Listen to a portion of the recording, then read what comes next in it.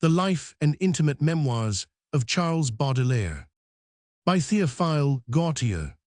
The first time that we met Baudelaire was towards the middle of the year 1849 at the Hotel Pimardon, where we occupied, near Fernand Boissard, a strange apartment which communicated with his by a private staircase hidden in the thickness of the wall, and which was haunted by the spirits of beautiful women loved long since by Lausanne. The superb Merix was to be found there, who in her youth had posed for La Mignonne of Scheffer, and later for La Gloire distribuante des Courants of Paul de Larache, and that other beauty, then in all her splendor, from whom Clesinger modeled La Femme au Serpent, that statue where grief resembles a paroxysm of pleasure, and which throbs with an intensity of life that the chisel has never before attained, and which can never be surpassed.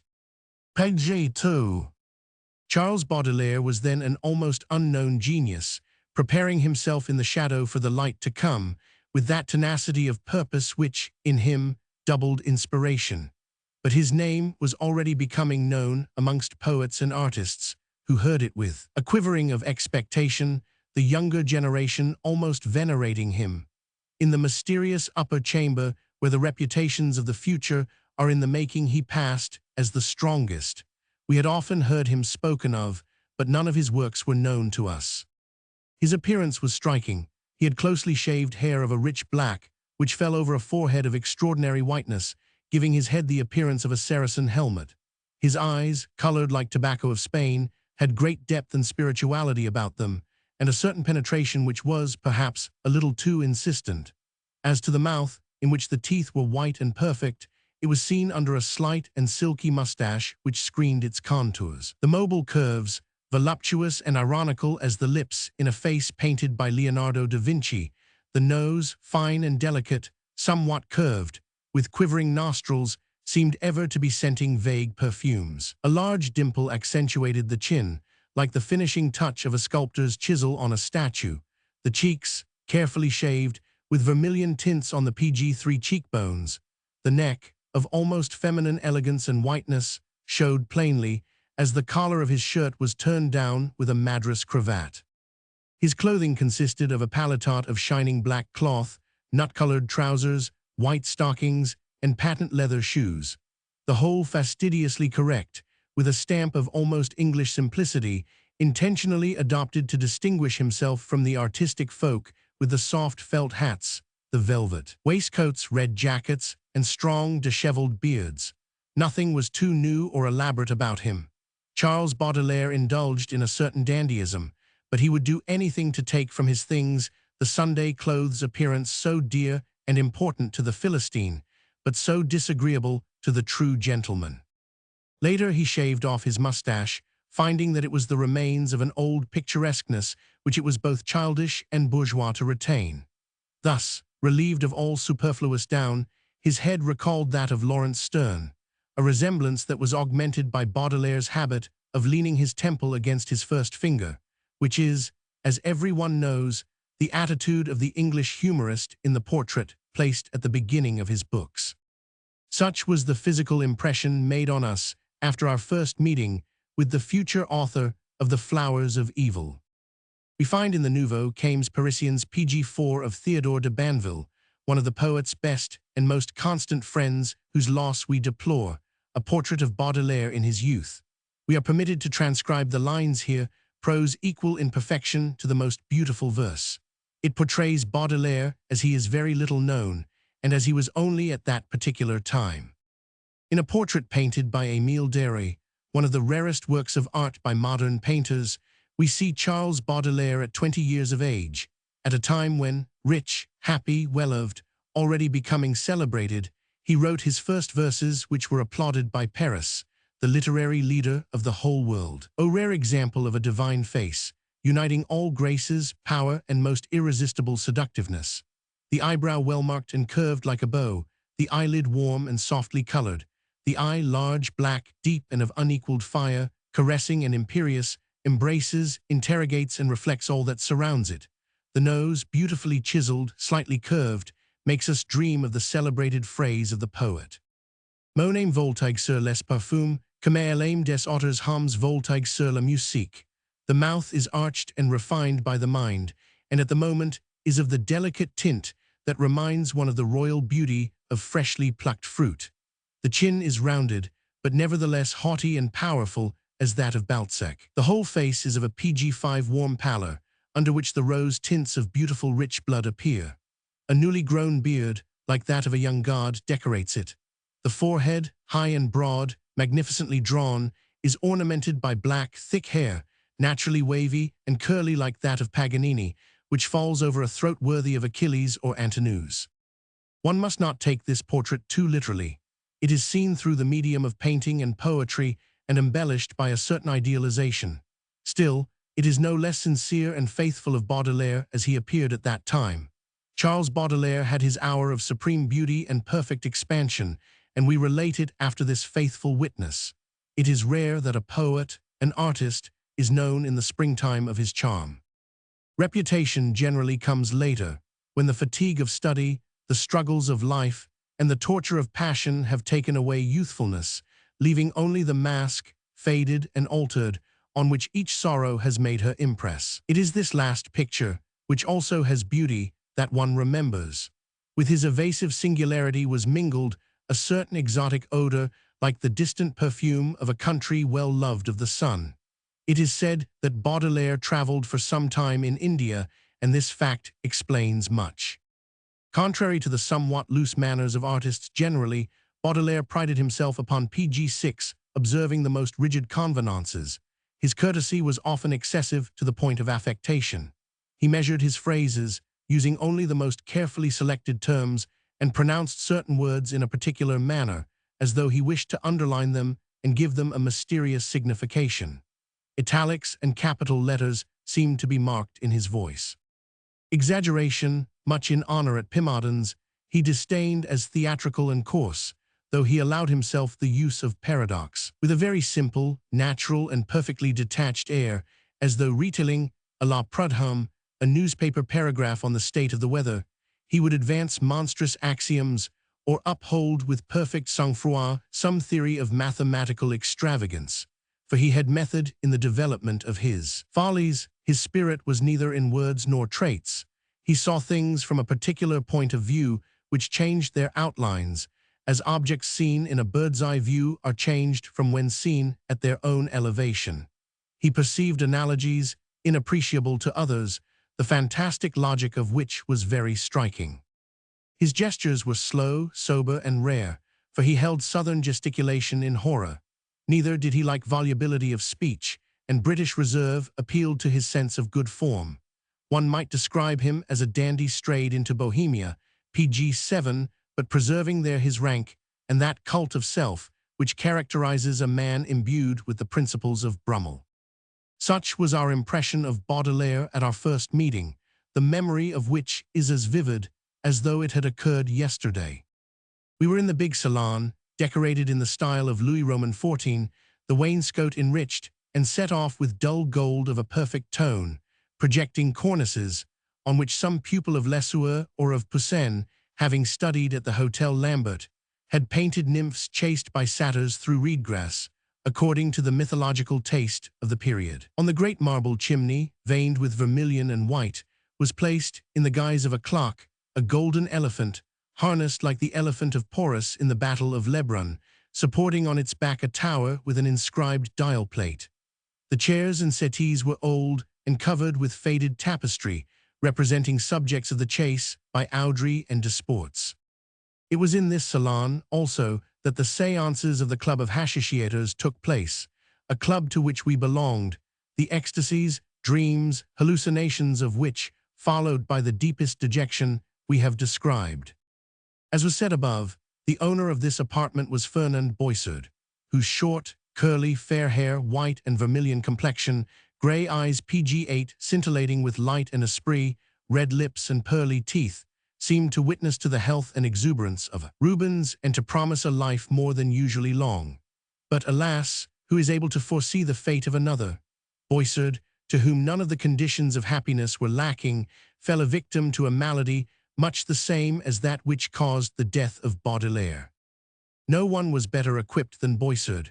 He had the most open-minded intelligence. He understood painting, poetry, and music equally well, but in him, the dilettante was stronger than the artist. Admiration took up too much of his time. He exhausted himself in his enthusiasms. There is no doubt that, had necessity with her iron hand compelled him, he would have been an excellent painter. The success that was obtained by the episode de la Retraite de Russie would have been his sure guarantee. But without abandoning painting, he allowed himself to be diverted by other arts.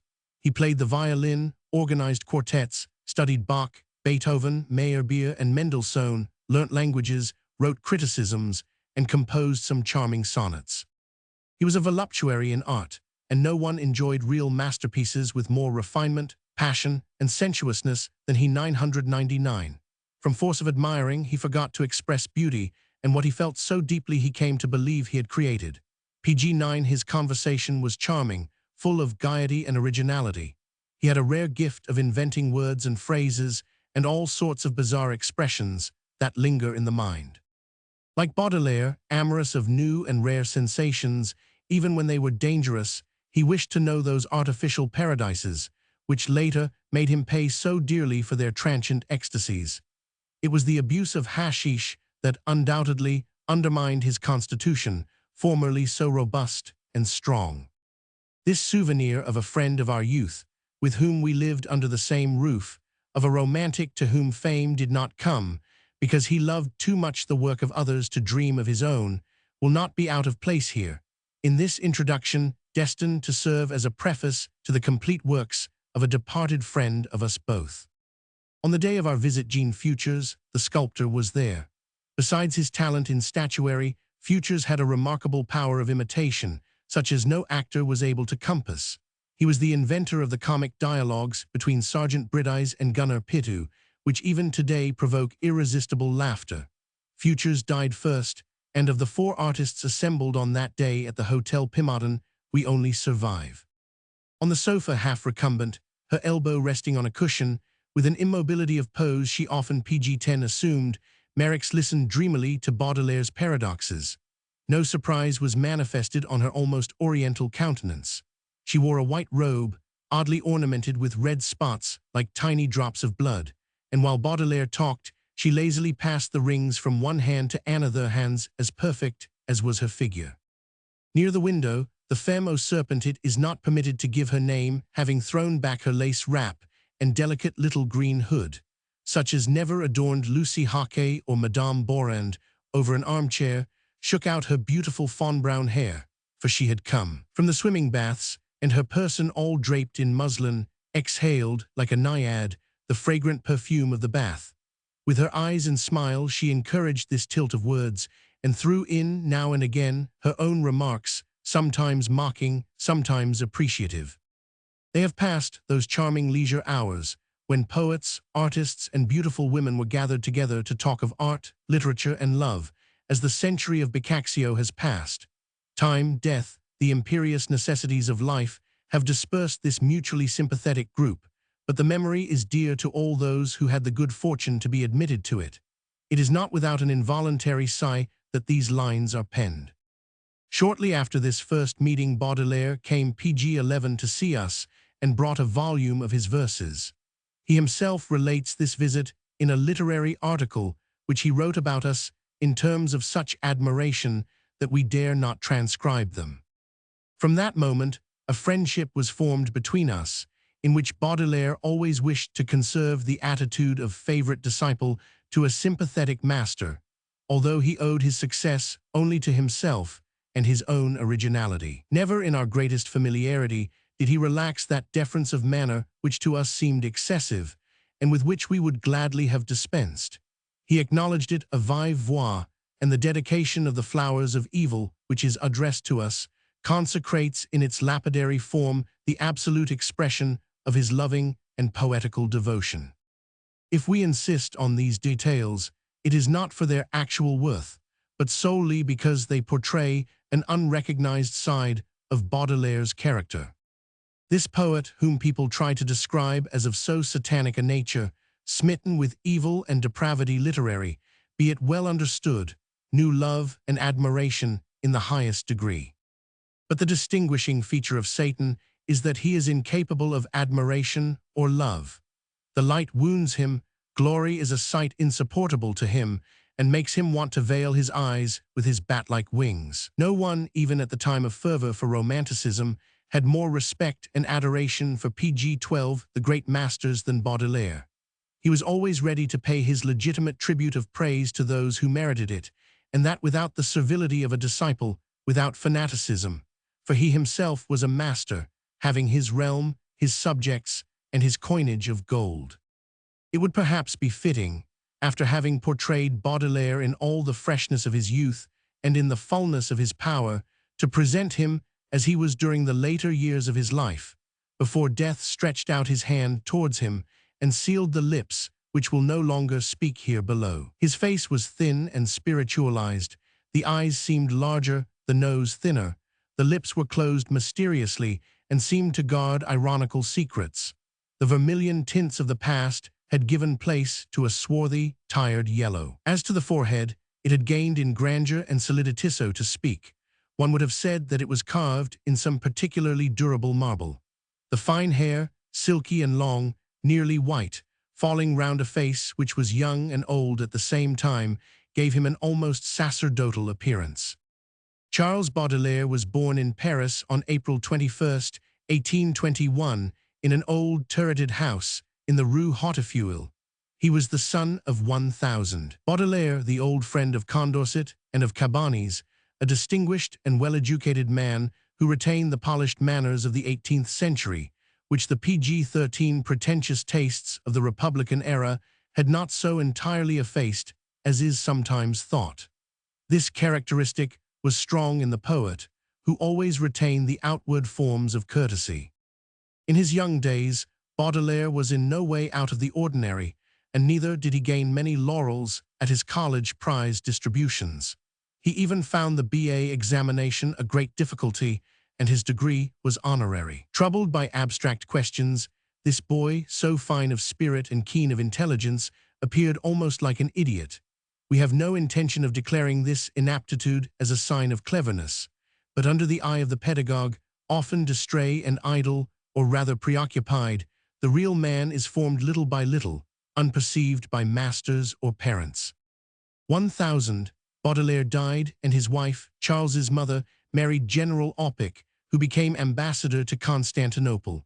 Dissensions soon arose in the family apropos of young Baudelaire's desire for a literary career. We think it wrong to reproach parents with the fears they manifest when the gift of poetry develops in their offspring. Alas, they are right. To what sad, precarious, and miserable existence does he vow himself who takes up a literary career? From that day he must consider himself cut off from human beings' active life. He no longer lives, is the spectator of life. All sensation comes to him as motif for analysis. PG-14, involuntarily, he develops two distinct personalities, and lacking other subjects, one becomes the spy on the other. If he lack a corpse, he stretches himself on the slab of black marble and buries the scalpel deep in his own heart. And what desperate struggles must he endure with the idea, that elusive Proteus, who takes all manner of forms to escape captivity, and who will only deliver his oracle when he has been forced to show himself in his true aspect. This idea, when one holds it, frightened, trembling, vanquished, one must nourish, clothe, fold round in that robe so difficult to weave, to color, and to arrange in graceful curves. During this long drawn-out task the nerves become irritable, the brain on fire, the sensibilities quickened, and then nervous disorder comes with all its odd anxieties, its unconscious hallucinations, its indefinable sufferings, its morbid capriciousness, its fantastic depravity, its infatuations and motiveless dislikes, its mad energy and nervous prostration, its searches for excitement, and its disgust for all healthy nourishment.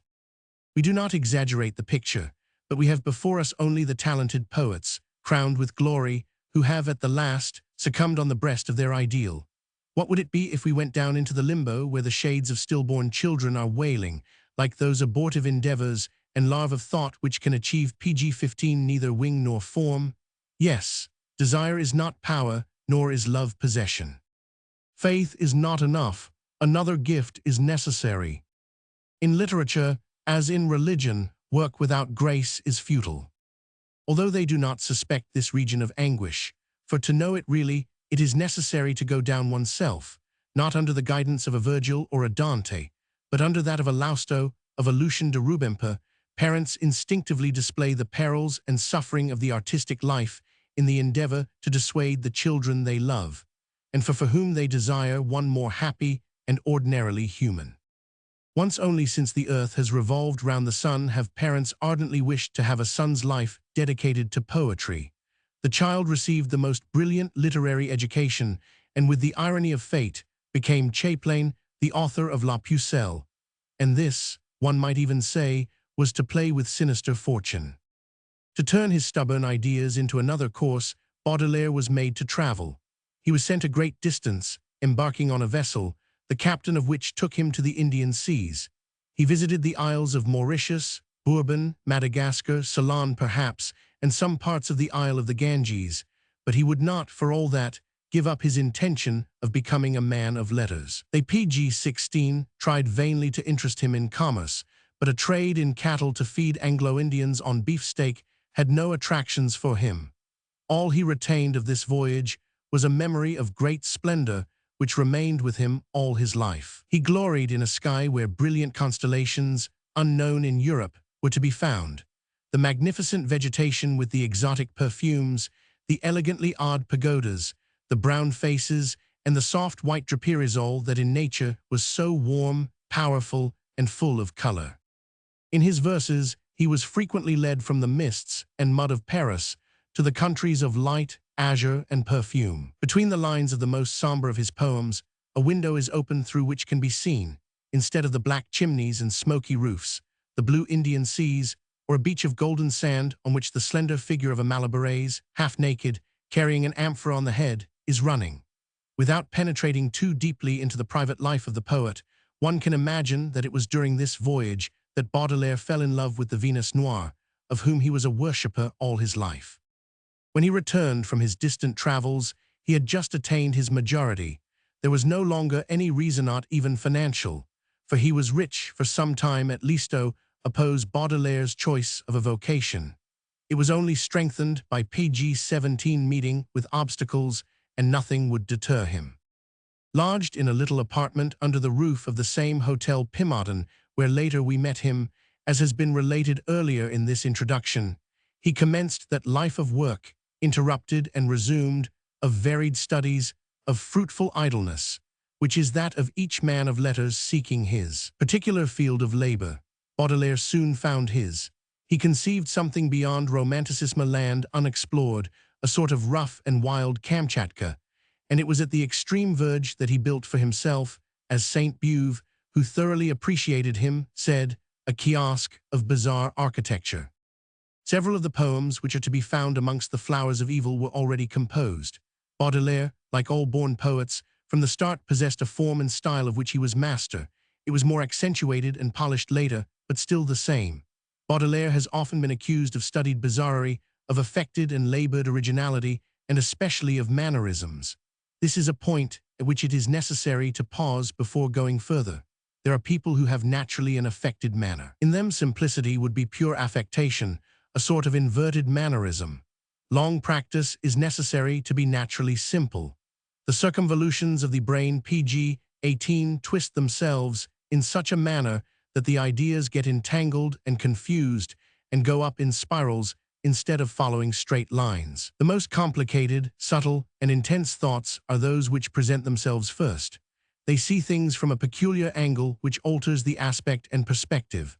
All fancies, the most odd, unusual, and fantastically distant from the subject treated of, strike them chiefly, and they know how to draw them into their woof by mysterious threads. Baudelaire had a brain like this, and where the critic has tried to see labor, effort, excess, there is only the free and easy manifestation of individuality. These poems, of a savor so exquisitely strange, cost him no more than any badly rhymed commonplace. Baudelaire, always possessed of great admiration for the old masters, never felt it incumbent upon him to take them for models. They had had the good fortune to arrive in the early days of the world, at the dawn, so to speak, of humanity, when nothing had been expressed yet, and each form, each image, each sentiment had the charm of virginal novelty. The great commonplaces which form the foundation of human thought were then in all their glory and sufficed for simple geniuses, speaking to simple people. But from force of repetition, these general subjects of verse were used up like money which, pg-19 from continual circulation, has lost its imprint. And besides, life had become more complex, fuller of originality, and could no longer be represented in the artificial spirit of another age. As true innocence charms, so the trickery of pretended innocence disgusts and displeases. The quality of the 19th century is not precisely naivete, and it needs, to render its thoughts and dreams explicit, idiom a little more composite than that employed in the classics. Literature is like a day. It has its morning, noon, evening, and night. Without vain expatiation as to whether one should prefer dawn or twilight, one ought to paint the hour which is at hand, and with a palette of all the colors necessary to give it its full effect. Has not sunset its beauty as well as dawn? The copperds, the bronze golds, the turquoise melting to sapphire, all the tints which blend and pass away in the great final conflagration, the light-pierced clouds which seem to take the form of a falling aerial Babelhave, they not as much to offer to the poet as the rosy-fingered dawn. But the time when the hours preceded the chariot of day is long since fled.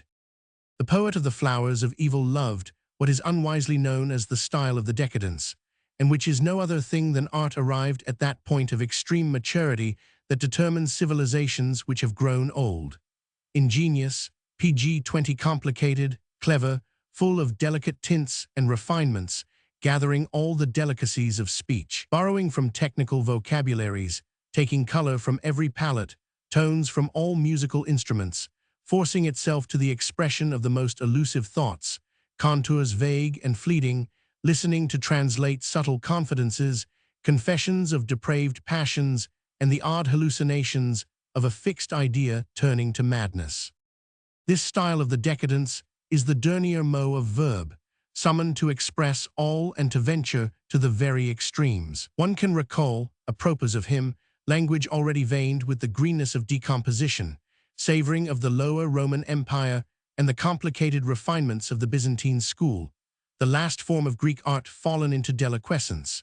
But such is the necessary and fatal idiom of peoples and civilizations where an artificial life has replaced a natural one and developed in a man who does not know his own needs. It is not easy, moreover, this style condemned by pedants, for it expresses new ideas in new forms and words that have never been heard of before. Contrary to the classical style, it admits of backgrounds where the specters of superstition, the haggard phantoms of dreams, the terrors of night, remorse which leaps out and falls back noiselessly, obscure fantasies that astonish the day, and all that the soul in its deepest depths and pg-21 innermost caverns conceals of darkness, deformity, and horror move together confusedly.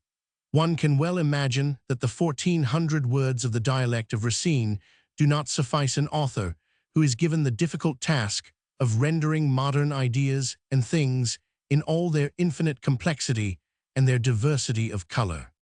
Thus Baudelaire, who, despite his ill success at his baccalaureate examination, was a good Latinist, preferred undoubtedly to Virgil and to Cicero, Apuleius, Juvenal, St. Augustine, and Tertullian, whose style has the black radiance of ebony. He went even to the Latin of the Church, to hymns and chants in which the rhyme represents the old forgotten rhythm, and he has addressed, under the title of Francisque me lauds, to an erudite and devotee, such are the terms of the dedication, a Latin poem rhymed in the form that Brizeux called ternary, which is composed of 3 rhymes following one another, instead of alternating as in the Tircet of Dante. To this odd piece of work is joined a note no less singular.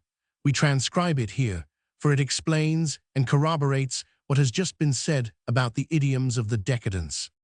Does it not seem to the reader, as to me, that the language of the last Latin decadence saith, supreme sigh of the strong man, already transformed and prepared for the spiritual life is pg-22, singularly adequate to express the passion that is comprised in and felt by the modern world. Mysticism is the opposite pole on the compass of Catullus and his followers, purely cynical and superficial poets who have only known the pole of sensuality. In this marvelous language, Solecism and barbarism seem to me to express the negligences of a passion forgetful of itself and regardless of conventionality. The words, taken in a new acceptation, reveal the charming maladroitness of a northern barbarian kneeling before a Roman beauty. The pun itself, when it crosses pedantism, has it not the saving grace and irregularity of infancy? It is unnecessary to push this point further. Baudelaire, when he had not to express some curious deviation, some unknown side of the soul, employed pure, clear language, so correct and exact that even the most difficult to please would find nothing to complain of. This is especially noticeable in his prose writings, when he treats of more general and less abstruse subjects than in his verse. With regard to his philosophical and literary tenets, they were those of Edgar Allan Poe, whom he had not then translated but whom he greatly admired. One can apply to him the phrases that he himself wrote of the American author in the preface to the Extraordinary Histories. He pg. considered progress, the great modern idea, as the ecstasy of fools, and he called the perfectionings of human habitations, scars and rectangular abominations. He believed only in the immutable, the eternal, the self-same, and he was in the possession of cruel privilege. In a society amorous only of itself, the great good sense of a Machiavelli who marches before the wise as a column of light across the desert of history. Baudelaire had a perfect horror of philanthropists, progressionists, utilitarians, humanitarians, utopians, and of all those who pretend to reform things, contrary to nature and the universal laws of society. He desired neither the suppression of hell nor of the guillotine for the disposal of sinners and assassins. He did not believe that men were born good, and he admitted original perversity as an element to be found in the depths of the purest soul's perversity, that evil counselor who leads a man on to do what is fatal to himself, precisely because it is fatal and for the pleasure of acting contrary to law, without other attraction than disobedience, outside of sensuality, profit, or charm. This perversity he believes to be in others as in himself. Therefore, when he finds a servant in fault, he refrains from scolding him, for he regards it as an irremediable curse. It is, then, very wrong of short-sighted critics to have accused Baudelaire of immorality, an easy form pg. of evil-speaking for the mediocre and the jealous, and always well taken up by the Pharisees and J. Prudhoms. No one has professed greater disgust for baseness of mind or unseemliness of subject. He hated evil as a mathematical deviation, and, in his quality of a perfect gentleman, he scorned it as unseemly, ridiculous, bourgeois, and squalid. If he has often treated of hideous, repugnant, and unhealthy subjects, it is from that horror and fascination which makes the magnetized bird go down into the unclean mouth of the serpent. But more than once, with a vigorous flap of his wings, he breaks the charm and flies upwards to bluer and more spiritual regions. He should have engraved on his seal as a device the words spleen et ideal, which form the title of the first part of his book of verse. If his bouquet is composed of strange flowers, of metallic colorings and exotic perfumes, the calyx of which, instead of joy, contains bitter tears and drops of aquatofana, he can reply that he planted but a few into the black soil, saturating them in putrefaction, as the soil of a cemetery dissolves the corpses of preceding centuries among mephitic miasmas. Undoubtedly roses, marguerites, violets are the more agreeable spring flowers, but he thinks little of them in the black mud with which the pavements of the town are pg. covered. And moreover, Baudelaire, if he understands the great tropical landscapes where, as in dreams, trees burst forth in strange and gigantic elegance, is only little touched by the small rural sites on the outskirts, and it is not he who will frolic like the Philistines of Heinrich Heine before the romantic efflorescence of spring and faint away at the song of the sparrows.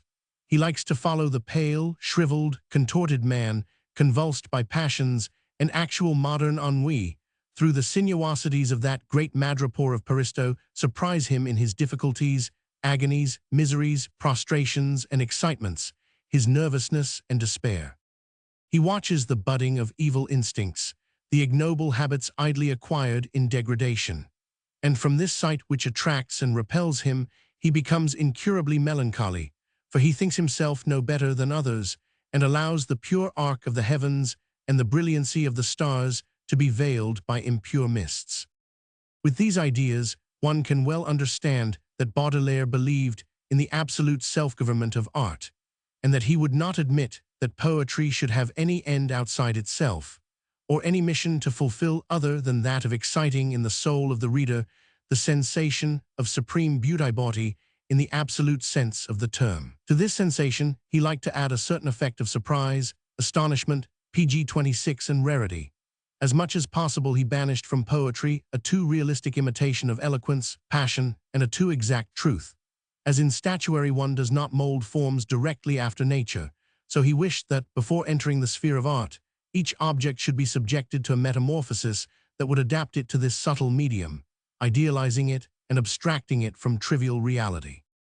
Such principles are apt to astonish us when we read certain of the poems of Baudelaire in which horror seems to be sought like pleasure.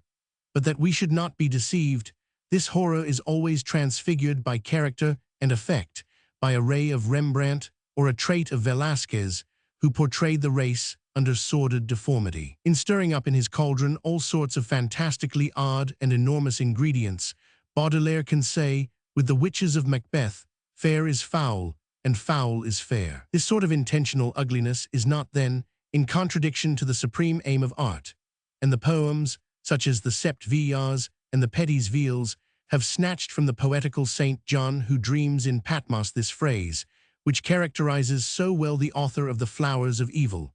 You have endowed the sky of art with one knows not what macabre ray, you have created a new frisson. But it is, so to speak, only the shadow of the talent of Baudelaire, a shadow ardently fiery or PG-27 coldly blue, which allows him to give the essential and luminous touch. There is a serenity in his nervous, febrile, and tormenting talent. On the highest summits he is tranquil, pacem summa tenent. But instead of writing of the poet's ideas, it would be infinitely better to allow him to speak for himself. Poetry, little as one wishes to penetrate oneself, to question one's soul, to recall the memories of past enthusiasm, has no other end than itself. It cannot have any other, and no poem will be so great, so noble, so truly worthy of the name of poem, as that which is written purely from the pleasure of writing. I do not say that poetry does not ennoble taste, as but well understood that its final result is not to raise men above vulgar interests. This would be an obvious absurdity. I say that, if the poet has followed a moral aim, he has diminished his poetical power, and it would not be imprudent to lay a wager that his work will be bad. Poetry is unable, under pain of death or decay, to assimilate itself to morals or science. It has not truth as an object, it has itself. The demonstration of truth is elsewhere. Truth has only to do with songs. All that gives charm and grace to a song will give to truth its authority and power. Coldness, calmness, impassivity drive back the diamonds and flowers of PG-28 the muse. They are absolutely in opposition to poetical humor. The pure intellect aspires to truth, taste informs us of beauty, and moral sense teaches us duty. It is true that the middle sense is intimately connected with the other two, and is only separated from the moral sense by very slight divergences, so that Aristotle has not hesitated to place some of its operations among the virtues themselves. Also, that which especially exasperates the man of taste in the sight of vice is its deformity and disproportion. Vice outrages justice and truth, revolts the intellect and conscience, but like an outrage in harmonia dissonantiae, wounds more particularly certain poetical natures, and I do not believe it would be scandalous to consider all infraction of moral, the beautiful moral, as a fault against rhythm and universal prosody. It is this admirable, this immortal instinct of beauty which makes us consider the earth and all its manifold forms, sounds, odors, sentiments, as a hint of, and correspondence to, heaven. The insatiable thirst for that which is beyond and which veils life is the most lively proof of our immortality. It is at once by and through poetry, by and through music, that the soul gets a glimpse of the splendors beyond the tomb. And when an exquisite poem brings tears to the eyes, these tears are not the proof of an excess of joy, they are PG-29 the witness rather of an excited melancholy, an intercession of the nerves, of a nature exiled in imperfection wishing to possess itself, even on this earth, of a revealed paradise. Thus the principle of poetry is, strictly and simply, the human aspiration towards supreme beauty, and the manifestation of this principle is in the enthusiasm, the awakening of the soul, enthusiasm quite independent of that passion, which is the intoxication of the heart, and of that truth, which is the food of reason. For passion is a natural thing, too natural even not to introduce a wounding note, discordant in the domain of unsullied beauty, too familiar and too violent not to degrade pure desires, gracious melancholies, and noble despairs, which inhabit the supernatural regions of poetry.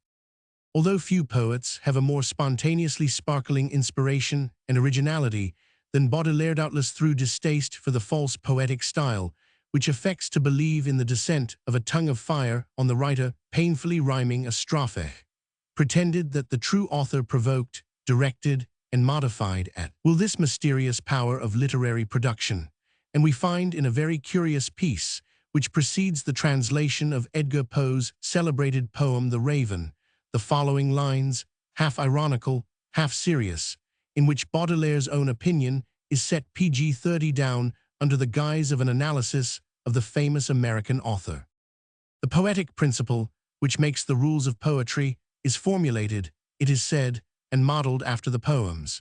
Here is a poet who pretends that his poems have been composed according to technique or principle.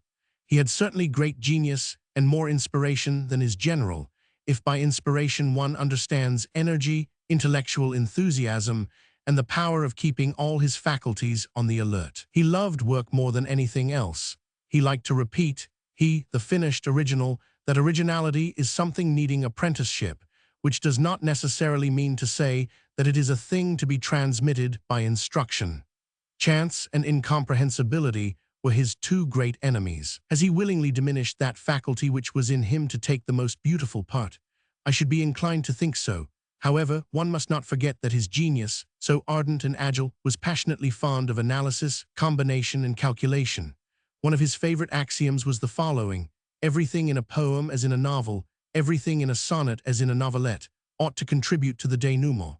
A good writer has the last line already in his mind when he writes the first. Owing to this admirable method, the writer was able to begin even at the end, and work, when at PG-31 pleased him, at whatever part he liked.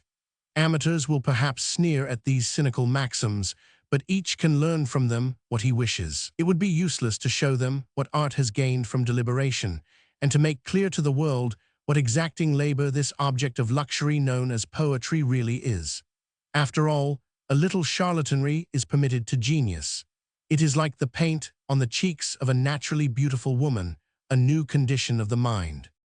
This last phrase is characteristic and betrays the individual taste of the poet for artificiality. He, moreover, does not hide this predilection. He takes pleasure in this kind of composite beauty, and now and then a little artificiality that elaborates advanced and unsound civilizations. Let us say, to take a concrete example, that he would prefer to a simple young girl who used no other cosmetic than water, a more mature woman employing all the resources of the accomplished coquette, in front of a dressing table covered with bottles of essences, dilate virginal, ivory brushes, and curling tongs. The sweet perfume of skin macerated in aromatics, like that of Esther, who was steeped in oil of palms for 6 months, and 6 months in cinnamon, before presentation to King Ahasuerus, had on him a powerful effect. A light touch of rose or hortensia on a fresh cheek, beauty spots carefully and provocatively placed at the corner of the mouth PG-32 or of the eye, eyelashes burnished with kohl, hair tinted with russet brown and powdered with gold dust, neck and shoulders whitened with rice powder, lips and the tips of the fingers brightened with carmine, did not in any way revolt him. He liked these touches of art upon nature, the high lights, the strong lights placed by a clever hand to augment grace, charm, and the character of the face. It is not he who would write virtuous tirades against painting, rouging, and the crinoline. All that removed a man, and especially a woman, from the natural state found favor in his eyes. These tastes explain themselves and ought to be understandable in a poet of the decadence, and the author of the Flowers of Evil. We shall astonish no one if we add that he preferred, to the simple perfume of the rose or violet, that of benzoin, amber, and even musk, so little appreciated in our days, and also the penetrating aroma of certain exotic flowers, the perfume of which is too strong for our moderate climate. Baudelaire had, in the matter of perfumes, a strangely subtle sensuality which is rarely to be met with except amongst Orientals. He sought it always, and the phrase cited by Banville, and at the commencement of this article, may very justly be said of him. Mon aime voltigue sur les parfums comme elle aime des autres hommes voltigue sur la musique. Page 33. He loved also toilets of a bizarre elegance, a capricious richness, striking fantasy, in which something of the comedian and courtesan was mingled, although he himself was severely conventional in dress.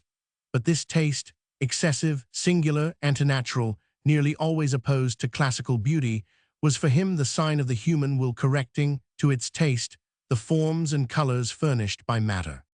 Where the philosopher could only find a text for declamation, he found a proof of grandeur. Depravity, that is to say, a step aside from the normal types impossible to the stupid. It is for the same reason that inspired poets, not having the control and direction of their works, caused him a sort of aversion, and why he wished to introduce art and technique even into originality. So much for the metaphysical, but Baudelaire was of a subtle, complicated, reasoning and paradoxical nature, and had more philosophy than is general amongst poets. The aesthetics of his art occupied him much. He abounded in systems which he tried to realize, and all that he did was first planned out. According to him, literature ought to be intentional, and the accidental restrained as much as possible. This, however, did not prevent him, in true poetical fashion, from profiting by the happy chances of executing those beauties which burst forth suddenly without pg-34 premeditation, like the little flowers accidentally mixed with the grain chosen. By the sower, every artist is somewhat like Lope de Vega, who, at the moment of the composition of his comedies, locked up his precepts under 6 Quisquensays claves. In the ardor of his work, voluntarily or not, he forgot systems and paradoxes. Roman II. Baudelaire's reputation, which during some years had not extended beyond the limits of the little circle who rallied round the new poet, widened suddenly when he presented himself to the public holding in his hand the bouquet of the flowers of evil, a bouquet which in no way resembled the innocent posy of the debutante. Some of the poems were so subtly suggestive, yet so abstruse and enveloped with the forms and veils of art, that the authorities demanded that they should be withdrawn and replaced by others of less dangerous eccentricity before the book could be comprised in libraries. Ordinarily, there is no great excitement about a book of verses. They are born, live, and die in silence, for 2 or 3 poets suffice for our intellectual consummation. In the excitement, rumor, and allayed scandal which surrounded Baudelaire, it was recognized that he had given the public, which is a rare occurrence, original work of a peculiar savor. To pg-35 create in the public a new sensation is the greatest joy that can happen to a writer, and especially to a poet. Flowers of Evil was one of those happy titles that are more difficult to find than is generally imagined. He summed up in a brief and poetical form the general idea of the book and indicated its tendencies. Although it was evidently romantic in intention and composition, it was impossible, by even ever so frail a thread, to connect Baudelaire with any one of the great masters of that particular school. His verses, refined and subtle in structure, encasing the subjects dealt with so closely as to resemble armor rather than clothing, at first appeared difficult and obscure. This feeling was caused, not through any fault of the author, but from the novelty of the things he expressed, things that had not before been made vocal. It was part of Baudelaire's doctrine that, to attain his end, a poet must invent language and rhythm for himself. But he could not prevent surprise on the part of the reader when confronted with verse so different from any he had read before. In painting the evils which horrified him, Baudelaire knew how to find the morbidly rich tints of decomposition, the tones of mother ophile which freeze stagnant waters, the roses of consumption, the pallor of chlorosis, the hateful bilious yellows, the leaden gray of pestilential fogs, the poisoned pg-36, and metallic greens smelling of sulfide of arsenic, the blackness of smoke diluted by the rain on plaster walls, the bitumens baked and browned in the depths of hell, and all that gamut of intensified colors correspondent to autumn to the setting of the sun, to overripe fruit, and the last hours of civilization. The book is opened by a poem to the reader, whom the poet does not attempt to cajole, as is usual, and to whom he tells the absolute truth. He accuses him, in spite of all his hypocrisy, of having the vices for which he blames others, and of nourishing in his own heart that great modern monster, ennui, who, with his bourgeois cowardice, dreams of the ferocity and debauches of the Romans, of bureaucrat Nero, and shopkeeper Heliogabalus. One other poem, of great beauty, and entitled, undoubtedly by an ironical antiphrasis, Benediction, depicts the coming of the poet to the world, an object of astonishment and aversion to his mother as a shameful offspring. We see him pursued by stupidity, envy, and sarcasm, a prey to the perfidious cruelty of some Delilah, happy in delivering him up to the Philistines, naked, disarmed, after having expended on him all the refinements of a ferocious coquetry. Then there is his arrival, after insults, miseries, tortures, purified in the crucible of sorrow, to eternal glory, PG-37 to the crown of light, destined for the heads of the martyrs who have suffered for truth and beauty.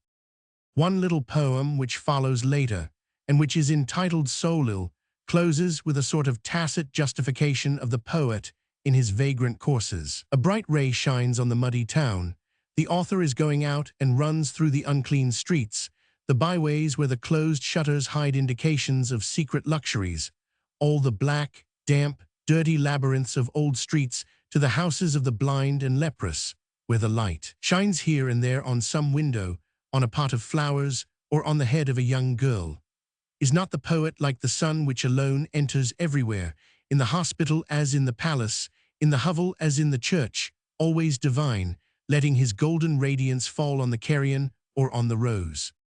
Elevation shows us the poet floating in the sky, beyond the starry spheres, in the luminous ether, on the confines of our universe, disappearing into the depths of infinity like a tiny cloud, intoxicating himself with that rare and salubrious air where there are none of the miasmas pertaining to the earth, and only the pure ether breathed by the angels. We must not forget that Baudelaire, although he has often been accused of materialism and reproached for expending his talent upon doubtful subjects, is, on the contrary, endowed PG-38 in a large degree with the great gift of spirituality, as Swedenborg said. He also possesses the power of correspondence, to employ a mystical idiom. That is to say, he knows how to discover by secret intuition the unexpressed feelings of others, and how to approach them by those unexpected analogies that only the farsighted are able to seize upon. Each poet has this power more or less developed, which is the very essence of his art. Undoubtedly Baudelaire, in this book dedicated to the painting of depravity and modern perversity, has framed repugnant pictures, where vice is laid bare to wallow in all the ugliness of its shame. But the poet, with supreme contempt, scornful indignation, and a constant recurrence towards the ideal which is so often lacking in satirical writers, stigmatizes and marks with an indelible red iron the unhealthy flesh, plastered with unguents and white lead. In no part is the thirst for pure air, the immaculate whiteness of the Himalayan snows, the azure without blot, the unfading light, more strong and ardent than in the poems that have been termed immoral, as if the flagellation of vice was vice itself, and as if one is a poisoner for having written of the poisonous pharmacy of the Borgia. This method is by no means new, but it thrives always, and certain people pretend to believe that one cannot read the flowers of evil except with a PG-39 glass mask, such as Exili wore when he worked at the famous Powder of Succession. We have read Baudelaire's poems often, and we are not struck dead with convulsed face and blackened body, as though we had supped with Vanosa in a vineyard of Pope Alexander VI. All such foolishness unfortunately detrimental, for all the fools enthusiastically adopt that attitude would make any artist worthy of the name, but shrug his shoulders when told that blue is moral and scarlet immoral. It is rather as if one said, the potato is virtuous, henbane is criminal. A charming poem on perfumes classifies them, rousing ideas, sensations, and memories. Some are fresh, like the flesh of an infant, green like the fields in spring, recalling the blush of dawn and carrying with them the thoughts of innocence. Others, like musk, amber, benzoin, nard, and incense, are superb, triumphant, worldly, and and provoke coquetry, love, luxury, festivities, and splendors. If one transposed them into the sphere of colors, they would represent gold and purple. The poet often recurs to this idea of the significance of perfumes. Surrounding a tawny beauty from the Cape, who seemed to have a mission for sleeping off homesickness, he spoke of this mixed odor of musk and Havana, which transported her soul to the well-loved lands of the sun, where the leaves of the palm trees make fans in the blue and tepid PG-40 air, where the masts of the ships sway harmoniously to the roll of the sea, while the silent slaves try to distract their young master from his languishing melancholy. Further on, wondering what will remain of his work, he compares himself to an old flagon forgotten amongst the spider-webs at the bottom of some cupboard in a deserted house. From the open cupboard comes the mustiness of the past, feeble perfumes of robes, laces, powder boxes, which revive memories of old loves and antiquated elegance. And if by chance one uncorks a rancid and sticky phial, an acrid smell of English salts and vinegar escapes, a powerful antidote to the modern pestilence. In many a passage, this preoccupation with aroma appears, surrounding with a subtle cloud all persons and things. In very few of the poets do we find this care. Generally, they are content with putting light, color, and music in their verses, but it is rare that they pour in that drop of pure essence with which Baudelaire's muse never failed to moisten the sponge or the cambric of his handkerchief. Since we are recounting the individual likings and minor passions of the poet, let us say that he adored cats like him, amorous of perfumes, and who are thrown into a sort of epileptical ecstasy by the scent of valerian. He loved these charming, tranquil, mysterious, gentle animals with their PG-41 electrical shudders, whose favorite attitude is the recumbent pose of the Sphinx, which seems to have passed on to them its secret. They ramble round the house with their velvet footfalls as the genius of the place, Genius Locia, come and seat themselves on the table near the writer, keeping company with his thoughts and watching him from the depths of their sanded golden eyes with intelligent tenderness and magical penetration. It is said that cats divine the thoughts which the brain transmits to the pen, and that, stretching out their paws, they wish to seize the written passage. They are happy in silence, order, and quietude, and no place suits them better than the study of a literary man. They wait patiently until his task is done, all the time purring gently and rhythmically in a sort of sotto voce accompaniment. Sometimes they gloss over with their tongue some disordered fur, for they are clean, careful, coquettish, and will not allow of any irregularity in their toilet, but all is done quietly and discreetly as though they feared to distract or hinder. Their caresses are tender, delicate, silent, feminine, having nothing in common with the clamorous, clumsy petulance that is found in dogs, to whom all the sympathy of the vulgar is given. All these merits were appreciated by Baudelaire, who has more than once addressed beautiful poems to cats. The Flowers of Evil contain 3 PG-42, where he celebrates their physical and moral virtues, and often he makes them pass through his compositions as a sort of additional characteristic. Cats abound in Baudelaire's verse, as dogs in the pictures of Paul Veronese, and form there a kind of signature. It also must be added that in these sweet animals there is a nocturnal side, mysterious and cabalistic, which was very attractive to the poet. The cat, with his phosphoric eyes, which are like lanterns and stars to him, fearlessly haunts the darkness, where he meets wandering phantoms, sorcerers, alchemists, necromancers, resurrectionists, lovers, pickpockets, assassins, grey patrols, and all the obscene spectres of the night. He has the appearance of knowing the latest sabbatical chronicle, and he will willingly rub himself against the lame leg of Mephistopheles. His nocturnal serenades, his loves on the tiles, accompanied by cries like those of a child being murdered, give him a certain satanical air which justifies up to a certain point the repugnance of diurnal and practical minds, for whom the mysteries of Erebus have not the slightest attraction.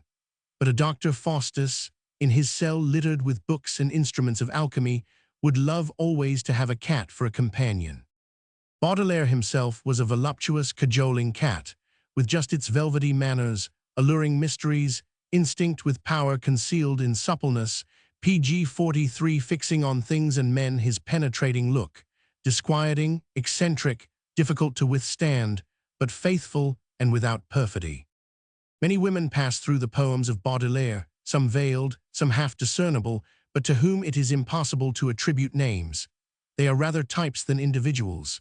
They represent eternal feminine, and the love that the poet expresses for them is the love and not a love. We have seen that in his theories he did not admit of individual passion, finding it too masterful, too familiar, and violent. Among these women some symbolize unconscious and almost bestial prostitution, with plastered and painted masks, eyes brightened with kohl, mouths tinted with scarlet, seeming like open wounds, false hair and jewels. Others, of a colder corruption, more clever and more perverse, like marchionesses of Martuil of the 19th century, transpose the vice of the body to the soul. They are haughty, icy, bitter, finding pleasure only in wickedness, insatiable as sterility, mournful as ennui, having only hysterical and foolish fancies, and deprived, like the devil, of the power of love. Gifted with a dreadful beauty, almost spectral, that does not animate life, they march to their deaths, pale, insensible, superbly contemptuous, on the hearts they have crushed under their heels. From the departure of these amours, allied to hate, pg 44 from pleasures more wounding than sorrow, the poet turns to his sad idol of exotic perfume, of savage attire, supple and wheedling as the Black Panther of Java, which remains always and compensates him for the spiteful Parisian cats with the pointed claws, playing with the heart of the poet as with a mouse. But it is to none of these creatures of plaster, marble, or ebony that he gives his soul. Above this black heap of leprous houses, this infectious labyrinth where the specters of pleasure circle, this impure tingling of misery, of ugliness and perversity, far, far distant in the unalterable azure floats the adorable spirit of Beatrice, the ever-desert ideal, never attained, the supreme and divine beauty incarnated in the form of an ethereal woman, spiritualized, fashioned of light, fire, and perfume, a vapor, a dream, a reflection of the enchanted and seraphic world, like the Sygias, the Morlas, the Unas, the Leonors of Edgar Poe, and the Seraphita Seraphitas of Balzac, that marvelous creation. From the depths of his fall, his errors, and his despairs, it is towards this celestial image, as towards the Madonna of Bon Secours, that he extends his arms with cries, tears, and a profound contempt for himself. In his hours of loving melancholy, it is always with her he wishes to fly away and hide his perfect happiness in some mysterious fairy refuge, some cottage of pg 45 Gainsborough, some home of Gerard Dow, or better still, some marble palace of Benares or Hyderabad. Never did his dreams lead him into other company. Can one see in this Beatrice, this Laura whom no name designates, a real young girl or woman passionately loved by the poet during his lifetime? It would be romantic to suppose so, but it has not been permitted to us to be intimate enough with the secret life of his soul to answer this question affirmatively or negatively. In his metaphysical conversations, Baudelaire spoke much of his ideas, little of his sentiments, and never of his actions. As to the chapter of his loves, he forever placed a seal upon his fine and disdainful lips. The safest plan would be to see in this ideal love a pleading only of the soul, the soaring of the unsatisfied heart, and the eternal sigh of the imperfect aspiring to the absolute. At the end of The Flowers of Evil, there is a set of poems on wine and the different intoxications that it produces according to the brain it attacks.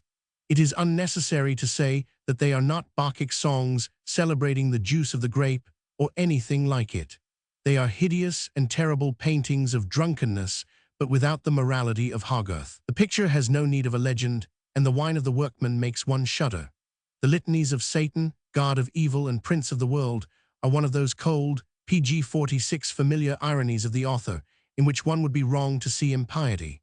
Impiety is not in the nature of Baudelaire, who believed in the superior law established by God for all eternity, the least infraction of which is punished by the severest chastisement, not only in this world, but in the future. If he has painted vice and shown Satan in all his pomp, it is without the least complacence in the task. He also had a singular prepossession of the devil as a tempter in whom he saw a dragon who hurried him into sin, infamy, crime, and perversity. Fault in Baudelaire was always followed by remorse, contempt, anguish, despair, and the punishment was far worse than any corporal one could have been. But enough of this subject. We are critic, not theologian. Let us point out, among the poems which comprise The Flowers of Evil, some of the most remarkable, amongst others, that which is called Don Juan Ox in Furs. It is a picture of tragic grandeur, painted in somber and magisterial colors on the fiery vault of hell. The boat glides on the black waters, carrying Don Juan and his cortege of victims. The beggar whom he tried to make deny God, wretched athlete, proud in his rags like Antisthenes, paddles the oars to the domain of Charon. At the stern, a man of stone, a discolored phantom, PG-47, with rigid and sculptural gestures, holds the helm. The old Don Luis shows his whitened locks, scorned by his hypocritically impious son. Esganarelle demands the payment of his wages from his henceforth insolvent master. Donna Elvira tries to bring back the old smile of the lover to the disdainful lips of her husband, and the pale lovers, brought to evil, abandoned, betrayed, trampled underfoot like flowers, expose the ever-open wounds of their hearts. Under this passion of tears, lamentations, and maledictions, Don Juan remains unmoved. He has done what he has wished. Heaven, hell, and the world judge him according to their understanding. His pride knows no remorse. The shot has been able to kill, but not to make him repent. By its serene melancholy, its cheerful tranquility, an Oriental Keef, the poem entitled La Vie Antérieure, contrasts happily with the somber pictures of monstrous modern Paris, and shows that the artist has on his palette, side by side with the blacks, bitumens, umbers, and siennas, a whole gamut of fresh tints, light, transparent, delicate roses, ideal blues, like the faraway Bruegel of paradise, with which to depict the Elysian fields and mirage of his dreams. It is well to note particularly the sentiment towards the artificial betrayed by the poet. By the word artificial one must understand a creation PG-48 owing its existence entirely to art, and from which nature is entirely absent. In an article written during the lifetime of Baudelaire, we pointed out this odd tendency, of which the poem entitled Rêve Parisian is a striking example. Here are the lines which endeavored to render this splendid and somber nightmare, worthy of the engravings of Martin. Imagine a supernatural landscape, or rather a perspective in metal, marble, and water, from which all vegetation is banished. All is rigid, polished, mirrored under a sky without sun, without moon, without stars. In the midst of the silence of eternity rise up, artificially lit, palaces, colonnades, towers, staircases, fountains from which fall heavy cascades like curtains of crystal. The blue waters are encircled, like the steel of antique mirrors, in quays, basins of burnished gold, or run silently under bridges of precious stones. The crystallized ray enshrines the liquid, and the porphyry flagstones of the terraces reflect the surrounding objects like ice. The Queen of Sheba, walking there, would lift up her robe, fearing to wet her feet, so glistening is the surface. The style of this poem is brilliant, like black polished marble. Théophile Gautier.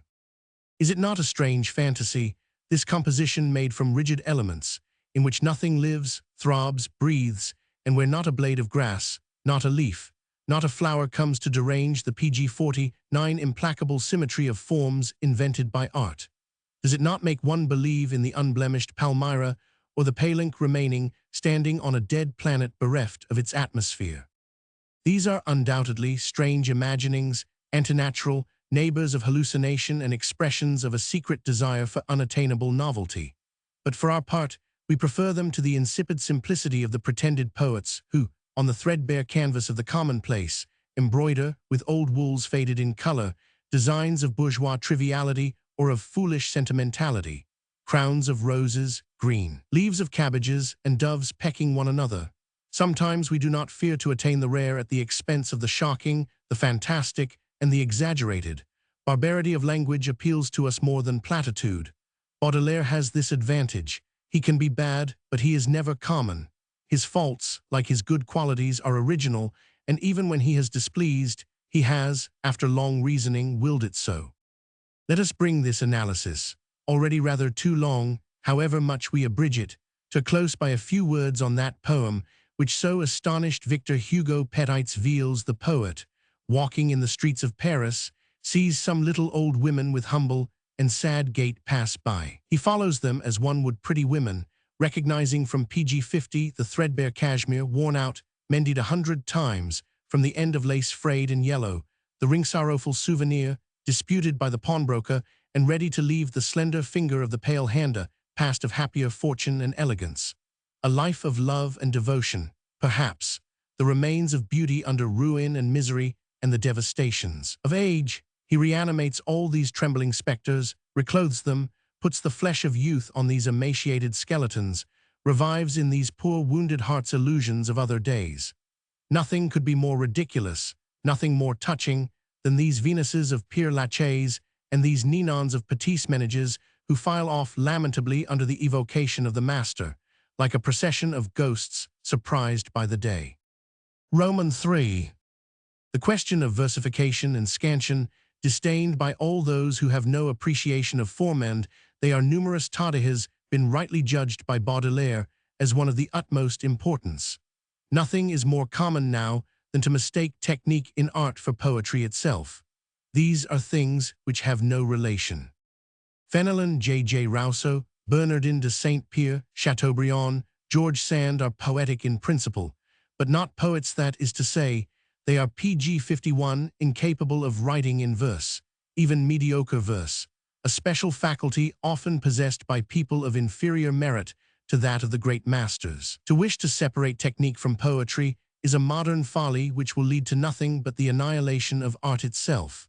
We encountered, in an excellent article of Saint Beaufontaine, apropos of Pope and Boileau, lightly treated by the author of the History of English Literature, this clear and judicial paragraph, where things are brought to light by the great critic who was from the beginning, and is always, a great poet. But apropos of Boileau, must I then accept this strange judgment of a man of esprit, this contemptuous opinion that 1,000 Taine takes of him and fear to endorse it in passing? There are two sorts of verse in Boileau, the most numerous, which are those of a pupil of the third form of his school, the less numerous, which are those of a pupil of rhetoric. The man of letters who speaks thus, Guillaume Guizot, does not feel that Boileau is a poet, and I will go further, he ought not to be sensible of poetry in such a poet. I understand that one does not put all the poetry into the meter, but I cannot at all understand that, when the point in question is art, one takes no account of art itself and depreciates the perfect workers who excel in it. Suppress with a single blow all the poetry in verse, or else speak with PG 52 esteem of those who possess the secrets. Boileau was of the small number of those, Pope equally. One could not express it better nor more justly. When it is a question of a poet, the composition of his verse is a considerable thing and worthy of study, for it constitutes a great part of his intrinsic value. It is with this stamp his gold, his silver, his copper are coined. The verse of Baudelaire is written according to modern methods and reform. The mobility of the caesura, the use of the mot d'ordre, the freedom of expression, the writing of a single Alexandrine, the clever mechanism of prosody, the turn of the stanza, and the strophe for its individual formula, its tabulated structure, its secrets of meter bear the stamp of Baudelaire's sleight of hand, if one may express it thus. His signature 100 B claims each rhyme he has made. Among his poems, there are many pieces which have the apparent disposition and exterior design of a sonnet, though sonnet is not written at the head of each of them. That undoubtedly comes from a literary scruple and a prosodical conscience, the origin of which seems to us traceable to an article where he recounts his visit to us and relates our conversation. It must not be forgotten that he had just brought us a volume of verses of two absent friends that he was commissioned to make known, and we remarked these PG 53 lines in his narrative. After having rapidly run through the volume, he remarked to me that the poets in question allowed themselves too often to write libertine sonnets, that is to say, unorthodox, willingly breaking through the rule of the quadruple rhyme. At this period, the greater part of the Flowers of Evil was already composed, and in it there are to be found a large number of libertine sonnets, which not only have the quadruple rhyme, but in which also the rhymes are alternated in a quite irregular manner. The young scholar always allows himself a number of libertine sonnets, and we avow it is particularly disagreeable to us. Why, if one wishes to be free and to arrange the rhyme according to individual fancy, choose a fixed form which admits of no digression, no caprice? The irregular in what should be regular, lack of form in what should be symmetrical, what can be more illogical and annoying? Each infraction of a rule disturbs us like a doubtful or a false note. The sonnet is a sort of poetical fugue in which the theme ought to pass and repass until its final resolution in a given form. One must be absolutely subservient to law, or else, if one finds these laws antiquated, pedantic, cramping, not write sonnets at all. Baudelaire often sought musical effect by 1 pg 54 or more particularly melodious lines recurring alternately, as in the Italian strophe called Sextine, of which 1000. Le Comte de Grammont offers in his poetry several happy examples. He applied this form, which has the vague, rocking sound of a magical incantation half heard in a dream, to the subjects of melancholy memory and unhappy loves. The stanzas, with their monotonous rustling, carry and express the thoughts, balancing them as the waves carry on their crests a drowning flower fallen from the shore. Like Longfellow and Poe, Baudelaire sometimes employed alliteration, that is to say, the repetition of a certain consonant to produce in the interior of the verse a harmonious effect. Saint Beuve, to whom none of these delicate touches is unknown, and who continually practices them in his exquisite art, has once said, in an Italian sonnet of deep gentleness, «Sorrent Emma rendu mon du revein fini». Any sensitive ear can understand the charm of this liquid sound 4 times repeated, and which seems to sweep one away to the infinity of a dream, like the wing of a gull in the surging blue of a Neapolitan sea. Alliteration is often to be found in the prose of Beaumarchais, and the Scandinavian poets make great use of it. These trifles will undoubtedly appear frivolous to utilitarians, progressive and practical men who think, pg 55 with Stendhal, that verse is a childish form, good for primitive ages, and ask that poetry should be written in prose to suit a reasonable age. Yet all the same, these are details which make verse good or bad, and which make a man a poet or not. Monosyllabled and full-sounding words pleased Baudelaire, and with 3 or 4 of these, he often makes a line which seems immense, the sound of which is vibrant and prolongs the meter. For the poet, words have in themselves, and apart from the meanings they express, intrinsic beauty and value, like precious stones still uncut and not set in bracelets, in necklaces or in rings. They charm the connoisseur who watches and sorts them in the little chalice where they are put in reserve, as a goldsmith would his jewels. There are words of diamond, ruby, sapphire, emerald, and others which glisten phosphorescently when struck. The great Alexandrines of which we have spoken, that come in times of lull and calm to die on the shore in the tranquility and gentle undulation of the swelling surge, sometimes dash themselves to pieces in the foam and throw up their white spray against the sullen rocks, only to be tossed back immediately into the salt sea. The lines of 8 feet are brisk, strong, striking like a cat-o'-nine-tails, lashing the shoulders of pg 56 those who, with a wicked conscience, perform hypocritical actions. They also display strange caprices. The author encases in his meter, as in a frame of ebony, the nightly sights of a cemetery where the eyes of the owls shine in the shadows, and behind the bronze-green curtains of the yew trees slide, with spectral steps, pickpockets, devastators of tombs, thieves of the dead. In these 8-foot lines, he paints sinister skies where, above the gibbet, rolls a moon, grown sickly from the incantations of Canides. He describes the chill ennui of a dead person, who has exchanged his bed of luxury for the coffin, who dreams in his solitude, starting at each drop of icy rain that filters through his coffin. Roman 549. He shows us, in his curiously disordered bouquet of faded flowers, old letters, ribbons, miniatures, pistols, daggers, and phials of laudanum. We see the room of the coward gallant where, in his absence, the ironical spectre of suicide comes, for death itself cannot quench the fires of lust. Roman 4.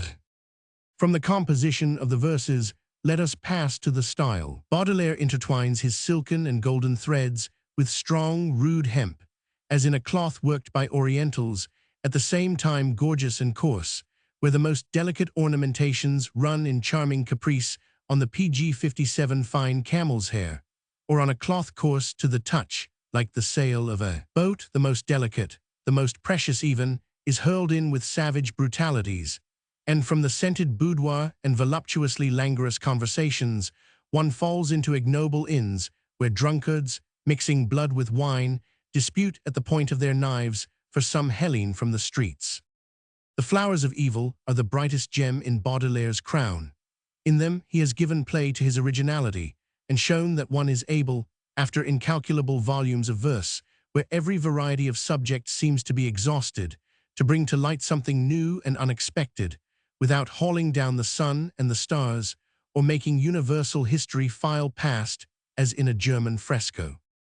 But what has especially made his name famous is his translation of Edgar Poe, for in France little is read of the poet except his prose, and it is the feuilletons that make the poems known. Baudelaire has almost naturalized for us this singular and rare individuality, so pregnant, so exceptional, who at first rather scandalized than charmed America. Not that his work is in any way morally shocking, is, on the contrary, of virginal and seraphic chastity, but because he disturbed accepted principles and practical common sense, and also because there was no criterion by which to judge him. Page 58. Edgar Poe had none of the American ideas on progress, perfectibility, democratic institutions, and other subjects of declamation dear to the Philistines of the two worlds. He was not a worshipper of the god of gold. He loved poetry for itself and preferred beauty to utility enormous heresy. Still, he had the good fortune to write well things that made the hair of fools in all countries stand on end. A grave director of a review or journal, a friend of Poe, moreover, and well-intentioned, avowed that it was difficult to employ him, and that one was obliged to pay him less than others, because he wrote above the heads of the vulgar admirable reason. The biographer of the author of The Raven and Eureka said that Edgar Poe, if he had regulated his genius and applied his creative powers in a way more appropriate to America, would have become a money-making author. But he was undisciplined, worked only when he liked, and on what subjects he pleased. His roving disposition made him roll like a comet out of its orbit from Baltimore to New York, from New York to Philadelphia, from Philadelphia to Boston or Richmond, without being able to settle anywhere. In his moments of ennui, distress, or breakdown, when to excessive excitement, caused by some feverish work, succeeded that despondency known to authors, he drank brandy, a fault for which he has page 59 been bitterly reproached by Americans, who, as everyone knows, are models of temperance. He was not under any delusion as to the effects of this disastrous vice, he who has written in The Black Cat this prophetic phrase, "What illness is comparable to alcohol?" He drank without drunkenness, just to forget, to find himself in a happy mood in regard to his work, or even to end an intolerable life in evading the scandal of a direct suicide. Briefly, one day, seized in the street by an attack of delirium tremens, he was carried to the hospital where he died, still young and with no signs of decaying power. The deplorable habit had had no influence on his intellect or his manners, which remained always those of an accomplished gentleman, nor on his beauty, which was remarkable to the end. We indicate but rapidly some traits of Edgar Poe, as we are not writing his life. The American author held so high a place in the intellectual esteem of Baudelaire that we must speak of him in a more or less developed way, and give, if not an account of his life, at least of his doctrines. Edgar Poe has certainly influenced Baudelaire, his translator, especially during the latter part of his life, which was, alas, so short. The extraordinary histories, the narrative of Arthur Gordon Pym, the tales of the grotesque and arabesque, Eureka, have been page 60 translated by Baudelaire with so exact a correspondence in style and thought, a freedom so faithful yet so supple, that the translations produce the effect of original work, and are almost perfect. The extraordinary histories are preceded by a piece of high criticism, in which the translator analyzes the eccentric and novel talent of Poe, which France, with her utter heedlessness of the originalities of foreigners, ignored profoundly till Baudelaire revealed them. He brought to bear upon this work, necessary to explain a nature so beyond the vulgar idea, a metaphysical sagacity of the rarest delicacy. The pages may be counted the most remarkable he has ever written. Great excitement was created by these histories, so mathematically fantastic, deduced in algebraical formula, and in which the expositions resemble some judiciary led by the most subtle and perspicacious magistrates. The murders in the Rue Morgue, the purloined letter, the gold bug, enigmas more difficult to divine than those of the Sphinx, and in which the interest, sustained to the very end, excites to delirium the public, surfeited with romances and adventures. One feels deeply for Auguste Dupin, with his strange, divinatory lucidity, who seems to hold between his hands the threads, drawing one to the other, of thoughts most opposed, and who arrives at his conclusions pg 61 by deductions of a marvelous correctness. One admires Legrand, cleverer still at deciphering cryptograms than Claude Jacquet, employed by the ministry, who read to Desmarets, in the History of the 13, the letter deciphered by Ferrango, and the result of this reading is the discovery of the treasures of Captain Kidd. Everyone will confess that he would have had to be very clear-sighted to trace in the glimmer of the flame, in the red characters on yellow parchment, the death's head, the kid, the lines and points, the cross, the tree and its branches, and to guess where the corsair had buried the coffer full of diamonds, jewels, watches, golden chains, ounces, doubloons, dollars, piastres, and money from all countries, the discovery of which recompensed the sagacity of Legrand. The pit and the pendulum caused terror equal to the blackest inventions of Anne Radcliffe, of Lewis, and of the Rev. Father Mathurin, while one gets giddy watching the tearing whirlpool of the maelstrom, colossal, funnel-like walls upon which ships run like pieces of straw in a tempest. The truth of the case of 1000, Waldemar, shakes the nerves even of the most robust, and the fall of the house of Usher inspires profound melancholy. Imaginative natures were deeply touched by the faces of women, so vaporous, transparent, romantically pale, and of almost spiritual beauty, pg 62, that the poet named Moralia, Ligia, Lady Rowena, Trevanion, de Tremaine, Lenore, but who are in reality only the incarnations under different forms of a unique love, surviving the death of the adored one. Henceforth, in France, the name of Baudelaire is inseparable from that of Edgar Poe, and the memory of the one immediately awakes thoughts of the other. It seems sometimes that the ideas of the American were really of French origin. Baudelaire, like the greater number of the poets of his time, when the arts, less separated than they were formerly, mingled more one with another and allowed of frequent transposition, had the taste for sentiment and knowledge of painting.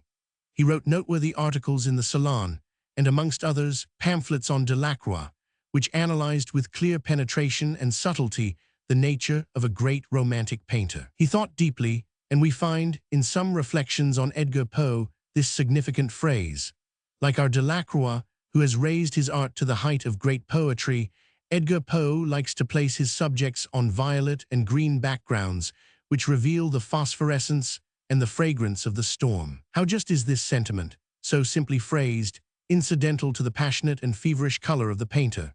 Delacroix, in effect, charmed Baudelaire by the pg 63 malady even of his talent, so troubled, restless, nervous, excitable, and so tormented with uneasiness, melancholy, febrile ardor, convulsive efforts, and the vague dreams of modern times. At one time, the realistic school believed it could monopolize Baudelaire. Certain outrageously crude and truthful pictures in The Flowers of Evil, pictures in which the poet had not hesitated before any ugliness, might have made some superficial minds think he leaned towards that doctrine. They did not note that these pictures, so-called real, were always ennobled by character, effect, or color, and also served as a contrast to the smooth and idealistic work. Baudelaire, allowing himself to be drawn by these realists, visited their studios and was to have written an article on Courbet, the painting master of Ornans, which, however, never appeared. Nevertheless, to one of the later salons, Fantin, in the odd frame where he united round the medallion of Eugene Delacroix, like the supernumeraries of an apotheosis, the painters and writers known as realists placed Baudelaire in a corner of it with his serious look and ironical smile. Certainly Baudelaire, as an admirer of Delacroix, had a right to be there. But did he intellectually and sympathetically make a part of this company, whose tendencies were not in accord with his aristocratic tastes and aspirations towards the beautiful? In him, as we have pg 64 already said, the employment of trivial and natural ugliness was only a sort of manifestation and protestation of horror, and we doubt if the Venus de Courbet had ever much charm for him, the amateur of exquisite elegance, refined mannerisms, and mannered evasions. Not that he was incapable of admiring grandiose beauty. He who has written La Gente ought to love the night and the dawn, those magnificent colossal females that Michelangelo has placed on the voluta of the tombs of the Medici. Baudelaire had, moreover, metaphysical and philosophical tenets which could not but alienate him from this school, to which he had no pretext for attaching himself. Far from being satisfied with reality, he sought diligently for the bizarre, and if he met with some singular original type, he followed it, studied it, and learnt how to find the end of the thread on the bobbin and so to unravel it. Thus he was familiar with Guise, a mysterious individual who occupied his time in going to all the odd corners of the universe where anything was taking place to obtain sketches for English illustrated journals. This Guise, whom we knew, was at one time a great traveler, a profound and quick observer, and a perfect humorist. In the flash of an eye, he seized upon the characteristic side of men and things. In a few strokes of the pencil, he PG-65 silhouetted them in his album, tracing the cursive lines with the pen like a stenographer and washing them over with a flat tint to indicate the color. Guise was not what is properly called an artist, but he had the particular gift of sketching the chief points of things rapidly. In a flash of the eye, with an unequaled clear-sightedness, he disentangled from all the traits just the one. He placed it in prominence, instinctively or designedly, rejecting the merely complementary parts. No one was more reproachful than he of a pose, a cassure, to use a vulgar word which exactly expresses our thought, whether in a dandy or in a voyou, in a great lady or in a daughter of the people. He possessed in a rare degree the sense of modern corruptions, in high as in low society, and he also culled, under the form of sketches, his flowers of evil. No one could render like Guise the elegant slenderness and sleekness of the racehorse, the dainty border on the skirt of a little lady drawn by her ponies, the pose of the powdered and befurred coachman on the box of a great chariot, with panels emblazoned with the coat of arms going to a drawing-room accompanied by 3 footmen. He seems, in this style of drawing, fashionable and cursive, consecrated to the scenes of high life, to have been the precursor of the intelligent artists of La Vie Parisienne, Marcellin, Hadol, Morin, Crafty. But if Guise PG-66 expressed, according to the principles of Brummel, dandyism, and the allurements of the duckery, he excelled no less in portraying the venal nymphs of Piccadilly and the Argyle rooms with their flash toilets and bold eyes. He was not afraid to occupy himself with the deserted lanes, and to sketch there, under the light of the moon, or in the flickering glimmer of a gas jet, a silhouette of one of the spectres of pleasure who haunt the streets of London. If he found himself in Paris, he followed the extreme fashions of the wicked place and what is known as the coquetterie du ruisseau. You can imagine that Guise sought their only character. It was his passion, and he separated with astonishing certainty the picturesque and singular side of the types from the allurements and costume of the time. Talent of this kind could not but charm Baudelaire, who, in effect, greatly esteemed Guise. We possessed about 60 drawings, sketches, aquarelles of this humorist, and we gave some of them to the poet. The present gave him great pleasure, and he carried it joyfully away. Certainly he realized all that was lacking in these rough sketches, to which Guise himself attached not the slightest importance once they had been traced on wood by the clever engravers of the Illustrated London News. But Baudelaire was struck by the spirit, the clear-sightedness, PG-67, and powerful observation they displayed, literary qualities graphically translated in the language of line. He loved in these drawings the complete absence of antiquity, that is to say, of classical tradition, and the deep sentiment of what we call decadence, for lack of a word more expressive of our meaning. But we know what Baudelaire understood by decadence. Did he not say somewhere, apropos of these literary distinctions, "It seems to me that 2 women are presented to me, the one a rustic matron, rude in health and virtue, without allurement or worth, briefly, owing nothing except to simple nature, the other, one of those beauties who dominate and fascinate the mind, uniting with her powerful and original charm all the eloquence of the toilet, mistress of her bearing, conscious and queen of herself, with a voice of harmonious melody, and dreamy gaze allowed to travel whither it will. My choice cannot be doubted, however many pedagogues reproach me with lack of classical honor." This so original comprehension of modern beauty turns the question, for it regards antique beauty as primitive, coarse, barbarous, a paradoxical opinion undoubtedly, but one which can be upheld. Balzac much preferred to the Venus of Milo a Parisian elegante, delicate, coquettish, draped in cashmere, going furtively on foot to some PG-68 rendezvous, her Chantilly violet held to her nose, her head bent in such a way as to display, between the brim of her hat and the last fold of her shawl, the nape of a neck like a column of ivory, over which some stray curl glistens in the sunlight. This has its charms, but for our part we prefer the Venus of Milo. With such ideas as these one can imagine that, for some time, Baudelaire was inclined towards the realistic school of which Courbet is the god and Manet the high priest. But if certain sides of his nature were such as could be satisfied by direct, and not traditional, representation of ugliness, or at least of contemporary triviality, his aspirations for art, elegance, luxury, and beauty led him towards a superior sphere. And Delacroix, with his febrile passion, his stormy colors, his poetical melancholy, his palette of the setting sun, and his clever expression of the decadence, was and remained his master by election.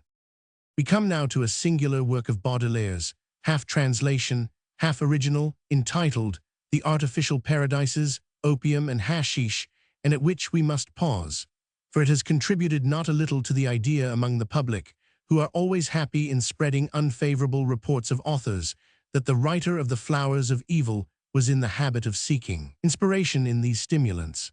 His death, following upon a PG-69 stroke of paralysis, which made him powerless to express the thoughts in his brain, only confirmed this belief. This paralysis, so it was said, came undoubtedly from excess in hashish or opium, to which the poet first gave himself up out of love of peculiarity, and then from that fatal craving these drugs produce. His illness was caused by nothing but the fatigue, ennui, sorrow, and embarrassments inherent in literary people whose talent does not admit of regular work, easy to sell, like journalism, and whose works, by their originality, frighten the timid directors of reviews. Baudelaire was as sober as all other workers, and while admitting a taste for the creation of an artificial paradise, by means of some stimulant, opium, hashish, wine, alcohol, or tobacco, seems to follow the nature of man since one finds it in all periods, in all conditions, in all countries, barbarous or civilized, saw in it the proof of original perversity, a means of escaping necessary sorrow, a satanical suggestion for usurping, even in the present, the happiness reserved as a recompense for resignation, virtue, and the persistent effort towards the good and the beautiful. He thought that the devil said to the eaters of hashish, the smokers of opium, as in the olden times to our first parents, if you taste of the fruit you will be as the gods, and that he no more PG-70 kept his word than he did to Adam and Eve. For the next day, the god, tempted, weakened, enervated, descended lower than the beast and remained isolated in an immense space, having no other resource to escape himself than by recourse to his poison, the doses of which he gradually increases. That he once or twice tried hashish as a psychological experience is possible and even probable, but he did not make continuous use of it. This happiness, bought at the chemist's and carried in the pocket, was repugnant to him, and he compared the ecstasy that it produced to that of a maniac, for whom painted cloth and coarse decorations replaced real furniture, and the garden enriched with living flowers. He came but rarely, and then only as a spectator, to the séances at the Hotel Pimardon, where our circle met to take the Dawamisk. Séances that we have already described in the review of the Two Worlds under this title, The Club of the Hashishins. After some 10 experiments, we renounced once, and for all this intoxicating drug, not only because it made us ill physically, but also because the true littérateur has need only of natural dreams, and he does not wish his thoughts to be influenced by any outside agency. Balzac came to one of these soirees, and Baudelaire related his visit thus. Balzac undoubtedly thought that there is no greater shame or keener PG-71 suffering than the abdication of the will. I saw him once at a reunion when he was contemplating the prodigious effects of hashish. He listened and questioned with attention and amusing vivacity. People who knew him would guess that he was bound to be interested. The idea shocked him in spite of himself. Someone presented him with the Dawamisk. He examined it, smelt it, and gave it back without touching it. The struggle between his almost infantile curiosity and his repugnance for the abdication betrayed itself in his expressive face. Love of dignity prevailed. In effect, it is difficult to imagine the theorist of will, the spiritual twin of Louis Lambert, consenting to lose even a particle of this precious substance. We were at the Hotel Pimodon that evening, and therefore can relate this little anecdote with perfect accuracy. Only, we would add this characteristic detail. In giving back the spoonful of hashish that was offered him, Balzac only said that the attempt would be useless, and that hashish, he was sure, would have no action on his brain. That was possible. This powerful brain, in which willpower was enthroned and fortified by study, saturated with the subtle aroma of mocha, and never obscured by even a few bottles of the lightest of wine of Vouvray, would perhaps have been capable of resisting the passing intoxication of Indian hemp. PG 72 for hashish, or dawamusk, we have forgotten to say, is only a concoction of cannabis indica, mixed to a fleshy substance with honey and pistache nuts, to give it the consistence of a paste or preserve. The analysis of hashish is medically very well done in the artificial paradises, and science is able to cull from them certain information. For Baudelaire prided himself on his accuracy, and on no consideration whatever would he slur over the least technical ornamentation of this habit in which he had himself indulged. He specifies perfectly the real character of the hallucinations produced by hashish, which of itself creates nothing, simply developing the particular disposition of the individual, exaggerating it to the very last degree. What one sees is oneself, aggrandized, made sensitive, excited, immoderately outside time and space, at one time real but soon deformed, accentuated, enlarged, and in which each detail, with extreme intensity, becomes of supernatural importance. Yet all this is easily understandable to the hashishiator, who divines the mysterious correspondence between the often incongruous images. If you hear a piece of music, which seems as though performed by some celestial orchestra and a choir of seraphim, compared to which the symphonies of Haydn, of Mozart, and of Beethoven are no more than aggravating clatter, you may believe that it is only that a hand has skimmed over the keys of PG 73, a piano in some vague prelude, or that a distant organ murmurs through the uproar of the streets a well-known piece from the opera. If your eyes are dazzled by blinding lights, scintillations, and flames, assuredly it is only a certain number of candles that burn in the torches and flambeaux. As to the walls, ceasing to be opaque, sinking away into vaporous perspective, deep blue, like a window opening on the infinite, it is but a glass mirror opposite the dreamer with its mingled and transparently fantastic shadows. The nymphs, the goddesses, the gracious apparitions, burlesque or terrible, come out of the pictures, the tapestries, from the statues displaying their mythological nudity in the niches, or from the grimacing china figures on the shelves. It is the same with the olfactory ecstasies which transport one to the paradises of perfumes, of marvelous flowers, balancing their calyx like censers which send out aromatic scents of penetrating subtlety, recalling the memory of former lives, of balsamic and distant shores and primitive loves in some Tahiti of a dream. One does not have to seek far in the room for a pot of heliotrope or tuberose, a sachet of Spanish leather, or a cashmere shawl impregnated with patchouli, negligently thrown over the arm of a chair. It is understood, then, if one wishes to enjoy to the full the magic of hashish, it is necessary to PG 74 prepare in advance and furnish in some way the motif to its extravagant variations and disorderly fantasies. It is important to be in a tranquil frame of mind and body, to have on this day neither anxiety, duty, nor fixed time, and to find oneself in such an apartment as Baudelaire and Edgar Poe loved, a room furnished with poetical comfort, bizarre luxury, and mysterious elegance, a private and hidden retreat which seems to await the beloved, the ideal feminine face that Chateaubriand, in his noble language, calls the sylphide. In such circumstances, it is probable and even almost certain that the naturally agreeable sensations turn into ravishing blessings, ecstasies, ineffable pleasure, much superior to the coarse joys promised to the faithful in the paradise of Mahomet, too easily comparable to a seraglio. The green, red, and white houris coming out from the hollow pearl that they inhabit and offering themselves to the faithful would appear as vulgar women compared to the nymphs, angels, sylphids, perfumed vapors, ideal transparencies, forms of blue and rose let loose on the disk of the sun, and coming from the depths of infinity with stellary transports, like the silver globules on gaseous liquor, from the bottom of the crystal chalice, that the hashishiator sees in innumerable legions in the dreams he dreams while wide awake. Without these precautions, the ecstasy is likely PG-75 to turn into nightmare. Pleasure changes to suffering, joy to terror. A terrible anguish seizes one by the heart and breaks one with its fantastically enormous weight, as though the Sphinx of the pyramids or the elephant of the King of Siam had amused itself by flattening one out. At other times, an icy cold is felt, making the victim seem like marble up to the hips, like the king in the 1001 Nights, half changed to a statue, whose wicked wife came every morning to beat the still supple shoulders.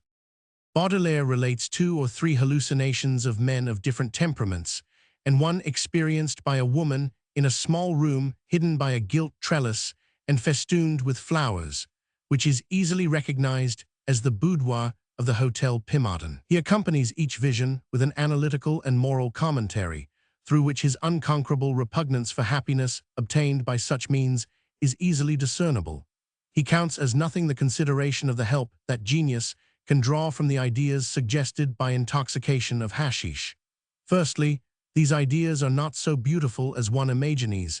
Their charm comes chiefly from the extreme excitement in which the subject is. Then hashish, which produces these ideas, destroys at the same time the power of using them, for it reduces to nothing the will and plunges its victims in an ennui in which the mind becomes PG-76, incapable of any effort or work, and from which it cannot escape except through the medium of another dose. Lastly, he adds, admitting the minute hypothesis of a temperament well enough balanced, strong enough to resist the evil effects of this perfidious drug, it is necessary to consider another fatal, terrible danger, which is that of habit.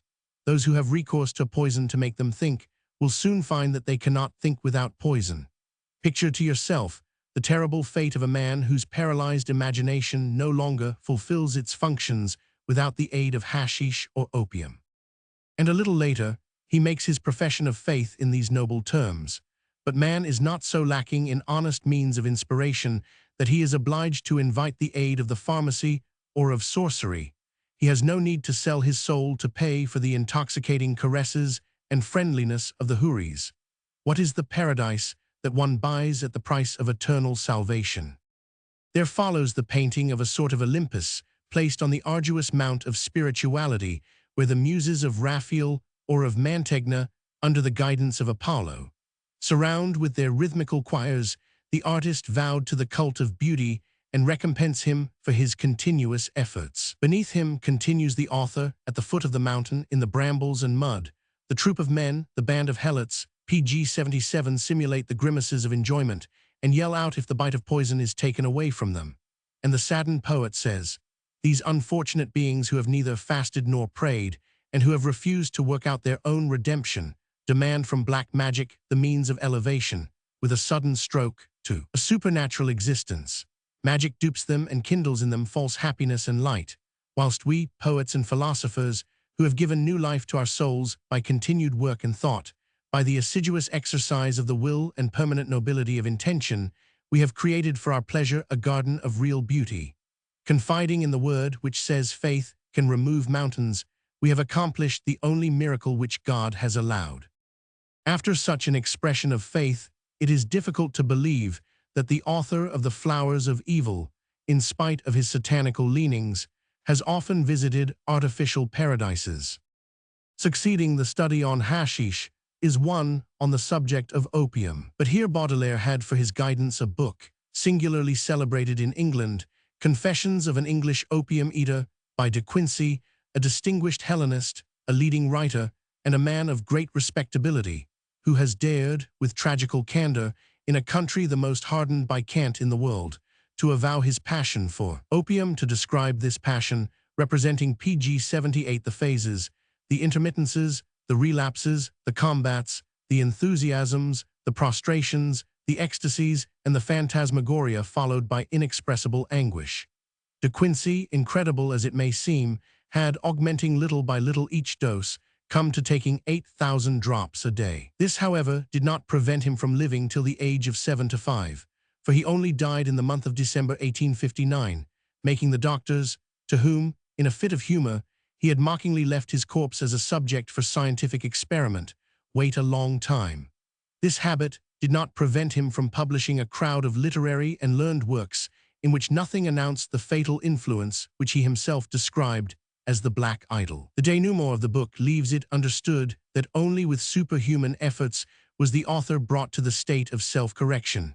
But that could only have been a sacrifice to morals and conventions, like the recompense of virtue and the punishment of crime at the end of a melodrama, final impenitence. Being a bad example, and De Quincey pretends that, after 17 years of use and 8 years of abuse of opium, he has been able to renounce this dangerous substance.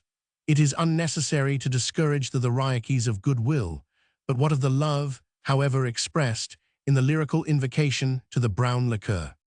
O just subtle and all-conquering opium, thou PG-79 who, to the hearts of rich and poor alike, for the wounds that will never heal, and for the pangs of grief that tempt the spirit to rebel bringest an assuaging balm, eloquent opium, that with thy potent rhetoric stealest away the purposes of wrath, pleadest effectually for relenting pity, and through one night's heavenly sleep callest back to the guilty man the visions of his infancy, and hands washed pure from blood. O just and righteous opium, that to the chancery of dreams summonest, for the triumphs of despairing innocence, false witnesses, and confoundest perjury, and dost reverse the sentences of unrighteous judges, thou buildest upon the bosom of darkness, out of the fantastic imagery of the brain, cities and temples, beyond the art of Phidias and Praxite less beyond the splendors of Babylon and hecatomb pillows, and from the anarchy of dreaming sleep, callest into sunny light the faces of long-buried beauties and the blessed household countenances,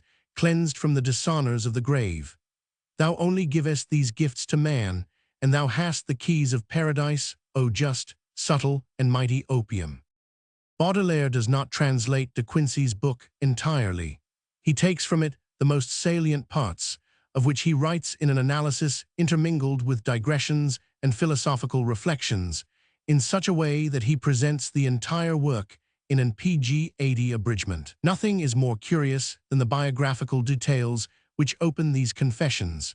They show the flight of the scholar to escape from the tyrannies of his tutors, his miserable and starving life in the great desert of London, his sojourn in the lodgings turned into a garret by the negligence of the proprietor. We read of his liaison with a little half-idiot servant, Anne, a poor child, sad violet of the highways, innocent and virginal so far, his return in grace to his family, and his becoming possessed of a fortune considerable enough to allow him to give himself up entirely to his favorite. Studies in a charming cottage, in company with a noble woman, whom this Orestes of opium called his Electra, for, after his neuralgic pains, he had got into that ineradicable habit of taking the poison of which he absorbed, without disastrous results, the enormous quantity of 40 grains a day. To the most striking visions, which shone with the blue and silver of paradise, or Elysium, succeeded others more somber than Erebus, to which one can apply the frightful lines of the poet. As when some great painter dips his pen in gloom of earthquake and eclipse. De Quincey, who was a precocious and distinguished humanist, knew both Greek and Latin at the age of 10, had always taken great pleasure PG-81 in reading Livy, and the words consul Romanus resounded in his ears like a magical and peremptorily irresistible formula. These 5 syllables struck upon his ear like the blasts of trumpets, sounding triumphal fanfares, and when, in his dreams, multitudes of enemies struggled on a field of battle lighted with livid glimmerings, with the rattling of guns and heavy tramping, like the surge of distant waters, suddenly a mysterious voice would cry out these dominating words, Consul Romanus. A great silence would fall, oppressed by anxious waiting, and the consul would appear mounted on a white horse, in the midst of a great crowd, like the Marius of the battles des Cimbers of Decamps, and with a fatidical gesture decide the victory. At other times, people seen in reality would be mixed up in his dreams, and would haunt them like obstinate specters not to be chased away by any formula of exorcism. One day in the year 1813, a Malay of a yellow and bilious color, with sad homesick eyes, coming from London and seeking some haven, knowing not one word of any European language, knocked to see if he could rest a while at the door of the cottage. Not wishing to fall short in the eyes of his domestics and neighbors, De Quincey spoke to him in Greek. The Asiatic replied in Malay, and his honor as a linguist was saved. After having PG 82 given him some money, the master of the cottage, moved by the charity which causes a smoker to offer a cigar to a poor devil whom he supposes has long been without tobacco, gave the Malay a large piece of opium, which the man swallowed in a mouthful. There was enough to kill 7 or 8 unaccustomed people, but the yellow-skinned man was in the habit of taking it, for he went away with signs of great satisfaction and gratitude. He was not seen again, at least in the flesh, but he became one of the most assiduous frequenters of De Quincey's visions. The Malay of the saffron face and the strangely black eyes was a kind of genus of the extreme Orient who had the keys of India, Japan, China, and other countries of repute in a chimerical and impossible distance. As one obeys a guide whom one has not called, but whom one must follow by one of those fatalities that a dream admits of, De Quincey, in the steps of the Malay, plunged into regions of fabulous antiquity and inexpressible strangeness that caused him the profoundest terror. I know not, says he in his Confessions, if others share my feelings on this point, but I have often thought that, if I were compelled to forego England and to live in China, among Chinese manners and methods and scenery, I should go mad. A young Chinese seems to me an antediluvian man renewed. In China, over and above what it has in PG 83 common with the rest of Southern Asia, I am terrified by the modes of life, by the manners, by the barrier of utter abhorrence placed between myself and them, by countersympathies deeper than I can analyze. I could sooner live with lunatics, with vermin, with crocodiles or snakes. With malicious irony, the Malay, who seemed to understand the repugnance of the opium eater, took care to lead him to the center of great towns, to the ivory towers, to rivers full of junks crossed by bridges in the form of dragons, to streets encumbered with an innumerable population of baboons, lifting their heads with obliquely set eyes, and moving their tails like rats, murmuring, with forced reverence, complimentary monosyllables. The third and last part of the Dreams of an Opium Eater has a lamentable title, which, however, is well justified, Suspiria de Profundis. In one of these visions appeared 3 unforgettable figures, mysteriously terrible like the Grecian Moirs and the mothers of the second Faust. These are the followers of Levana, the austere goddess who takes up the newborn babe and perfects it by sorrow. As there were 3 graces, 3 fates, 3 furies, 3 muses in the primitive ages, so there were 3 goddesses of sorrow. They are our Notre Dame des Tristesses. The eldest of the 3 PG 84 sisters is called Mater Lacrimarum, or Our Lady of Tears. The second, Mater Suspirium, Our Lady of Sighs. The third and youngest, Mater Tenebrarum, Our Lady of Darkness, the most redoubtable of all, and of whom the strongest cannot dream without a secret terror. These mournful specters do not speak the language of mortals. They weep, they sigh, and make terrible gestures in the shadows. Thus they express their unknown sorrows, their nameless anguish, the suggestions of solitary despair, all that there is of suffering, bitterness, and sorrow in the depths of the human soul. Man ought to take warning from these initiators. Thus will he see things that ought not to be seen, sights which are abominable and unspeakable secrets. Thus will he read the ancient truths, the sad, great, and terrible truths. One can imagine that Baudelaire did not spare De Quincey the reproaches he addressed to all those who sought to attain the supernatural by material means. But in regard to the beauty of the pictures painted by the illustrious and poetical dreamer, he showed him great goodwill and admiration. About this time Baudelaire left Paris and pitched his tent in Brussels. One must not presume that this journey was taken with any political idea, but merely from the desire of a more tranquil and reposeful life, far away from the distractions, PG 85, and excitements of Paris. This change does not appear to have been a particularly profitable one for him. He worked little at Brussels, and his papers contain only sketchy notes, summaries almost hieroglyphical, which he alone could resolve. His health, instead of improving, was impaired more deeply than he himself was aware, as the climate did not agree with him. The first symptoms manifested themselves in a certain slowness of speech, and a more and more marked hesitation in the choice of his words. But, as Baudelaire often expressed himself in a solemn and sententious way, one did not take much notice of this embarrassment in speech, which was the preface to the terrible malady that carried him off. The rumor of Baudelaire's death spread in Paris with the winged rapidity of bad news, faster than an electric current along its wire. Baudelaire was still living, but the news, though false, was only premature. He could not recover from the attack. Brought back from Brussels by his family and friends, he lived some months, unable to speak, unable to write, as paralysis had broken the connecting thread between thought and speech. Thought lived in him, always Owen could see that from the expression of his eyes, but it was a prisoner, and dumb, without any means of communication, in the dungeon of clay which would only open in the tomb. What good is it to go page-86 into the details of this sad end? It is not a happy way to die. It is sorrowful, for the survivors, to see so fine and fruitful an intelligence pass away, to lose in a more and more deserted path of life a companion of youth. Besides The Flowers of Evil, translations of Edgar Poe, The Artificial Paradises, and art criticisms, Baudelaire left a little book of poems in prose inserted at various periods in journals and reviews, which soon became without interest for vulgar readers and forced the poet, in his noble obstinacy, which would allow of no concession, to take the series to a more enterprising or literary paper.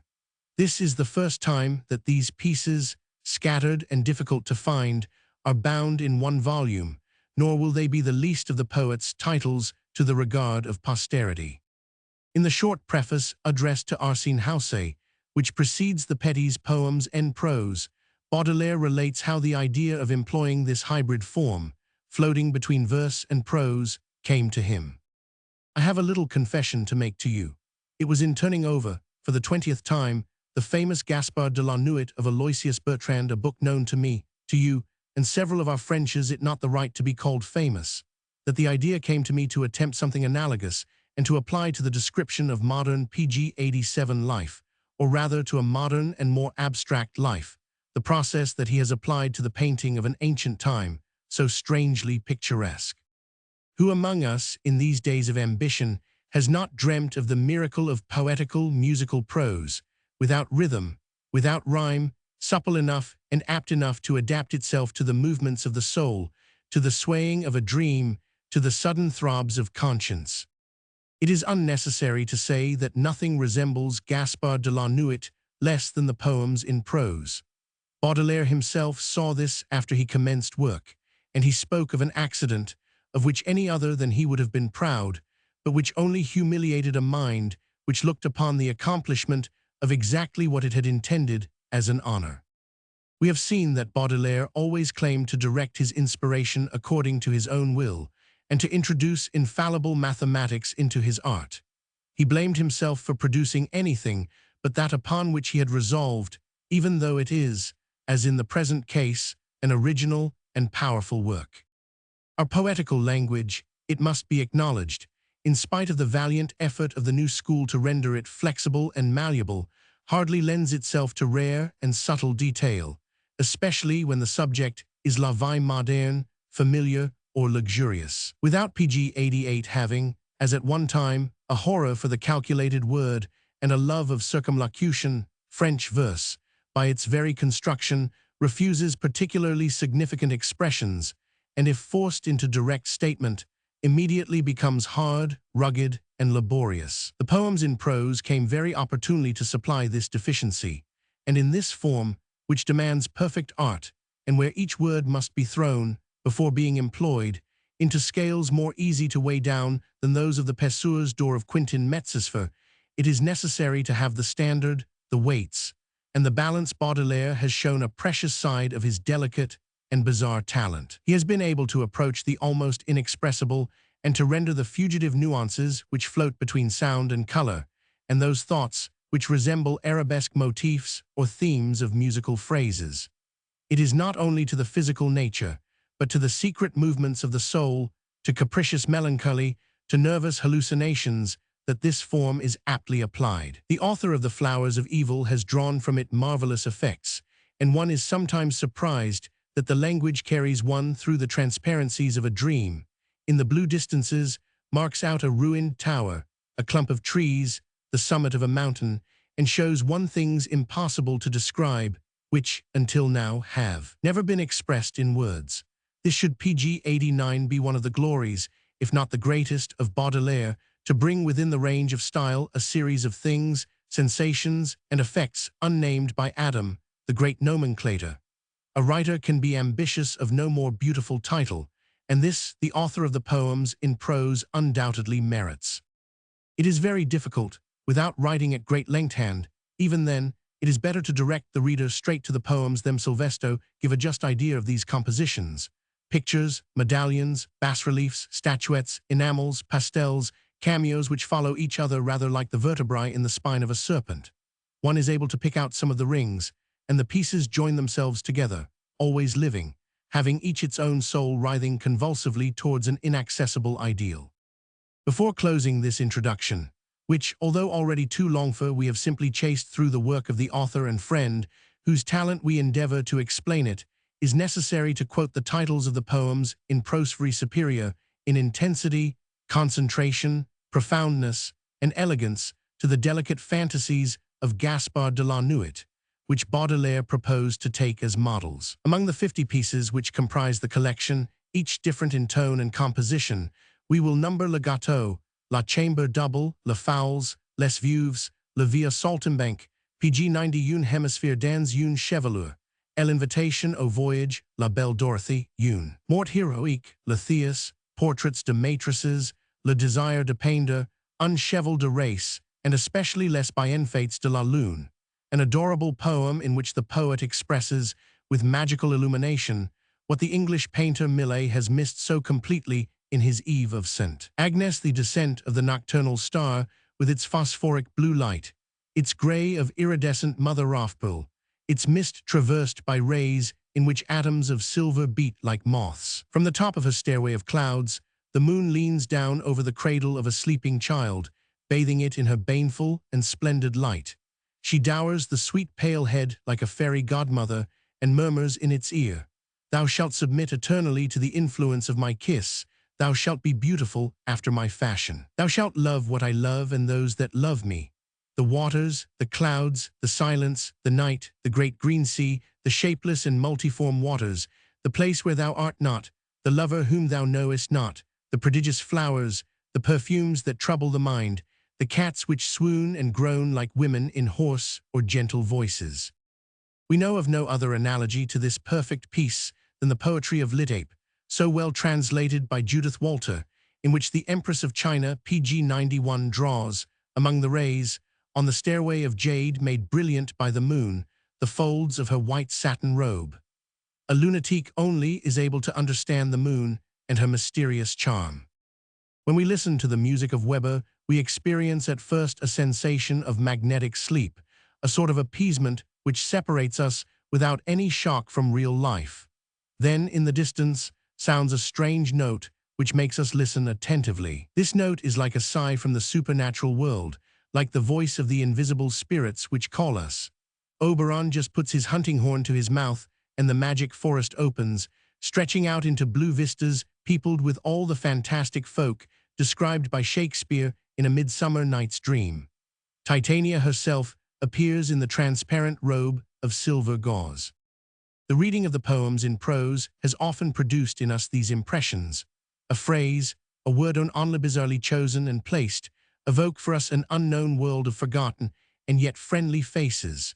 They revive the memories of early life and present a mysterious choir of vanished ideas, murmuring in undertones among the phantoms of things apart from the realities of life. Other phrases, of a morbid tenderness, seem like music whispering consolation for unavowed sorrows and irremediable despair.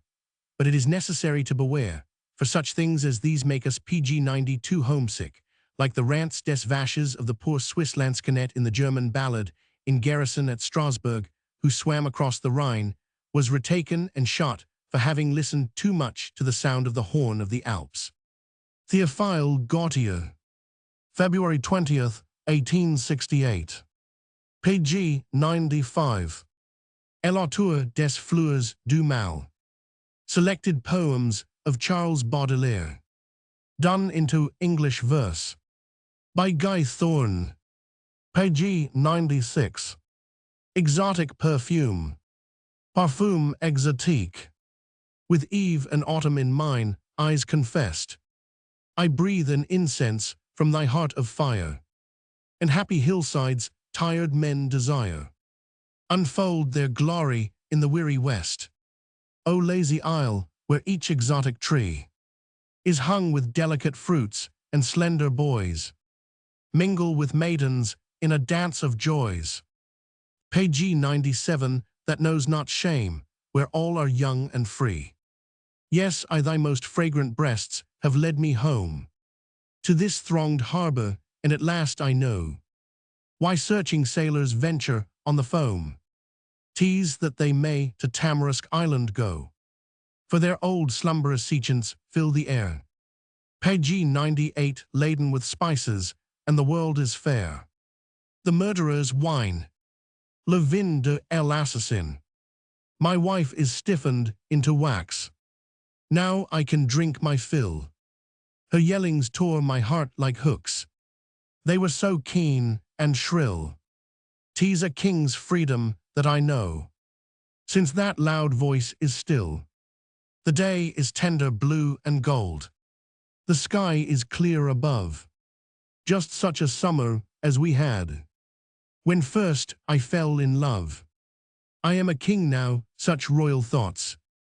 Page 99, within me stir and move. I killed her, but I could not slake my burning lava wave of hideous thirst far worse than that of some long-tortured slave. If I had wine enough to fill her solitary, deep grave, in slime and dark her body lies. It echoed as it fell. I will remember this no more. Her tomb no man can tell. I cast great blocks of stone on her, the curbstones of the well. We swore 1,000 oaths of love. Absolved we cannot be, nor ever reconciled as when we both lived happily. 'Twas evening on a darkling road. Page 100, when the mad thing met me. We all are mad, this I well think. The madness of my wife was to come, tired and beautiful, to a madman with a knife. I loved her far too much, 'twas why I hurried her from life. I am alone among my friends, and of our sodden crowd no single drunkard understands. I sit apart and vowed they do not weave all night and throw wine shuttles through a shroud. True love has black enchantments, chains that rattle and damp fears, wan phials of poison, dead men's bones, and horrible salt tears. Of this the iron-bound drunkard knows. Page 101, nothing, nor nothing hears. I am alone, my wife is dead, and dear drunk will I be. This selfsame night, a clod on earth, with naught to trouble me. A dog I will be in a long dog sleep, oblivious and free. The chariot with heavy wheels comes rumbling through the night. Crushed stones and mud are on its wheels. It is a thing of might. The wain of retribution moves, slowly as is most right. It comes to crack my guilty head, or crush my belly through. I care not who the driver is. God and the devil too, sitting side by side, can do no more. Page 102, than that they needs must do. Music. La musique. Music can lead me far and far, o'er mystical sad seas, where burns my pale, high-hanging star. Among the mysteries of Pleiades, my lungs are taught of sweet salt air. The pregnant sailcloths climb the long, gloom-gathering ocean stair. I don the cord-shot cloak of time, while the waves chime. Fierce winds and somber tempests come, and bludgeon heavily all our vibrating timbers drum. Most passionately, O sea. Page 103, liberate me. So shall thy mighty void express both depth and surface. There opens thy magic mirror, men confess to thee their sick despair. Pg 104, no otherwhere. The game. L'adieu. In faded chairs, old courtesans with painted eyebrows leer. The stones and metal rattle, each dry and withering ear. As lackadaisical they loll, and preen themselves and peer. Their mumbling gums and lipless masks, or lead-white lips ere pressed around the table of green cloth, and withered hands possessed of hell's own fever vainly search in empty purse or breast. Beneath the low, stained ceiling hang enormous lamps which shine on the sad foreheads of great poets, glutted with things divine, who throng this anteroom of hell. Pg 105, to find the anodyne. I see these things as in a dream, with the clairvoyant eye, and in a courtier of the dens, a crouching man descry, a silent, cold, and envying man, who watches. It is I envy those old harlots' greed and gloomy gaiety, the gripping passion of the game, the fierce avidity with which men stake their honor for a ruined chastity. I dare not envy many a man who runs his life race well, whose brave, undaunted peasant death's menace cannot quell, abhorring nothingness and strong. Pg 106, upon the lip of hell. The false monk, le mauvais moine. Upon the tall old cloister walls there were some painted frescoes showing truth, so we, seeing them thus so holy and so fair, might for a space forget austerity. For when the Lord Christ's seeds were blossoming, full many a simple, pious brother found death but a painted phantom with no sting, and took for studio a burial ground. But my soul is a sepulchre where I, a false Franciscan, dwell eternally, and no walls glow with pictured mysteries. When shall I rise from living death to take my pain as rich material and make Pg 107 work for my hands with pleasure for mine eyes? An ideal of love. Elidal. I hate those beauties in old prints, those faded, simpering, slippered pets, vignetted in a room of chintz, and clacking silly castanets. I leave Gavarni all his dolls, his sickly harems, pale and wan, the beauties of the hospitals I do not wish to look upon. Red roses are the roses real, among the pale and virginals. Sad flowers I find not my ideal. Pg 108, vermilion or cardinal. The panther women hold my heart, Macbeth's dark wife of men accursed.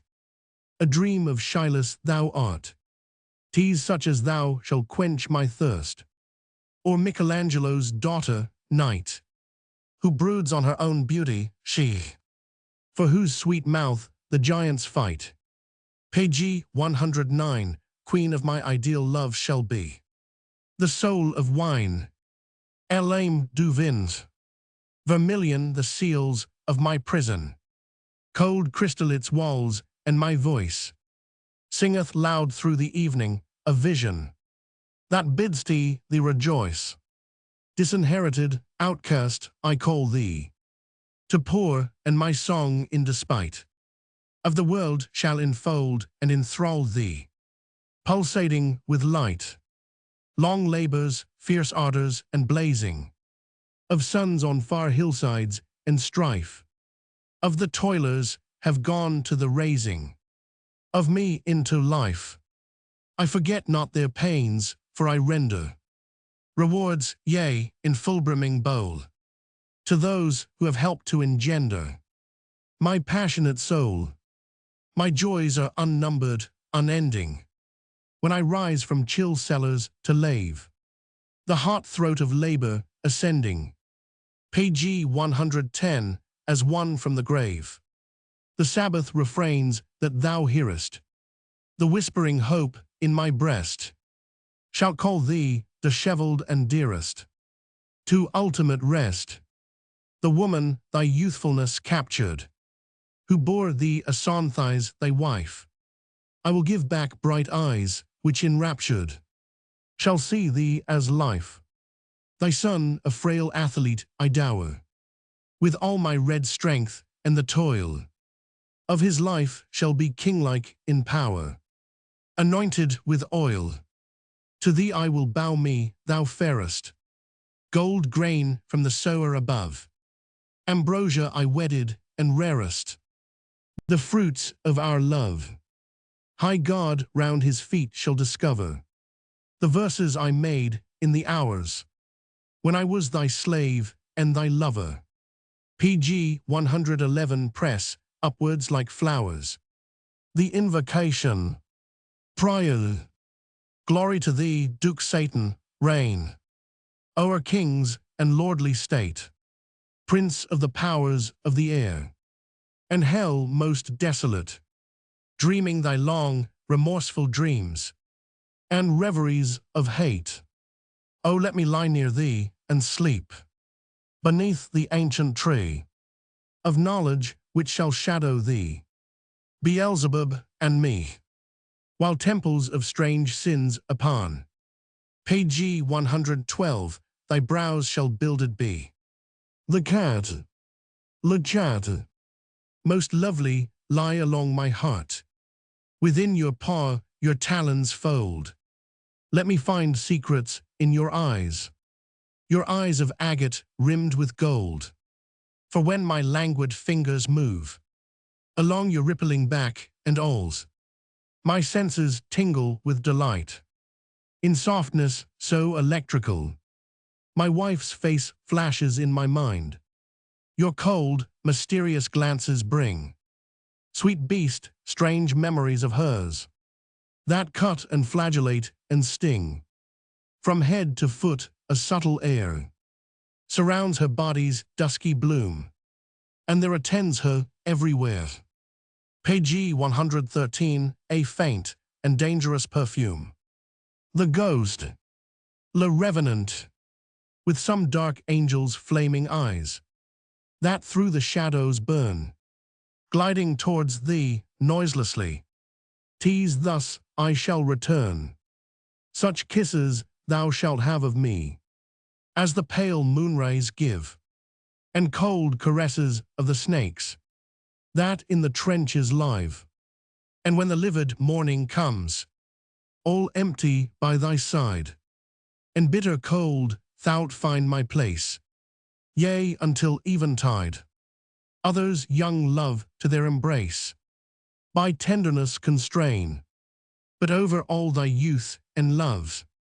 Page 114, I will by terror reign.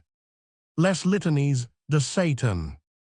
O Satan, most wise and beautiful of all the angels, God, betrayed by destiny and bereft of praise, have pity on my long misery. Prince of exile, who hast been trodden down and vanquished, but who ever risest up again more strong. O Satan, have pity on my long misery. Thou who knowest all, Emperor of the kingdoms that are below the earth, healer of human afflictions, have pity on my long misery. Thou who in love givest the taste of paradise to the leper, the outcast, and those who are accursed. Page 115, O Satan, have pity on my long misery. O thou who, of death, thy strong old mistress, hast begot the sweet madness of hope, have pity on my long misery. Thou who givest outlaws serenity and the pride which damns a whole people thronging round the scaffold. O Satan, have pity on my long misery. Thou who knowest in what corners of the envious earth the jealous God hath hidden the precious stones. Have pity on my long misery. Thou whose clear eye knoweth the deep arsenals, wherein the buried metals are sleeping. O Satan, have pity on my long misery. Thou whose great hand hideth the precipice, and concealeth the abyss from those who walk in sleep. Have pity on my long misery. Thou who by enchantment makest supple the bones of the drunkard, when he falleth under the feet of the horses. Page 116. O Satan, have pity on my long misery. Thou who didst teach weak men and those who suffer to mix saltpeter and sulphur. Have pity on my long misery. Thou, O subtle of thought, who settest thy mask upon the brow of the merciless rich man. O Satan, have pity on my long misery. Thou who fillest the eyes and hearts of maidens with longing for trifles and the love of forbidden things. Have pity on my long misery. Staff of those in exile, beacon of those who contrive strange matters, confessor of conspirators and those who are hanged. O Satan, have pity on my long misery. Sire by adoption of those whom God the Father has hunted in anger from terrestrial paradise. Page 117. Have pity on my long misery. Il-starred le guignons, to raise this dreadful burden as I ought. It needs thy courage, Sisyphus, for I well know how long is art, and life how short. My soul is willing, but the moments fly towards some remote churchyard without a name. In forced funereal marches my steps come, far from the storied sepulchres of fame. My heart is beating like a muffled drum, full many a flaming jewel shrouded deep in shadow and oblivion lies asleep, safe from the toiling mattocks of mankind. Sad fairy blossoms secret scents distill in trackless solitudes, nor ever will the lone anemone her lover find. Pg 118. Note, it seems fairly obvious, and perhaps this is a discovery, that Baudelaire must have read Gray's elegy. As we know, he was a first-class English scholar, and whether he plagiarized or unconsciously remembered the most perfect stanza that Gray ever wrote, one can hardly doubt that the gracious music of the French was borrowed from or influenced by the no less splendid rhythm of full many a gem of purest ray serene. The dark, unfathomed caves of ocean bare.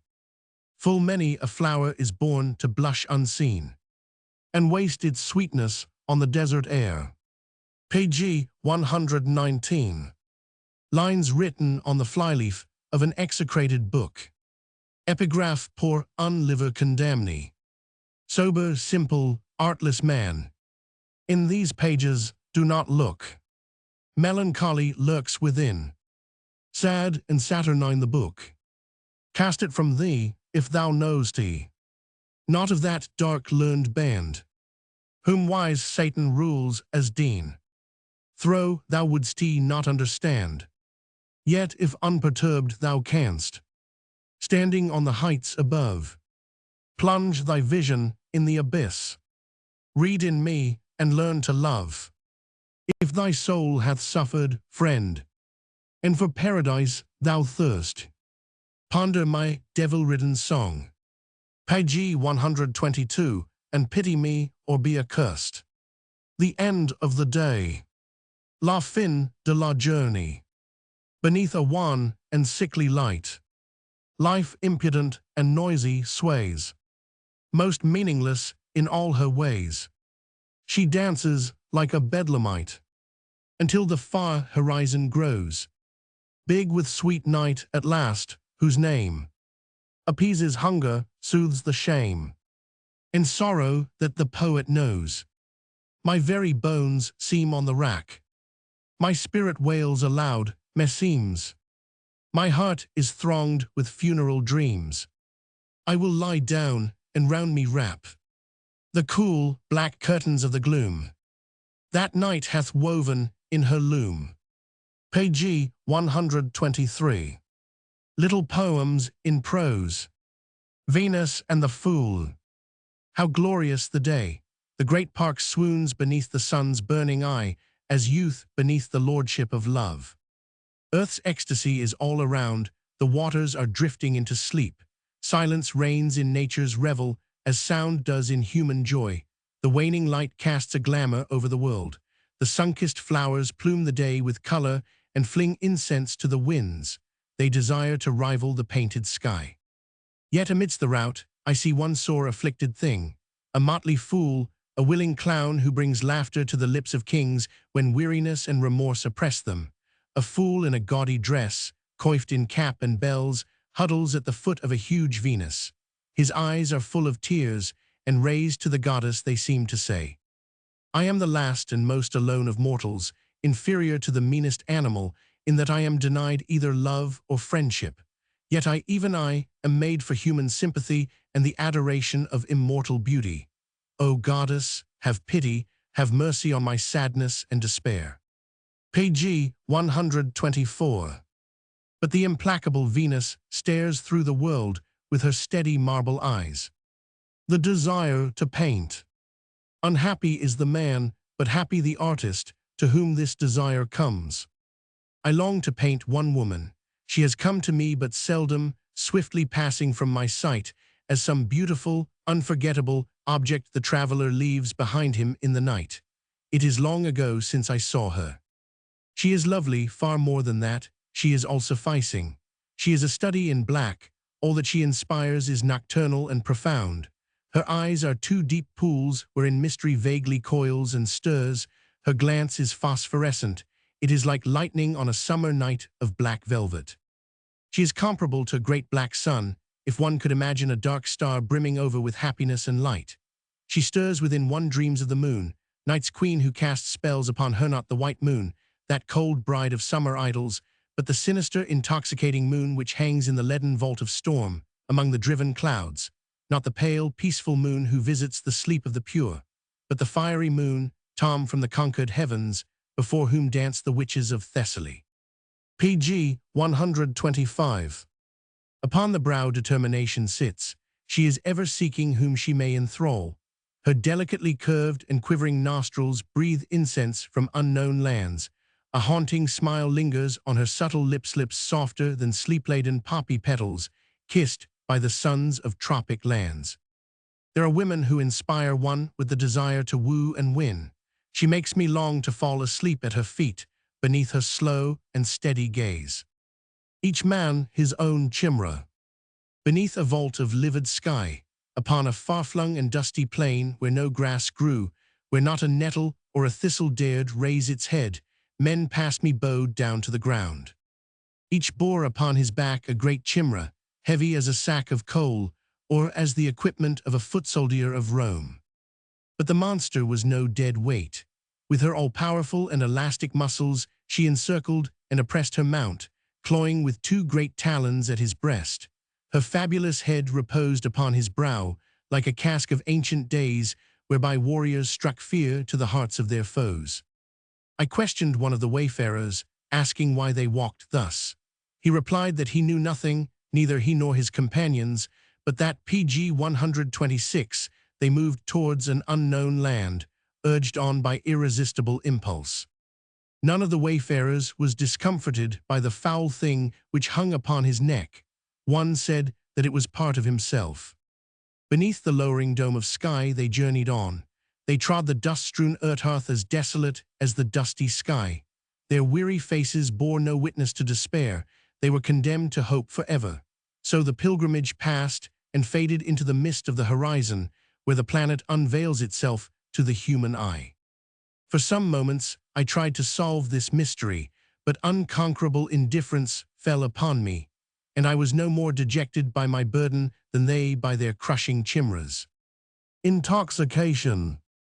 To be drunken forever, that is the only thing which matters. If you would escape time's bruises and his heavy burdens which weigh you to the earth, you must be drunken. But how? With the fruit of the wine, with poetry, with virtue, with what you will, but be drunken. And if sometime at the gates of a palace, on the green banks of a river, or in the shadowed loneliness of your own room, you should awake and find intoxication lessened or past pg 127 away. Ask of the wind, of the wave, of the star, of the bird, of the timepiece. Ask all that flies, all that sighs, all that revolves, all that sings, all that speaks. Ask of these the hour. And the wind, the wave, the star, the bird, and the timepiece will answer you, it is the hour to be drunken, lest you be martyred slaves of time, intoxicate yourselves, be drunken without cease, with wine, with poetry, with virtue, or with what you will. The marksman. As the carriage passed through the wood, he told the driver to halt at a shooting gallery, saying that he wished to have a few shots to kill time. Is not the slaying of the monster time the most usual and legitimate occupation of man? So he graciously offered his hand to his dear, adorable, accursed wife, the mysterious woman who was his inspiration, to whom he owed many of his sorrows, many of his joys. Several bullets went wide of the mark, one flew far away into the distance. His charming wife laughed deliriously, mocking at his clumsiness. Turning to her, he said brusquely, "Look at that doll yonder, on your right, with its nose turned up and so supercilious an air. Think, sweet angel, I will picture to myself that it is you." Page 128. He closed his eyes, he pulled the trigger, the doll's head fell upon the ground. Then, bending over his dear, adorable, accursed wife, his inevitable and merciless muse, he kissed her hand respectfully and said, "Ah, sweet angel, how I thank you for my skill." Page 131. Correspondence of Baudelaire. Baudelaire to Sainte-Beuve. Th. March, 1856. Here, my dear patron, is a kind of literature which will not, perhaps, inspire you with as much enthusiasm as it does me, but which will most surely interest you. It is necessary that is to say that I desire that Edgar Poe, who is not very great in America, should become a great man in France. Knowing how brave you are and what a lover of novelty, I have boldly promised your support to Mitchell Levy. Can you write me a line telling me if you will do something in the Athenaeum or elsewhere? Because, in that case, I would write to 1,000.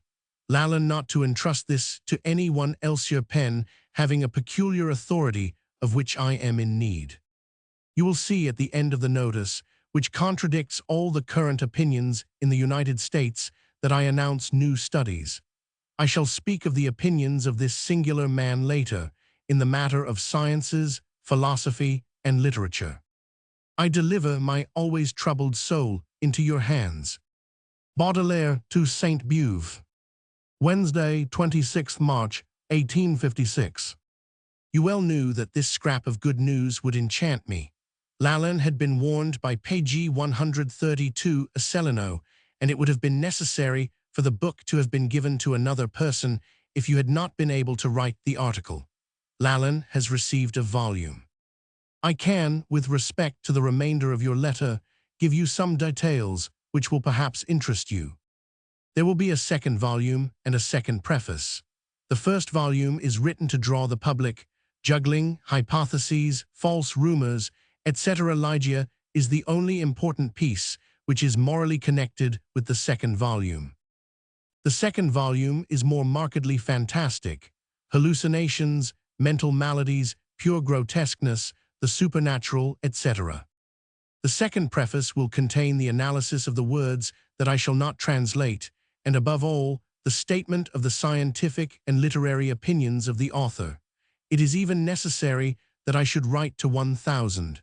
De Humboldt on this subject to ask him his opinion on a little book which is dedicated to him. It is Eureka. The first preface that you have seen, and in which I have tried to comprise a lively protestation against Americanism, is almost complete from the biographical point of view. We shall pretend to wish to consider Poe only as a juggler, but I shall come back at the finish to the supernatural character of his poetry and his stories. He is only American in pg 133 so far as he is a juggler. Beyond that, the thought is almost anti-American. Besides, he has made fun of his compatriots as much as he could. Now the piece to which you allude makes part of the second volume. It is a dialogue between two souls after the destruction of the earth. There are 3 dialogues of this kind that I shall be happy to lend you at the end of the month, before delivering my 2nd volume to the printer. Now I thank you with all my heart, but you are so kind that you run risks with me. After the Poe will come 2 volumes of mine, one of critical articles and the other of poems. Thus, I make my excuses to you beforehand, and besides, I fear that when I shall no longer speak with the voice of a great poet, I shall be for you a brawling and disagreeable being. Yours ever. At the end of the 2nd volume of Poe, I shall put some specimens of poetry. I am persuaded that a man so careful as yourself would not wish me to ask him to take note of the orthography of the name Edgar Poe. No D, no diocese, no accent. Baudelaire to Sainte-Beuve. Th. March, 1857. My dear friend, you are too indulgent to have taken exception to the impertinent point of pg 134 interrogation that I have put after the word souvenir on the copy of the Nouvelles Histoires Extraordinaires that I laid aside for you yesterday at the Moniteur. If you can be pleased, I shall think it very natural. You have spoilt me. If you cannot, I shall still find it very natural. This 2nd volume is of a higher and more poetic nature than 2/3 of the first. The 3rd volume in process of publication in the Moniteur will be preceded by a 3rd notice. The tale of the end of the world is called Conversation of Eros with Charmian. A new pull has just been made of the 1st volume, in which the principal faults are corrected. Mitchell knows that he must keep a copy for you.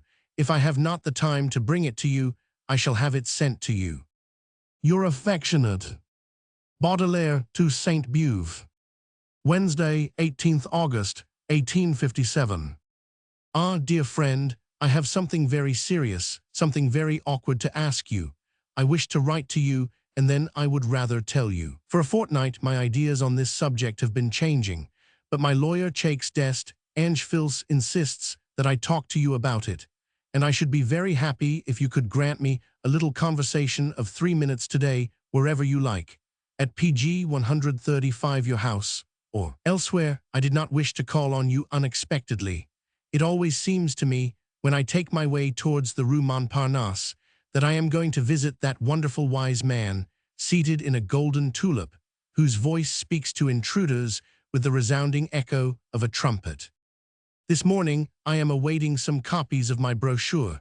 I will send you one at the same time. Your very affectionate Baudelaire to Sainte-Beuve. Tuesday, 18th May, 1858.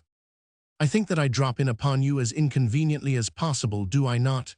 You are engaged today, but by coming to see you after 4 o'clock, I shall perhaps be able to find you. In any case, whether I deceive myself or not, if you are busy this evening with your affairs, put me to the door like a true friend.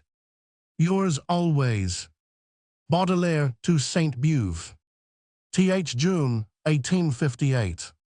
Dear friend, I have just read your work on Fanny. Is there any need for me to tell you how charming it is and how surprising it is to see a mind at once so full of health, of Herculean health, and at the same time most delicate, most subtle, most femininely fine? On the subject of feminine pg 136 fineness, I wanted to obey you and to read the work of the Stoic. In spite of the respect I ought to have for your authority, I decidedly do not wish that gallantry, chivalry, mysticism, heroism, in fact exuberance and excess, which are what is most charming even in honesty, should be suppressed. With you it is necessary to be cynical, for you are too shrewd for deceit not to be dangerous. Ah well, this article has inspired me with terrible jealousy.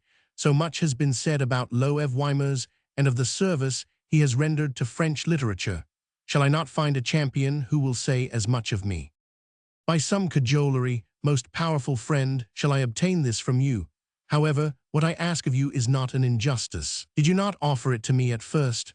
Are not the adventures of Pym an excellent pretext for a general sketch?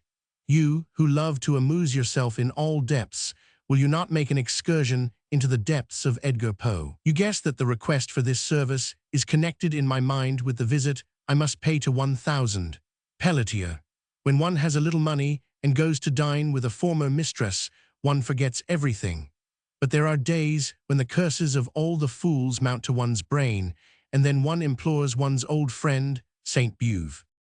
Now truly, of late, I have been literally dragged in the mud, and pity me, it is the first time that PG 137 I have lacked dignity. I have had the weakness to reply. I know how busy you are and how full of application for all your lessons, for all your work and duties, etc. But if sometimes a little strain were not put on friendliness, on kindness, where would the hero of friendliness be?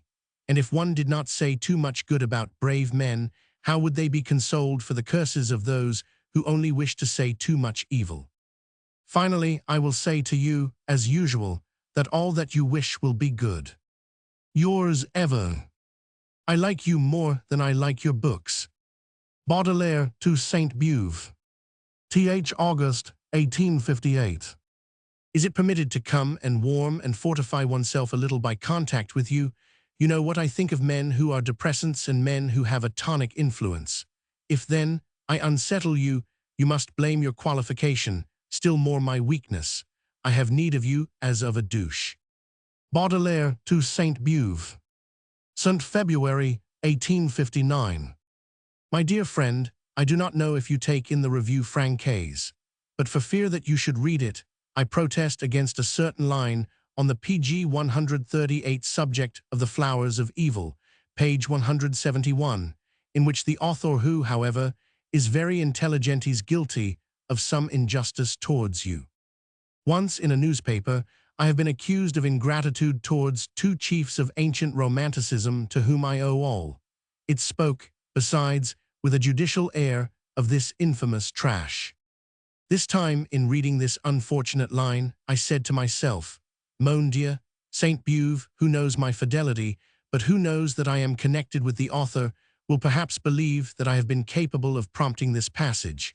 It is exactly the contrary. I have quarreled with Babu many a time in order to persuade him that you would always do everything you ought and could do.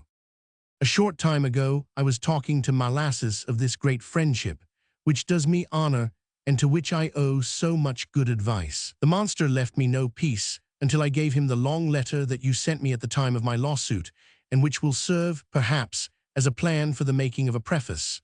New flowers are done, and passably out of the ordinary. Here, in repose, fluency has come back to me. There is one of them, Danse Macabre, which ought to have appeared on the 15th, in the Revue Contemporaine. I have not forgotten your Coleridge, but I have been a month without receiving any books, and to PG 139 run through the 2400 pages of Poe is some small labor. Sincerely yours, and write to me if you have time. Henfleur, Calvados, this address is sufficient. What has become of the old rascal, D'Aurevilly? Baudelaire to Saint Beuve. Th. February, 1859. My dear friend, I learn that you have asked Molasses to communicate to you what you wrote to me on the subject of the flowers. Molasses is a little astounded. Furthermore, he is 99. There were two letters, one a friendly, complimentary letter, the other a scheme of the address that you gave to me on the eve of my lawsuit. As one day I was classifying papers with Molasses, he begged me to give him that, and when I told him I intended to make use of it not by copying but by paraphrasing and developing it, he said to me, all the more reason. You will always find it again at my house. If your printer had it, it could not get lost. I even think I remember having said to Molasses, if I had pleaded my cause myself, and if I had known how to develop this thesis that a lawyer could not understand, I should doubtless have been acquitted. I understand absolutely nothing of this nonsense in the Revue Francaise. The manager, however, PG 140, seems to be a very well-bred young man. Everyone knows that you have rendered many services to men younger than yourself. How has 1000 M printed this without making representations to Babu and without finding out what prejudice he had towards me? Molasses, on whom I had not counted at all, has also seen the passage, and his letter is still more severe than yours. I am going to Paris on the 4th or 5th. It would be very kind of you to write a word to MME, Duval, 22, Rue Beautreillis, to let me know if and when you wish to see me. I shall stay at her house. Yours sincerely, Baudelaire to Sainte-Beuve. RD or 4th March, 1859.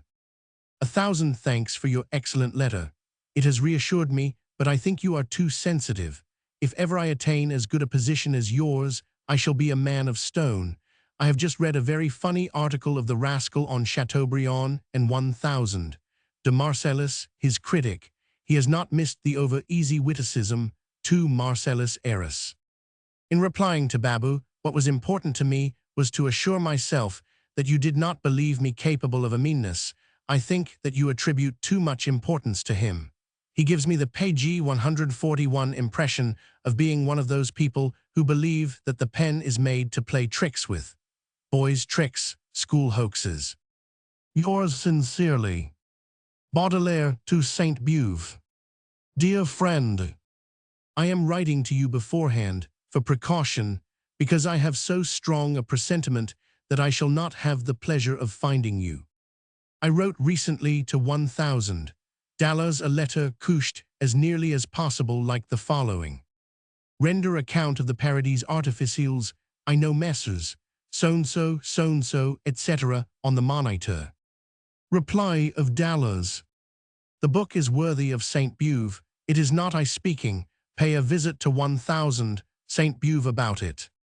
I should not have dared to think so. Numerous reasons, of which I guess part, perhaps estrange you from it, and perhaps also the book does not please you. However, I have more than ever need of being upheld, and I ought to have given you an account of my perplexity. All that has been said about this essay has not any common sense, absolutely none. Page 142. PSA few days ago, but then for the pure need of seeing you, as Antus had need of the earth, I went to the Rue Montparnasse. On the way I passed a gingerbread shop, and the fixed idea took hold of me that you must like gingerbread. Note that nothing is better in wine at dessert, and I felt that I was going to drop in on you at dinner time.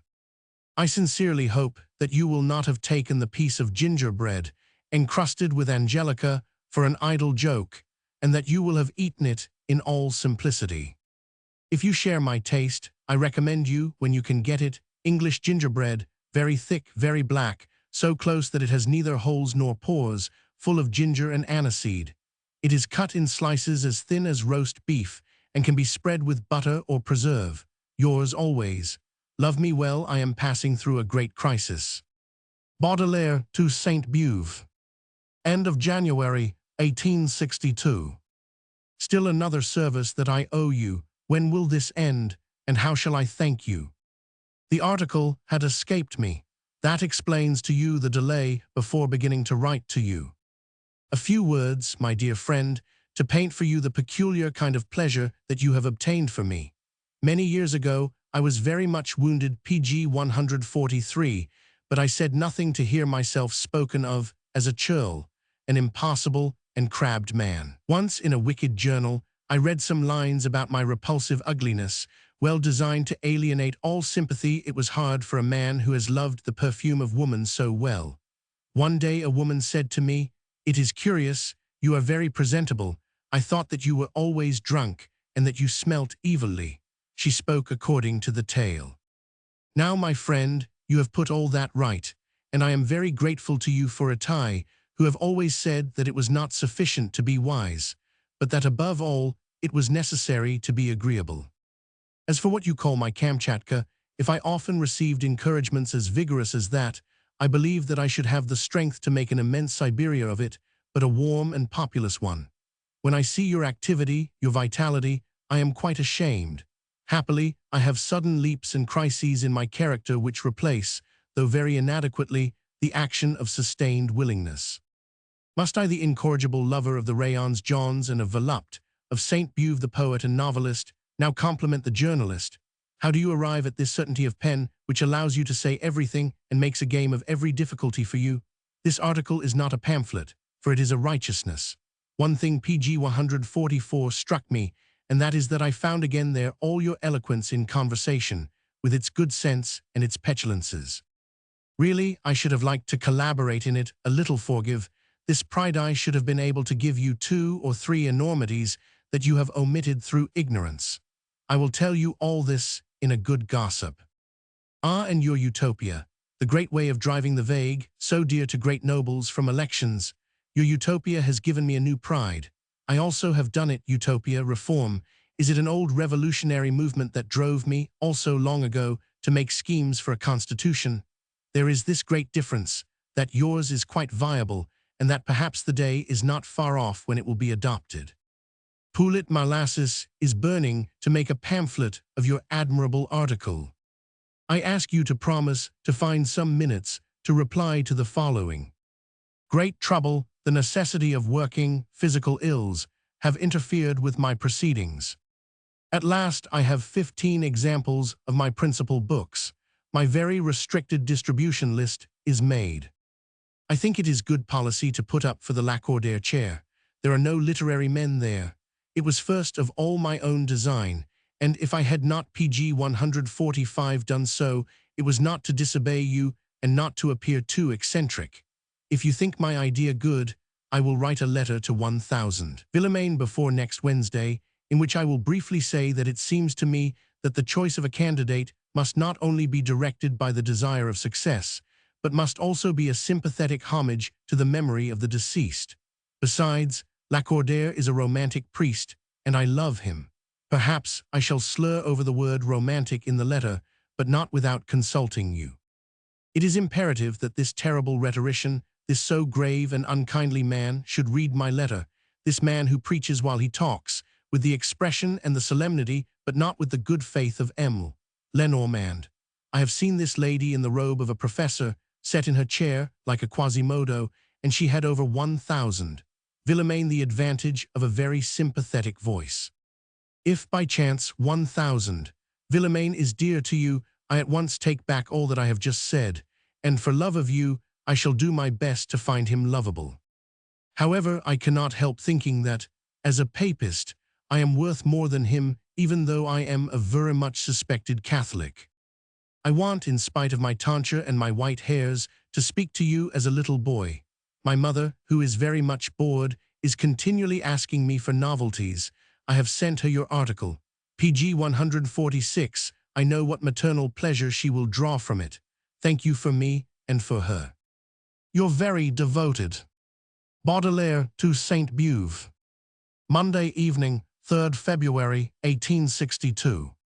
My dear friend, I am trying hard to guess those hours which are your leisure hours, and I cannot succeed. I have not written a word, in accordance with your advice, but I am patiently continuing my visits, in order to let it be well understood that I want, with regard to the election in replacement of Father Lacordaire, to gather some votes from men of letters.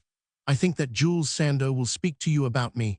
He has said to me very graciously, "You catch me too late, but I will go and find out if there is anything to be done for you." Twice I have seen Alfred de Vigny, who has kept me 3 hours each time. He is an admirable and delightful man, but not fitted for action, and even dissuading from action. However, he has shown me the warmest sympathy. You do not know that the month of January has been a month of fretfulness and neuralgia. For me, I say this in order to explain the interruption in my proceedings. I have seen Lamartine, Patin, Viennet, Legouve, de Vigny, Villemain, Hora, Sandeau. Really, PG 147, I do not remember any others. I have not been able to find either Ponsard or 1000, Saint-Marc Girardin or de Sacy. At last I have sent a few copies of some books to 10 of those whose works I know. This week I shall see some of these gentlemen. I have written an analysis, such as it is, of your excellent article without signing it, but my conduct is infamous, is it not? In the review anecdotique, as for the article itself, I have sent it to 1000. De Vigny, who did not know it, and who showed me that he wished to read it. As for the talkers of politics, among whom I shall not be able to find any pleasure, I shall go the round of them in a carriage. They shall have only my card and not my face. This evening I have read your Pontmartin. Pardon me for saying to you, what lost talent. In your prodigality there is at times something which scandalizes me. It seems to me that I, after having said, the most noble causes are sometimes upheld by bumpkins, I should have considered my work finished. But you have particular talents for suggestion and divination. Even towards the most culpable beasts you are delightfully polished. this Monsieur Pontmartin is a great hater of literature. I have sent you a little parcel of sonnets. I will next send you several packets of reveries in prose, pg 148, without counting a huge work on the painters of morals, crayon, watercolor, printing, engraving. I do not ask you if you are well, that is sufficiently apparent. I embrace you and shake you by the hands. I leave your house. Baudelaire to Sainte-Beuve. Th. March, 1865. Dear friend, I take advantage of the histoires grotesques et sérieuses to remind myself of you. Sometimes in the mornings I talk about you with 1000. Muller of Liege, by whose side I take luncheon, and in the evening after dinner I am rereading Joseph Delorme with Molasses. Decidedly, you are right. Joseph Delorme is the old woman's flowers of evil. The comparison is glorious for me. Have the goodness not to find it offensive to yourself. And the preface of the Vie de César, is it predestinarian enough? Yours always. Bruxelles, Rue de la Montagne, 28. Baudelaire to Sainte-Beuve. Thursday, 30th March, 1865. My dear friend, I thank you for your excellent letter. Can you write any which are not excellent? pg 149, when you call me my dear son, you touch me and make me laugh at the same time. In spite of my many white hairs, which make me look to the stranger like an academician, I have great need of someone who loves me enough to call me his son. But I cannot help thinking of that Burgrave of 120 years of age who, speaking to a Burgrave of 80, said to him, "Young man, be silent. In parentheses, and let this be between yous, if I wrote a tragedy, I should be afraid of letting fly some shafts of this energy and of hitting another target than that at which I had aimed. Only, I observe that in your letter there is no allusion to the copy of Histoires grotesques et sérieuses that I asked Mitchell Levy to send you. I swear to you, besides, that I have no intention whatever of getting the least advertisement for this book out of you. My only aim was, knowing as you well know how to distribute your time, to provide you with an occasion for enjoying once more an amazing subtlety of logic and sensations. There are people who will find that the 5th volume is inferior to the preceding ones, but that is of no consequence to me. We are not as bored as you think, Molasses and one.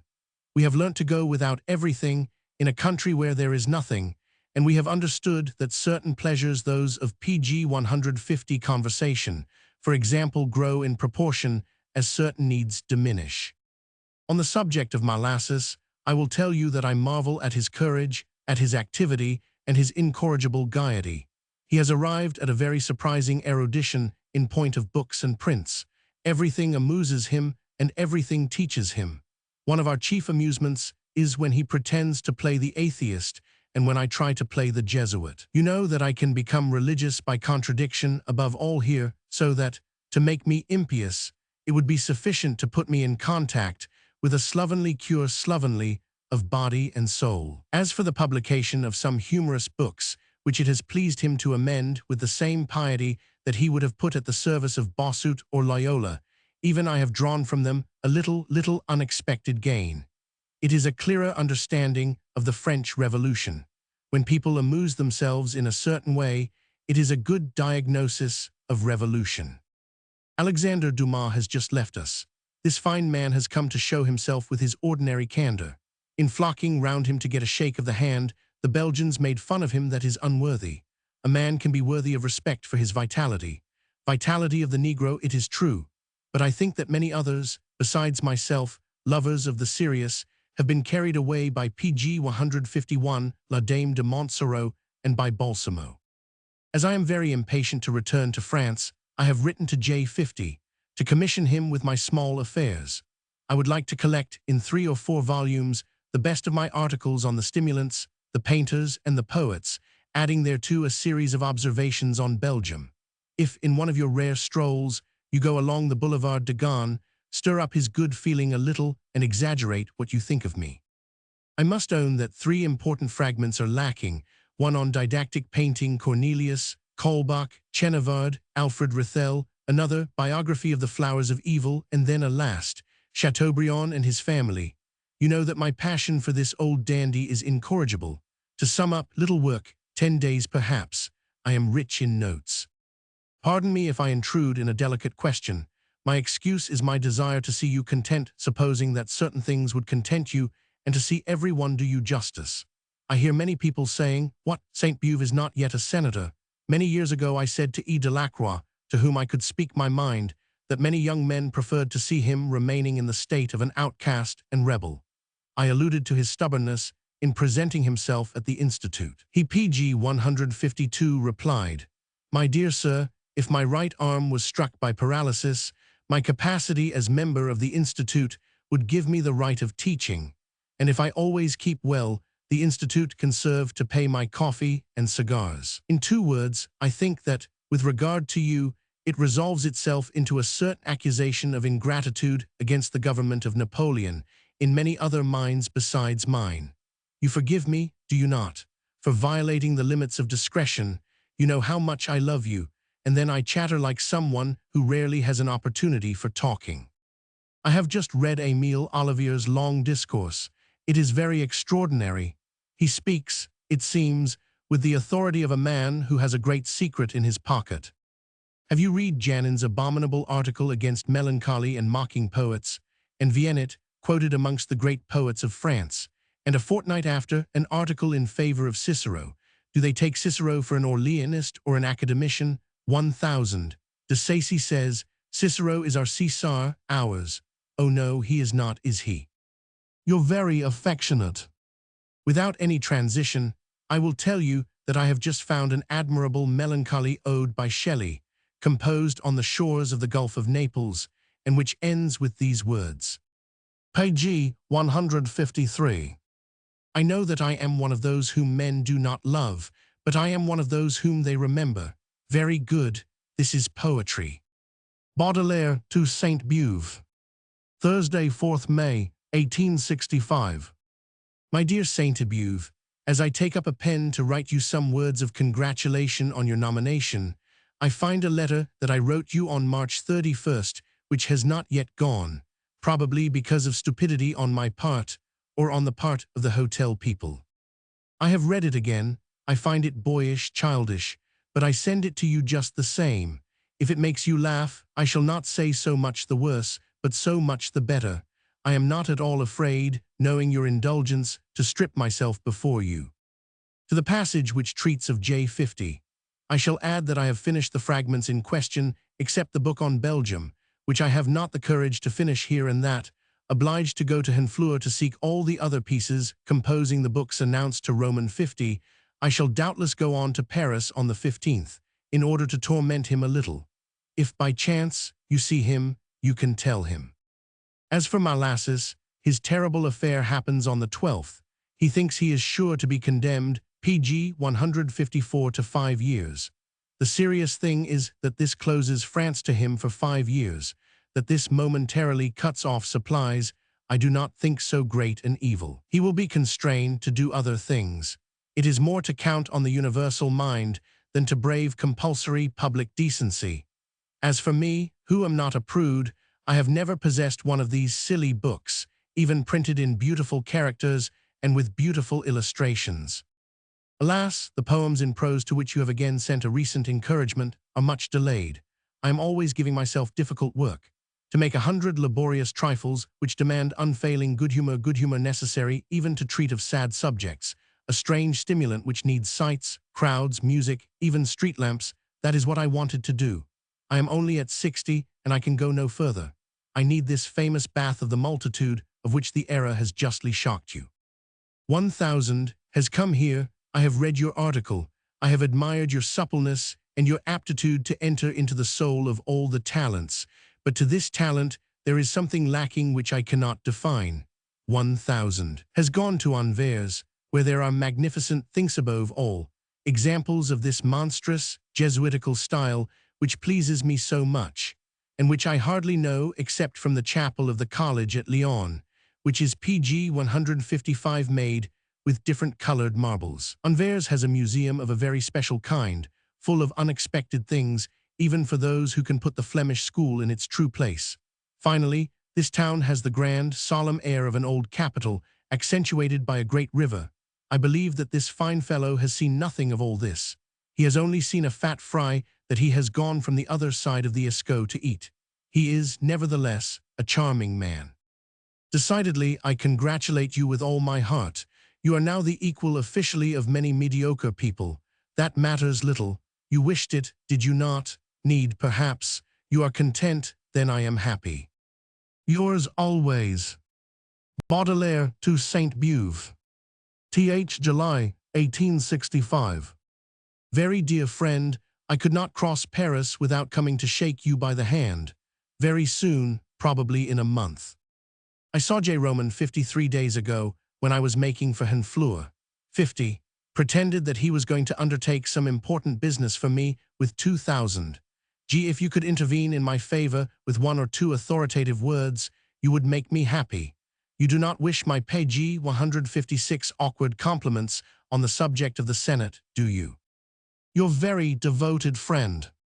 I start again for the infernal regions tomorrow evening. Till then, I am at the Hotel du Chemin de Fer du Nord, Place du Nord. Bruxelles. Tuesday, 2nd January, 1866. My good friend, I have just seen that, for the first time in your life, you have delivered your physical person to the public. I allude to a portrait of you published by L'Illustration. It really is very like you, the familiar, mocking, and rather concentrated expression, and the little calotte itself is not hidden. Shall I tell you I am so bored that this simple image has done me good? The phrase has an impertinent air. It means simply that, in the loneliness in which some old Paris friends have left me J50. In particular, your image has been enough to divert me from my weariness. What would I not give to go, in 5 minutes, to the Rue Montparnasse, to talk with you for an hour on your articles on Proudhon, with you who know how to listen even to men younger than yourself. Believe me, it is not that I find the reaction in his favor illegitimate. I have read him a good PG 157 deal and known him a little. Pen in hand, he was a Bonbauger, but he was not, and would never have been, even on paper, a dandy. For that I shall never pardon him, and it is that I shall express, were I to excite the ill humor of all the great beasts, right-thinking, of the universe. Of your work I say nothing to you, more than ever you have the air of a confessor and accoucheur of souls. They said the same thing of Socrates, I think, but Messrs. Beilarger and Lelot have declared on their conscience that he was mad. This is the commencement of a year that will doubtless be as boring, as stupid, as criminal as all the preceding ones. What good can I wish you? You are virtuous and lovable, an extraordinary thing. They are beginning to do you justice. I chatter far too much, like a nervous man who is tired. Do not reply to me if you have not 5 minutes of leisure. You're very affectionate. Baudelaire to Saint Beuve. Th. January, 1866. My dear friend, I do not know how to thank you enough for your good letters. It is really all the kinder of you because I know you are very busy. If I am sometimes long in replying it is on the score of health, which prevents me and even sends me to bed for many days. Page 158. I shall follow your advice. I shall go to Paris and I shall see the GS myself. Then, perhaps, I shall commit the indiscretion of asking you to give me a helping hand. But when, for 6 weeks, I have been immersed in a chemist's shop, if it should be necessary to give up beer, I do not ask anything better. Tea and coffee, that is more serious, but will pass. Wine, the devil, it is cruel, but here is a still harder creature who says I must neither read nor study. What a strange medicine is that which prohibits the principal function. Another tells me for all consolation that I am hysterical. Do you admire, like me, the elastic usage of these fine words, well chosen to cloak our ignorance of everything? I have tried to plunge again into the Spleen de Paris poems in prose, for that was not finished. Finally, I hope to be able to show, one of these days, a new Joseph Delorme, grappling with his rhapsodic thought at each incident in his stroll, and drawing from each object a disagreeable moral. But how difficult it is to make nonsense when one wishes to express it in a manner at the same time impressive and light. Joseph Delorme has arrived there quite naturally. I have taken up the reading of your poems again ab ovo. I saw with pleasure that at each turn of the page I recognized verses which are old friends. It appears that, when I was a boy, I had PG 159, not such very bad taste. The same thing happened to me in December with Lucain. Farcale, always glittering, melancholy, lacerating, stoical, has consoled my neuralgia, and this pleasure has led me to think that in reality we change very little. That is to say, that there is something invariable in us. Since you own that it does not displease you to hear your works spoken of, I am much tempted to write you 30 pages of confidences on this subject. But I think I should do better to write them first in good French for myself, and then to send them to a paper, if there still exists a journal in which one can talk poetry. However, here are some suggestions of the book which came to me by chance. I have understood, much better than heretofore, the consolations and the pensies deat. I have noted as more brilliant the following pieces: Sonnet a Mad, G, page 225. Then you knew Mme. Grimblat, that tall and elegant Russian for whom the word désinvolture was made, and who had the hoarse, or rather the deep and sympathetic voice of some Parisian comedians. I have often had the pleasure of hearing Mme. de Merbel lecture her, and it was very comical. After all, perhaps I am deceiving myself. Perhaps it is another Mme. G. These collections of poetry are not only of poetry and PG 160 psychology, but are also annals. 2T. Revolts dans ce cabriolet en revenant du convoi la voilà. Page 235. I was a little shocked to see you desiring the approbation of 2000. Thiers, Berrier, Thierry, Villemain. Do these gentlemen really feel the thunderclap or the enchantment of an object of art? And are you then very much afraid of not being appreciated, to have accumulated so many justificatory documents? To admire you, do I need the permission of 1000? De Beranger. Good heavens, I nearly forgot the Joueur d'Orgue, page 242. I have grasped much better than formerly the object and the art of narratives, such as Dowdon, Mayers, Ramon 1000, Jean, etc. The word analytical energy applies to you much more than to André Chenier. There is still one piece that I find marvelous. It is the account of a watch night by the side of an unknown corpse, addressed to Victor Hugo at the time of the birth of one of his sons. What I call the decoration, landscape, or furniture is always perfect. In certain places of Joseph Delorme, I find a little too much of lutes, lyres, harps, and Jehovah's. This is a blemish in the Parisian poems. Besides, you have come to destroy all that. Page 161. Indeed, pardon me, I ramble on. I should never have dared to talk to you so long about it. I have found the pieces that I know by heart again. Why should one reread, with pleasure, in printed characters, that which memory could recite? Dans l'Isle, the St. Louis Consolations. Le Creux de la Vallée, here is much of Delorme. And Rose charming. Stances de Kirk White. La Plaine, beautiful October landscape. Heavens, I must stop. I seem to pay you compliments, and I have no right. It is impertinent. Baudelaire to Flaubert. Tuesday, 25th August, 1857. Dear friend, I wrote you a hasty little note before 5 o'clock, solely to prove to you my repentance at not having replied to your affectionate sentiments. But if you knew in what an abyss of puerile occupations I have been plunged, and the article on Madame Bovary is again deferred for some days, what an interruption in life is a ridiculous adventure. The comedy is played on Thursday. It has lasted a long time. Page 162.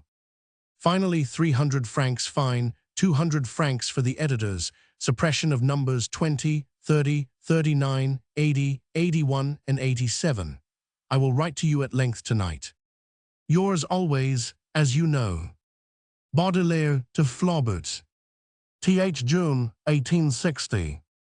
My dear Flaubert, I thank you very much for your excellent letter. I was struck by your observation, and having fallen very severely in the memory of my dreams, I perceived that all the time I was beset by the impossibility of rendering an account of certain actions or sudden thoughts of man, without the hypothesis of the intervention of an evil force outside himself.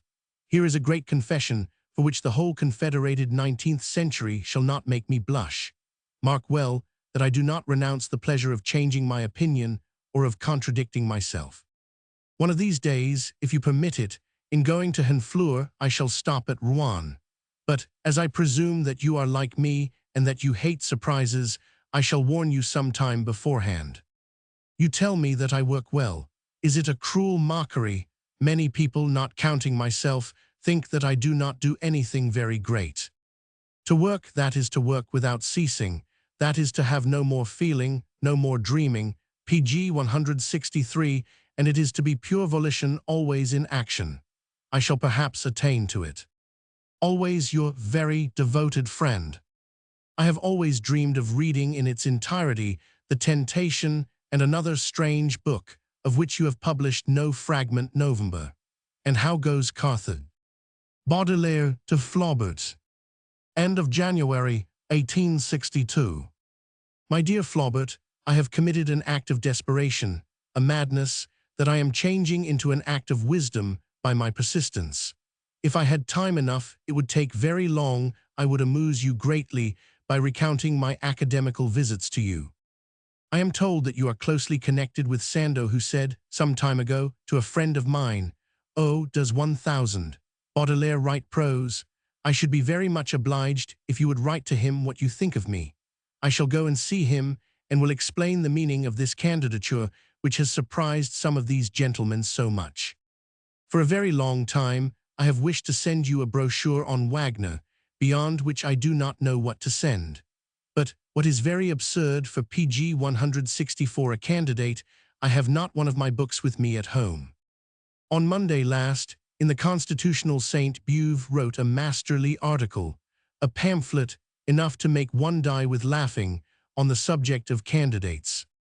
Always yours, devotedly. Baudelaire to Flaubert. Paris. St. January, 1862. My dear Flaubert, you are a true warrior. You deserve to be in the sacred legions. You have the blind faith of friendship, which implies the true statesman's sick. But good recluse, you have not read St. Beuve's famous article on the Academy and the candidateships. This has been the talk for a week, and of necessity it has reached out violently in the Academy. Maxime Ducamp told me that I was disgraced, but I am persisting in paying my visits, although certain academicians have declared, can it be really true, that they would not even receive me at their houses. I have committed a rash action of which I do not repent. Even if I should not obtain a single vote, I shall not repent of it. An election takes place on February 6th, but it is from the last one Lacordaire, February 20th, that IP 165 shall try to snatch 2 or 3 votes. I think of myself alone, at least, if it comes to a reasonable candidateship, in front of the ridiculous little Prince du Broglie, son of the Duke, living academician. These people will end by electing their concierges, and those concierges are Orleanists. Doubtless we shall see each other soon. I dream always of solitude, and if I go away before your return, I will pay you a visit for some hours down there. How is it that you have not guessed that Baudelaire would rather be Auguste Barbier, Théophile Gautier, Banville, Flaubert, Leconte de Lislethat, is to say, pure literature? That was understood immediately by a few friends, and has gained me some sympathy. Thank you, and yours always. Have you noticed that to write with a steel pen is like walking on unsteady stones with sabots? Baudelaire to Flaubert. Paris. RD February, 1862. My dear friend. 1000. Sandeau was charming, his wife was charming, and I really believe that I was as charming as they were, since we all held a concert in your honor, so harmonious that it was like a veritable trio, performed by consummate artists. pg 166. As for my affairs, Sandeau reproached me for taking him unawares. I ought to have seen him sooner. However, he will speak for me to some of his friends at the Academy, and perhaps, said he, I shall be able to snatch some Protestant votes in the ballot for the Lacordaire chair. It is everything I desire. Seriously, MME. Sandeau's enthusiasm is great, and in her you have an advocate, a more than zealous panegyrist. That greatly excited my rivalry, and I succeeded in finding some reasons for eulogy that she had forgotten. Here is Sandeau's letter. Here is a little paper which will perhaps interest you. Yours always, Hope to see you soon. Page 167. Page 168. Mignon aspirant ophile. Page 169. Some remarks on Baudelaire's influence upon modern poetry and thought. In his essay called Pen, Pencil, and Poison, Oscar Wilde remarks, "But had the man worn a costume and spoken a language different from our own, had he lived in imperial Rome, or at the time of the Italian Renaissance, or in Spain in the 17th century, or in any land, or in any century but this century and this land, we should be quite able to arrive at a perfectly unprejudiced estimate of his position and value." And he also says, "Of course, he is far too close to our own time for us to be able to form any purely artistic judgment about him."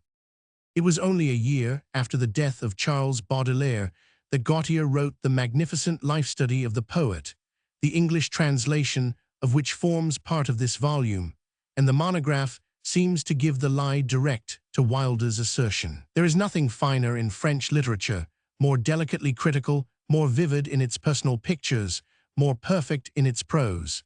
It is the triumph of a PG 170 luminous brain, full of rays and ideas whence images buzz forth like golden bees. Yet it is just because there is some truth in Wilde's plea that there is still something to be said today of Baudelaire. The attempt to say it may seem presumptuous, and I am certain that no single word of Gautier could be altered or improved upon. Everything fitted the biographer for his task. He knew Charles Baudelaire intimately. He possessed an ear for rhythm unequaled in its kind. His fervent and romantic fancy rendered him peculiarly able to appreciate the most delicate of Baudelaire's thoughts and tones of his music. Finally, a fact which has hitherto escaped notice in this connection: Mademoiselle de Maupin of Gautier, published in 1835, created much the same scandal and alarm as Baudelaire's Les Fleurs du Mal did in 1857. Although Théophile Gautier himself escaped the fate of being publicly prosecuted for an offense against public morals, he knew what it was to suffer a literary martyrdom, and could feel for his younger friend when the author of Une Charogny was brought before the court. Indeed, it was in the very year that Les Fleurs du Mal was issued that Flaubert was prosecuted on account of Madame Bovary, and Gautier became in consequence the great novelist's staunch friend and champion. Gautier, above all his contemporaries, was of PG 171, precisely the temper of mind to appreciate Charles Baudelaire. Nothing was lacking in the man, his temperament or his opportunities, to produce a masterpiece which, ranking with the Voltaire of Lord Morley or Walter Pater's Leonardo da Vinci, is almost unknown by the general English reader. Yet there is much to be said of Baudelaire that Gautier could not say. Gautier died in 1872. At that time, Baudelaire's work was only known to a distinguished literary coterie. In England, it had hardly been heard of. Swinburne, in 1866, when Poems and Ballads appeared, was almost certainly the only English man of letters who understood the French poet. Recently, a certain amount has been written about Baudelaire in England. Oscar Wilde constantly refers to his poems. There have been some review articles for the making of which the writers have drawn largely upon Gautier and Asselineau's Charles Baudelaire, Savy et son of a Mr. F.P. Sturm in 1905 made a fine study of the poet as an introduction to an English verse translation of Les Fleurs du Mal, published in the Canterbury Poets series. It is because I believe I have something new to say that I have dared to include a short study with my translations of Gautier's jeweled prose and of Baudelaire's poems. Only a very few years ago in England, it was PG 172 thought, though quite wrongly thought, that the more eclectic literary artists of England and France would, and must always, remain the peculiar property of the leisured and cultured classes. It was not only because the books of such writers were difficult of access and costly in price. Men and women privileged to enjoy and appreciate the work of Baudelaire or Verlaine in France, Walter Pater or Oscar Wilde in England, honestly believed that the vast mass of readers were temperamentally, and by training unable to understand these and other artists. Fact of compulsory education created a proletariat able and willing to read. astute exploiters of popular necessity arose and began to supply cheap reading matter with all the aplomb and success that would have attended their efforts if they had been directed towards any other newly risen want. This happened a generation ago. Millions still feed upon the literary hogwash provided for them, but from among those millions, a new class has arisen that asks for better fare and does not ask in vain. To take a single instance, Ruskin's works in the Everyman Library are supplied at £1 a volume. The demand has been enormous. Again, a paper like TPS Weekly, costing a penny and dealing with the best things of literature, has an enormous circulation and a personal PG 173 influence over hardworking middle-class men and women with little leisure for self-culture that it is impossible to overrate. Moreover, the issue of Oscar Wilde's finest work at a trifling price has been attended with a success that has startled no one more greatly than the adventurous publishers themselves. Now these things are signs of the times. If they show anything at all, they show that the work of writers, which has been hitherto thought to be far above the head of the ordinary reader, is really not so in the least. And because I am persuaded that opportunity alone has been wanting, I have ventured upon this book. Gautier's immortal essay takes the first place. We have here a piece of criticism and explanation, which, while never digressing from its subject, personality, and life of Charles Baudelaire, nevertheless, takes it as the motif of a work of art in a way no less perfect than those of which it deals. Let me endeavor to resume the theme so that we may see the difference that more than 40 years have made. Writers and readers of today must necessarily look at Baudelaire with very different eyes from those of Gautier. How, why, and in what degree? In 1857, Baudelaire published his greatest work, the volume of poems called Les Fleurs du Mal. The book stirred literary France to its depths, and PG 174 shook bourgeoisie France with horror. To many people, it seemed that a veritable apostle of Satan had risen up in their midst. In 1866, Charles Algernon Swinburne published Poems and Ballads and shocked literary England in precisely the same fashion, the middle classes remaining quite undisturbed and never hearing of this young man's succès de scandale. The great and enduring beauty of the poems and ballads, the perfection of form, incomparable music, color of dreams, and of dreams alone, all these were natural products of the greatest master of metrical music since Shelley. But the ideas behind expression, attitude, and outlook haunted visions of sin, swayings towards the satanical, these were simply drawn from Baudelaire, as Baudelaire in his fashion had distilled them from Edgar Allan Poe. And this brings me to the point I wish to make. It is to point out the immense influence of Baudelaire upon the literature, thought, and life of England at this very moment. This opium-taker, the eater of hashish, the rhapsodist of emotional life divorced from any moral or unmoral impulse, the man of good birth and fine social chances who died a general paralytic, the apologist of cosmetics, the lover of pantherwomen, and the ultimate corruption of the grave, has made a definite change in English life. PG 175. All great events happen within the mind. Waterloo, it used to be said, was won upon the playing fields of Eton just as Spion Kop was undoubtedly lost there. An English critic of Baudelaire has said, "The writing of a great book is the casting of a pebble into the pool of human thought. It gives rise to ever-widening circles that will reach we know not whither, and begins a chain of circumstances that may end in the destruction of kingdoms and religions and the awakening of new gods. The change wrought, directly or indirectly, by the flowers of evil alone is almost too great to be properly understood. There is perhaps not a man in Europe today whose outlook on life would not have been different had the flowers of evil never been written." The first thing that happens after the publication of such a book is the theft of its ideas and the imitation of its style by the lesser writers who labor for the multitude. And so its teaching goes from book to book, from the greater to the lesser, as the divine hierarchies emanate from divinity, until ideas that were once paradoxical or even blasphemous and unholy have become mere newspaper commonplaces adopted by the numberless thousands who do not think for themselves, and the world's thought is changed completely, though by infinitely slow degrees. Page 176.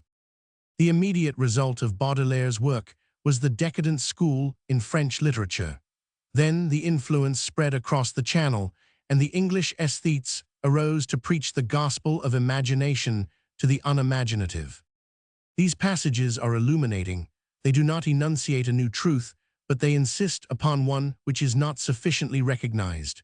Gautier has pointed out how immensely Baudelaire was influenced by Thomas de Quincey and especially by Edgar Allan Poe. To continue that line of thought is my purpose.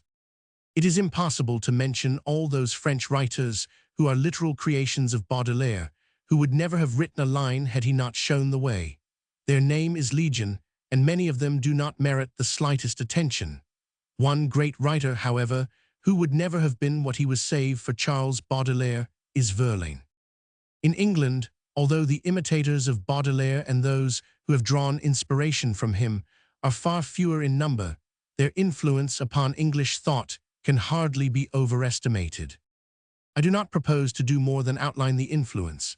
It will be sufficient for my purpose if I take but 4 names, those of Algernon Charles Swinburne, Walter Pater, Oscar Wilde, and the minor poet Ernest Dowson, who produced only one small volume of verses, but who, nevertheless, page 177, belongs directly to the school of Baudelaire, and whose work is tinging the attitude towards life of the present generation in a way very little suspected by most people. Baudelaire, when he wrote of love, invariably did so with the despair of satiety. It was always a vanished emotion that he recaptured and made beautiful in melodious verse, always the bitter taste left upon the lips of those who have kissed overmuch and overlong. The attitude is always that of the man who scourges himself, uses the rod of passion, the whip of lust, or the knout of unfulfilled desire to make some almost perfect madrigal. It must be remembered that we are dealing with a strange and esoteric personality. I have made it my method here to be concerned with facts alone, and those who would understand the poet must be content to draw their own deductions from these facts. It is no province of mine to pass any judgment other than the pure aesthetic. Music has come from the experiments and agonies of genius. I analyze, that is all. The best and simplest way to make it clear how much Swinburne owed to Baudelaire is by means of parallel quotation. Let us take, for example, Baudelaire's poem Causerie. Vous êtes un beau ciel d'automne, clair et rose. Page 178, mais la tristesse en moi monte comme l'amour. Et laisse en refluent sur ma lèvre morose. Le souvenir cuisant de son limon amer. Ta main si glisse, en vain sur mon sein qui si pâme. Si quel church, ami, est un lussac.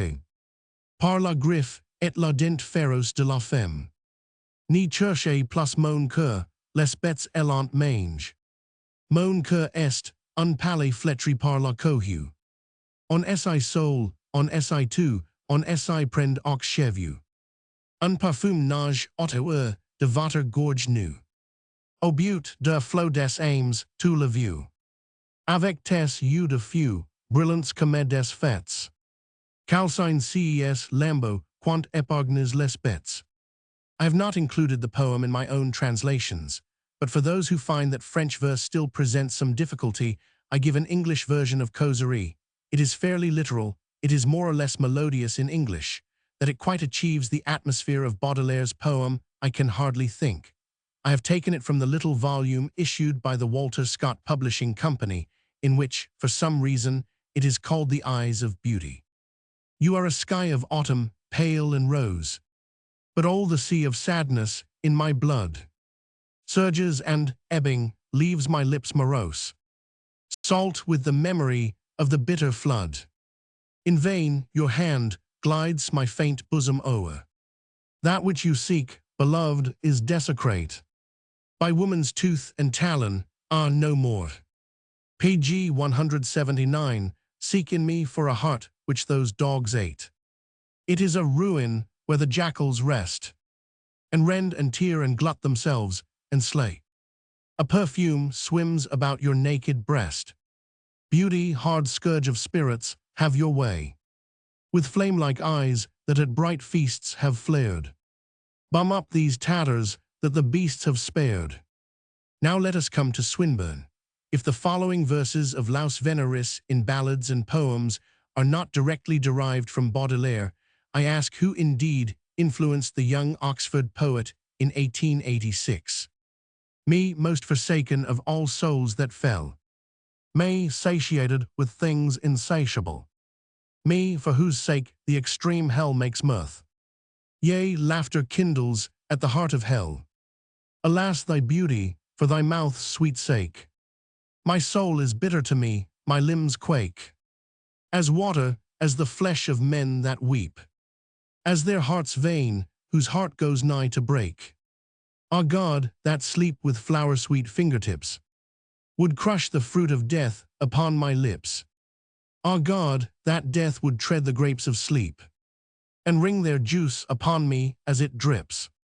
There is no change of cheer for many days, but change of chimes high up in the air that sways, wrung by the running fingers of the wind, and singing sorrows heard on hidden ways. I dare not always touch her, lest the kiss leave my lips charred. Yea, Lord, a little bliss, brief, bitter bliss, one hath for a great sin. Nathless, thou knowest how sweet a thing it is. Page 180. The verse of Swinburne is more musical and has a wider range of imagery, but the passion is the same, the method is the same, and for those who understand French as a Frenchman understands it, the atmosphere fails in the magic intensity that Baudelaire achieves. This is one single instance. Those who are interested can pursue these comparisons between the two poets for themselves. They will be richly rewarded. I have mentioned Walter Pater, that great artist in English who may be said to have succeeded Ruskin as the exponent of the most critical and refined thought of our time. When I say that he succeeded Ruskin, I do not mean to imply that he has the slightest aesthetic affinity with the author of modern painters. I only speak of him as having had as strong an influence upon later thought as Ruskin had upon his. Pater was curious of everything in life and art that offered a new sensation that should enable men to realize themselves in the completest and most varied way. Baudelaire was certainly not Walter Pater's master in the same degree that he was the master of Swinburne and of Wilder, yet none the less certainly the Frenchman's work made expression possible to the recluse of Oxford. Hellenic thought, with its dangerous conclusions, pg 181 was restated by Pater because Les Fleurs du Mal had paved the way. Here again, within the compass of a brief essay, it is impossible to set forth these contentions in detail. But those who have read Baudelaire and what Gautier says about him, those who have studied contemporary thought and contemporary literature, when Pater began to weave his magical prose will confirm what is no discovery of mine, but a fact of literature. They will recognize that, in the conclusion of Walter Pater's Renaissance, the following words could hardly have been written had it not been for the daring expression of the poet whom Frenchmen admit to be second to Hugo alone. The service of philosophy, of speculative culture, towards the human spirit is to rouse, to startle it to a life of constant and eager observation. Every moment some form grows perfect in hand or face. Some tone on the hills or the sea is choicer than the rest. Some mood of passion or insight or intellectual excitement is irresistibly real and attractive for us for that moment only. Not the fruit of experience, but experience itself is the end. A counted number of pulses only is given to us of a variegated, dramatic life. How may we see in them all that is to be seen in them by the finest senses? How shall we pass most swiftly from point to point, and be present always at the pg 182 focus, where the greatest number of vital forces unite in their purest energy? To burn always with this hard, gem-like flame, to maintain this ecstasy, is success in life. In a sense, it might even be said that our failure is to form habits, for after all, habit is relative to a stereotyped world, and meantime it is only the roughness of the eye that makes any two persons, things, situations seem alike. While all melts under our feet, we may well catch at any exquisite passion, or any contribution to knowledge that seems by a lifted horizon to set the spirit free for a moment, or any stirring of the senses, strange dyes, strange colors, and curious odors, or work of the artist's hands, or the face of one's friend. Not to discriminate every moment some passionate attitude in those about us, and in the brilliancy of their gifts, some tragic dividing of forces on their ways, is, on this short day of frost and sun, to sleep before evening. With this sense of the splendor of our experience and of its awful brevity, gathering all we are into one desperate effort to see and touch, we shall hardly have time to make theories about the things we see and touch. What we have to do is to be forever curiously testing new opinions and courting new impressions, never acquiescing in a facile orthodoxy of Kant, or of Hegel, or of our own philosophical theories or ideas, as points of view, instruments of criticism. Pg 183 may help us to gather up what otherwise might pass unregarded by us. Philosophy is the microscope of thought, the theory or idea or system which requires of us the sacrifice of any part of this experience in consideration of some interest into which we cannot enter, or some abstract theory we have not identified with ourselves, or what is only conventional, has no real claim upon us. What is this most perfect piece of prose but an expansion of Baudelaire's poem Correspondences? La nature est un temple au de vivants piliers. Laissant, parfois, sortir de confuses paroles. Elle y passe à travers des forts de symboles, qui elle observant avec des regards familiers. Comme de longs échos qui de loin s'y confondent. Dans une ténébreuse et profonde unite. Vaste comme la nuit et comme la clarté. Les parfums, les couleurs et les sons s'y répondent. Il est des parfums frais comme des chairs d'enfance. Doux comme les hautbois, verts comme les prairies. Et daughters, carampes, riches et triomphants. Ayant l'expansion des choses infinies. Comme l'amber, le musc, le benjamin et l'encens. Qui chantent les transports de l'esprit et des sens. In the temple of night rise vast living pillars, and there those who worship murmur words that man has never yet been able to understand. The worshippers in this temple of night wander through a huge and tangled wood of symbols, while on Pg 184 every side they feel that inexplicable yet friendly eyes regard them. Far off and dim long-drawn echoes are heard. They shiver through the forest, coming together in one deep mingled sound like that of a gong. The sound reverberates and dies away.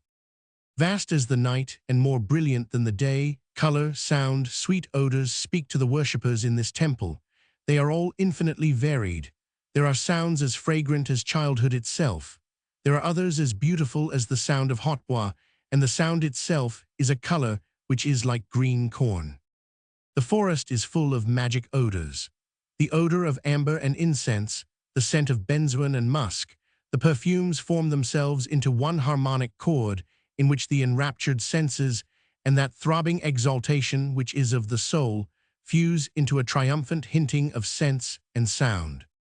If this is not gathering the conflicting claims, bewildering experiences, the entangled interests of modern life into one receptive cistern of the brain where consciousness stands tasting all that comes, then the poem of Baudelaire means nothing, and the beautiful prose of Pater has drawn nothing from it. We shall see him no more. This is the end of the man, and his work remarks like these only faintly indicate what was said of Oscar Wilde Pg 185 when he was sent to prison. When Wilde was in prison in 1896, Salome was produced by Lugny Poe at the Théâtre de Louvre in Paris. England was affronted and offended. When the play of Salome was produced in England for the first time, it was at a private performance at the New Stage Club. The critics did their best to howl it down. It was as though a ghost, a revenant, had appeared. Meanwhile, the play had been produced in Berlin, and from that moment it held the European stage. It ran for a longer consecutive period in Germany than any play by any Englishman excepting Shakespeare. Its popularity extended to all countries where it was not prohibited. It was performed throughout Europe, Asia, and America. It was even played in Yiddish. That was the beginning. At the present moment, the works of Oscar Wilde are being sold in enormous quantities and in many editions. You can buy Intentions or Dorian Gray for 1 shilling. The influence that Oscar Wilde is having upon a generation of readers, which has risen since he died, is incalculable. Hardly an article in the daily press would be written, as it is written, if it were not for the posthumous prosperity of the poet whose work has risen like the phoenix from the ashes of his personal reputation. It was Baudelaire who provided that attitude towards life which Wilde made his own. Baudelaire pg 186 gave Wilde took from Baudelaire some of the jewels which the latter had snatched from the classic diadem of Poe. And if we grow tired of an antique time and desire to realize our own age in all its weariness and sin, are there not books that can make us live more in one single hour than life can make us live in a score of shameful years? Close to your hand lies a little volume, bound in some Nile-green skin that has been powdered with gilded nenuphars and smoothed with hard ivory. It is the book that Gautier loved. It is Baudelaire's masterpiece. Open it at that sad madrigal that begins. Que m'importe que tu sois sage.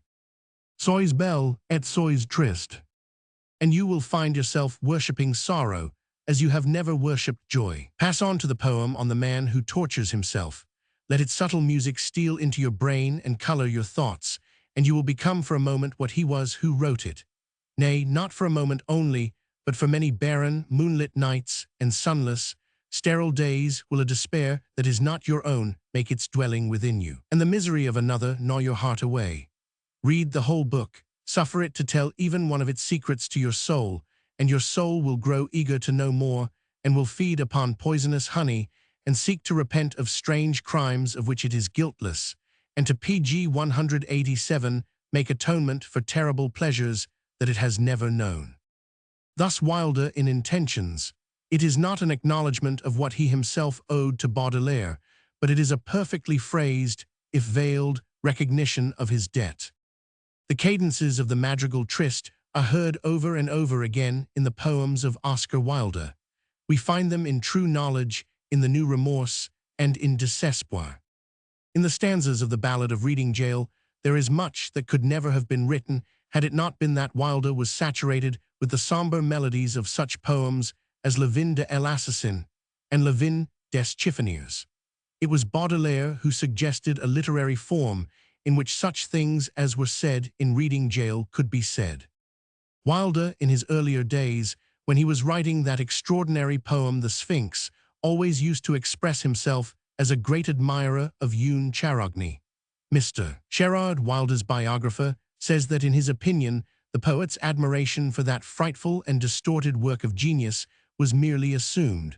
But Mr. Sherard tells us also that the flowers of evil exercised a great influence over Wilde's mind during the earlier period of his artistic life, and in The Sphinx it is most marked.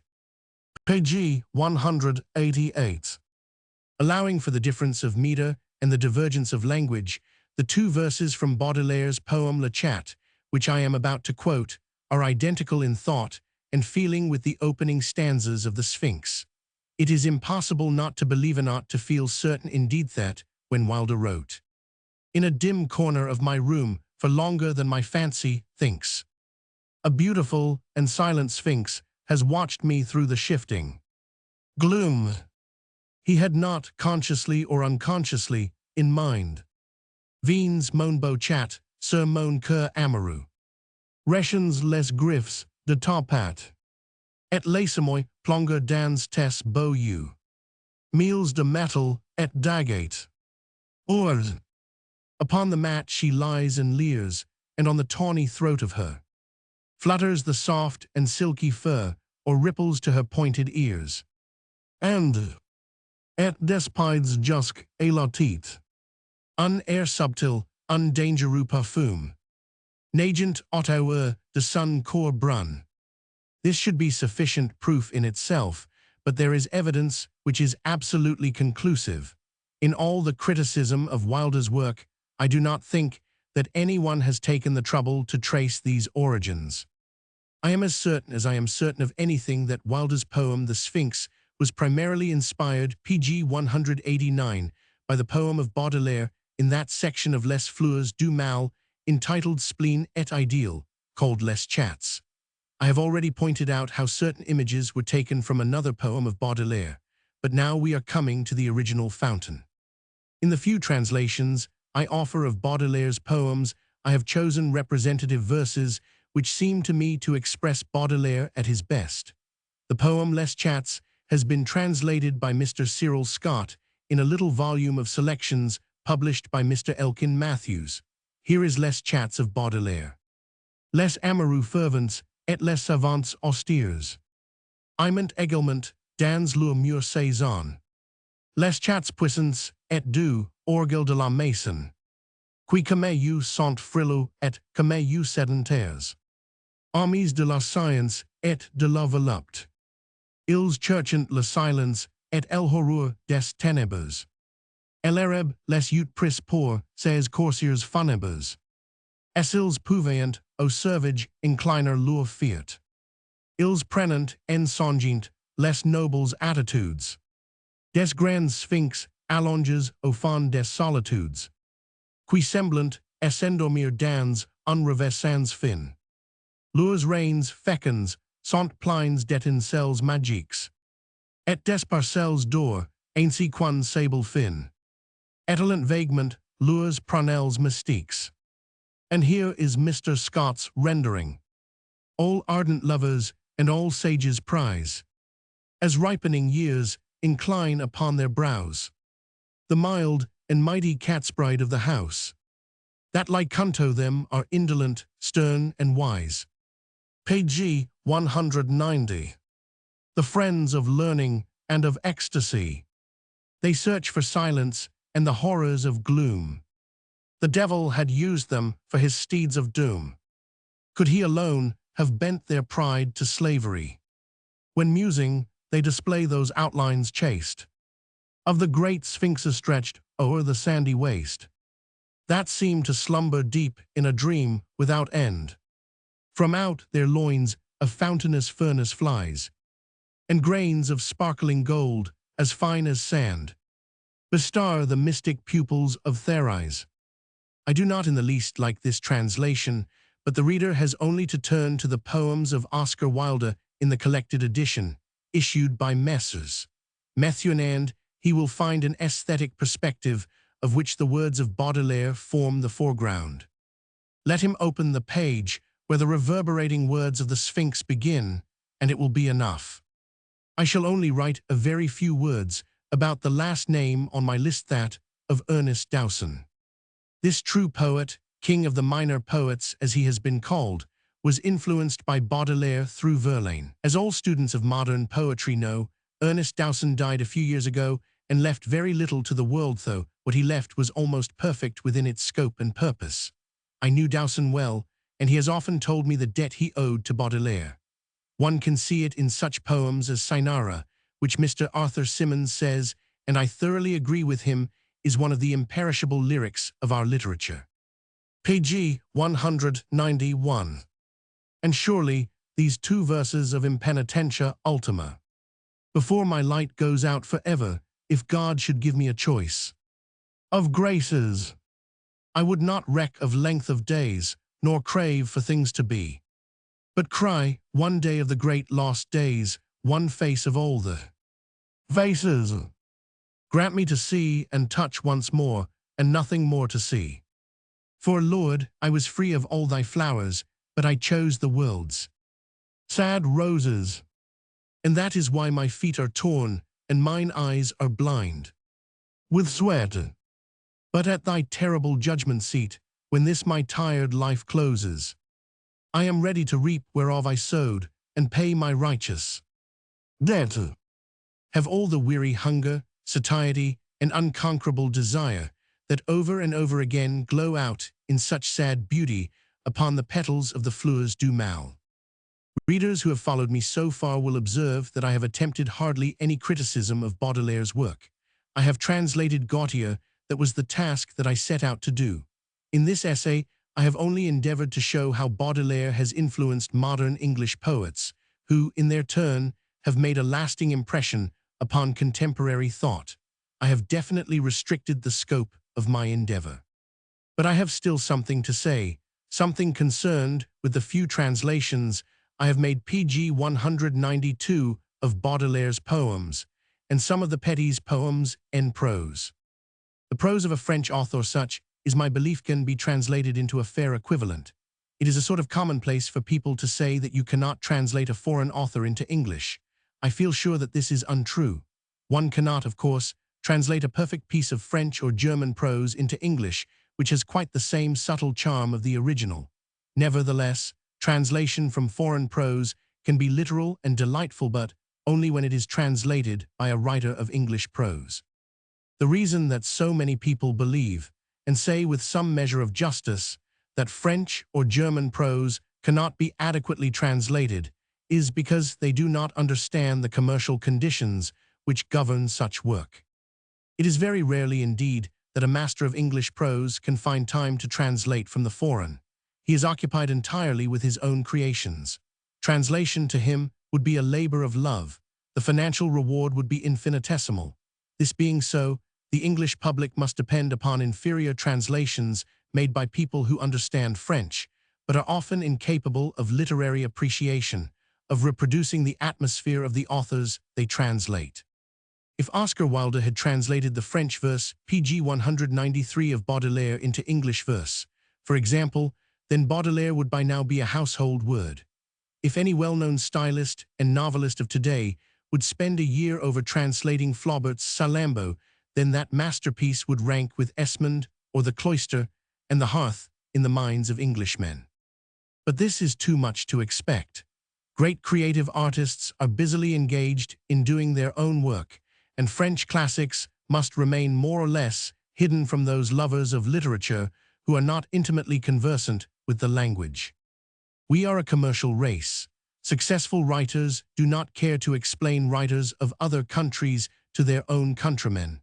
English men of letters have a deep love for English letters, but very few of them carry their amourettes over the channel. Yet if anyone doubts my contention that foreign work can be translated almost flawlessly, let me remind him of John Addington Symonds' Life of Benvenuto Cellini, the Count Stenbach's rendering of Balzac's shorter stories, Rossetti's La Vita Nuova of Dante, or the translations of Maeterlinck by Mr. Teixeira de Mattos. Charles Baudelaire, when once he had found work that appealed to him enormously, proceeded to translate it into his own language. His renderings of Poe have not only introduced Poe to the pg 194 public of France, but have even improved upon the work of the American. And Baudelaire says of his master, Si en est pas par ces miracles matériels, qui portent en fait sa renommée, qu'il lui sera don de conquérir l'admiration des gens qui pensent. C'est par son amour du beau, par sa connaissance des conditions harmoniques de la beauté, par sa poésie profonde et plaintive, ouverginimens, transparent et correct comme un bijou de cristal, par son admirable style, pur et bizarre, ser comme les mails d'une armure, complacent et minutia, et dont la plus légère intention, sota pauser d'ausment la lecture vers un but voulu, et enfin surtout par si génie tout spécial, par si temperament unique qui lui a permis de peindre et d'expliquer, d'une manière impeccable, ses santé terrible et l'exception dans l'ordre moral. Diderot, pour prendre un exemple intéressant, est un auteur sanguin, Poe est l'écrivain des nerfs, et même de quelque chose de plus et le meilleur que j'y connaisse. This, of course, is only a paragraph taken from a considerable essay, but with what insight and esprit is it not said? There is all the breadth and generality which comes from a culture, minute, severe, constantly renewed, rectifying and concentrating his impressions in a few pregnant words. It is as well, also, that Baudelaire's marvelous pg 195 flair for translation should be illustrated in this book. I have had some difficulty in making choice of an example, in gathering a flower from a garden so rich in blooms. I think, however, that the following parallel excerpts from Ligeia exhibit Poe in his most characteristic style and Baudelaire at his best in translation. For purposes of comparison, the English and the French are printed in parallel columns. There is one topic, however, on which my memory fails me not. It is the person of Ligeia. In stature she was tall, somewhat slender, and in her latter days even emaciated. I would in vain attempt to portray the majesty, the quiet ease of her demeanor, or the incomprehensible lightness and elasticity of her footfall. She came and departed as a shadow. I was never made aware of her entrance into my closed study, save by the dear music of her low, sweet voice, as she placed her marble hand upon my shoulder. In beauty of face, no maiden ever equaled her. It was the radiance of an opium dream, an airy and spirit-lifting vision more wildly divine than the fantasies which hovered about the slumbering souls of the daughters of Delos. Yet her features were not of that regular mold which we have been falsely taught to worship in the classical labors of the heathen. Il est néanmoins un sujet très cher sur lequel ma mémoire n'est pas défaut. C'est la personne de Lygia. Elle était d'une grande taille, un peu mince, et même, dans les derniers jours, très amaigrie. J'ai essayé en vain de dépeindre la majesté, et l'essence tranquille de sa démarche, et l'incompréhensible légèreté, et l'élasticité de son pas. Elle venait et s'en allait comme une ombre. Je ne m'apercevais jamais de son entrée dans mon cabinet de travail, que par la cheer musique de sa voix douce et profonde, quand elle passait sa main de marbre sur mon épaule. Quant à la beauté de la figure, aucune femme n'y elle jamais égalée. Si était l'éclat d'un rêve d'opium une vision aérienne et ravissante, plus étrangement céleste que les rêveries qui voltigent dans les aims assoupis des fils de Delos.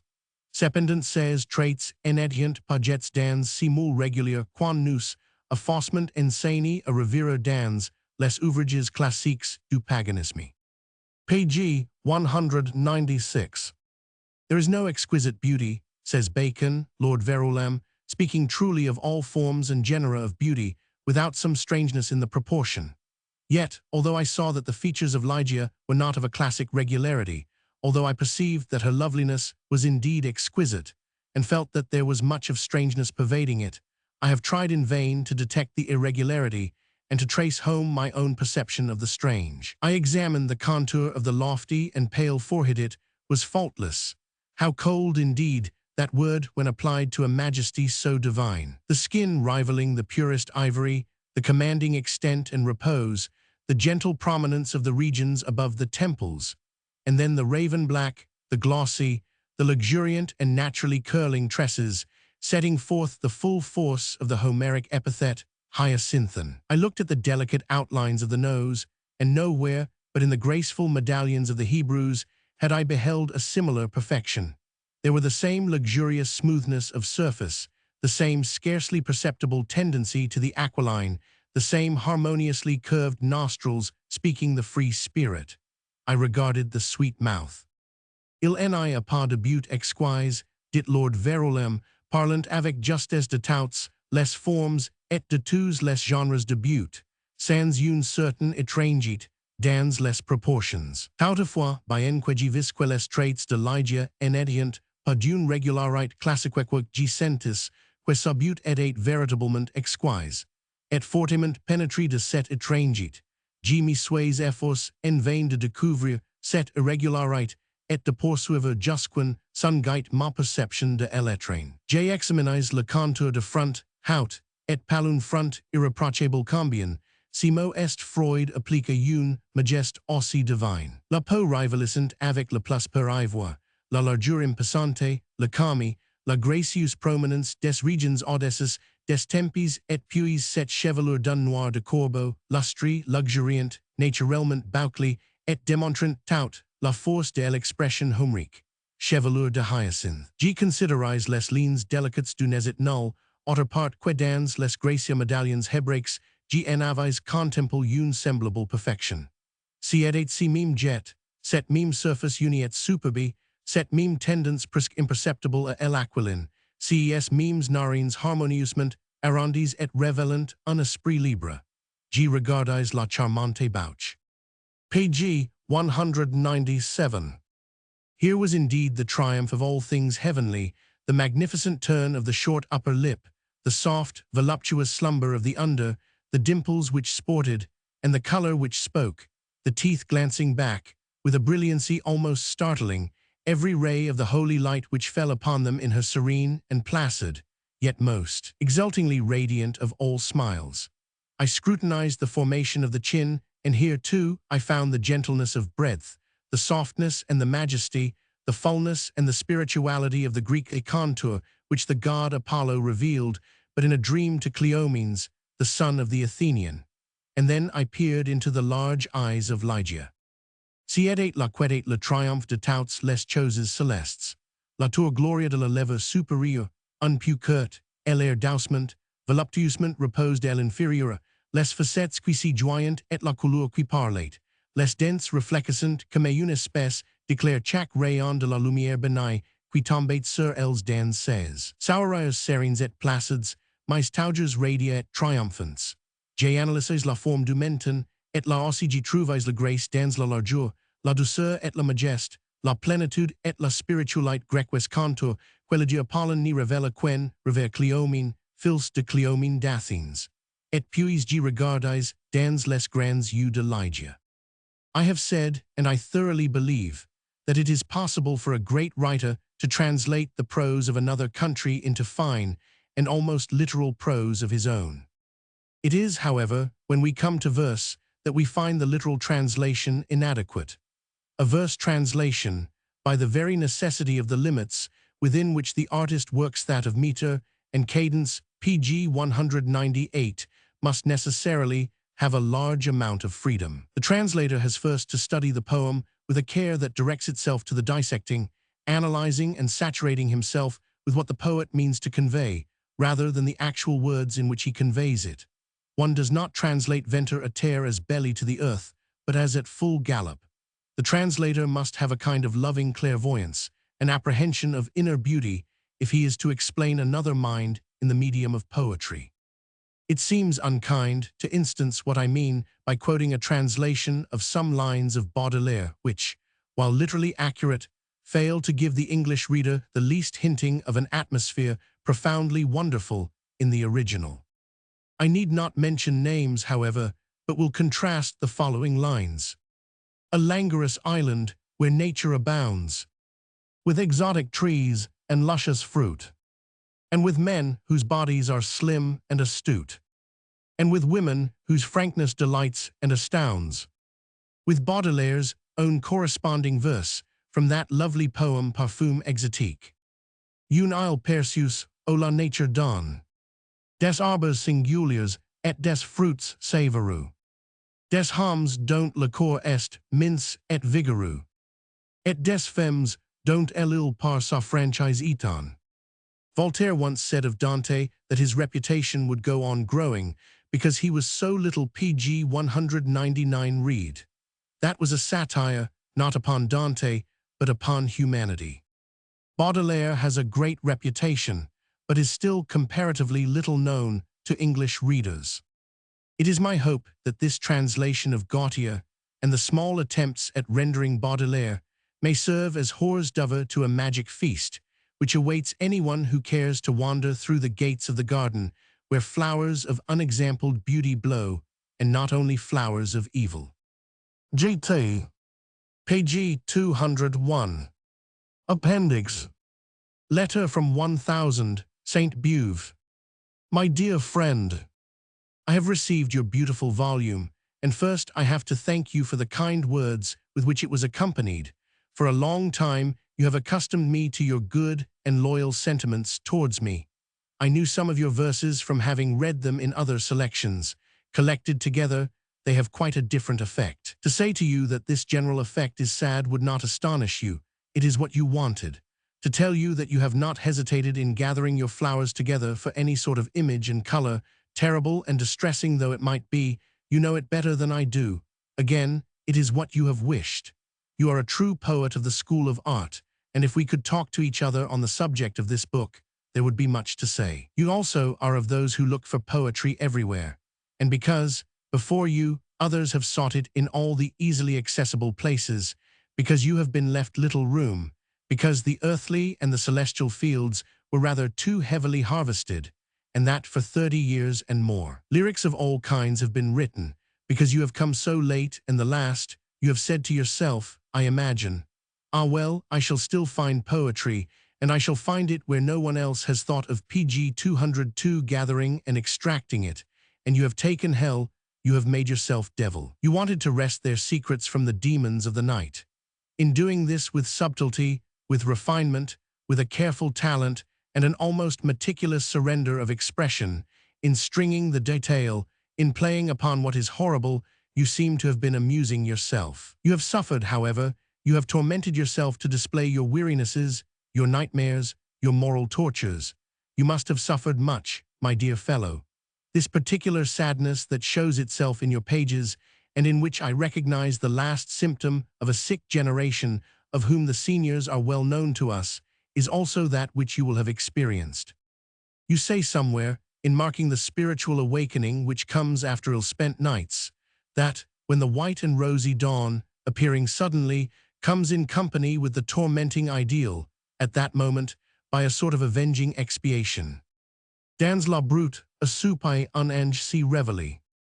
It is this angel that I invoke in you, and that must be cultivated. If only you had let it intervene a little oftener in 2 or 3 separate places, that would have been sufficient to have disentangled your thought, so that all these dreams of evil, all these obscure forms, and all these outlandish interweavings wherein your imagination has wearied itself would have appeared in their true guise, that is to say, half scattered, ready and waiting to flee before the light.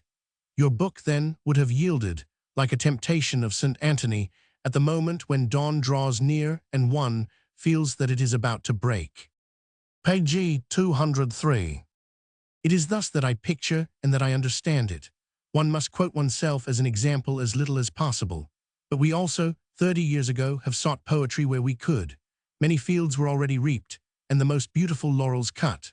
I remember in what melancholy state of mind and soul I wrote Joseph Delorme, and I am still astonished when I happen, which is rarely, to reopen this little volume, at what I have dared to say, to express in it. But in obedience to the impulse and natural progress of my sentiments, I wrote a selection the following year, still very imperfect, but animated by a gentler, purer inspiration, less consolations, and thanks to this simple development towards good, I have been almost pardoned. Let me give you some advice which would surprise those who do not know you. You mistrust passion too much. With you it is a theory. You accord too much to the mind, to combination. Let yourself alone. Do not be afraid to feel too much like others. Never fear to be common. You will always have enough in your delicacy of expression to make you distinguished. I do not wish any longer to appear more prudish in your eyes than I am.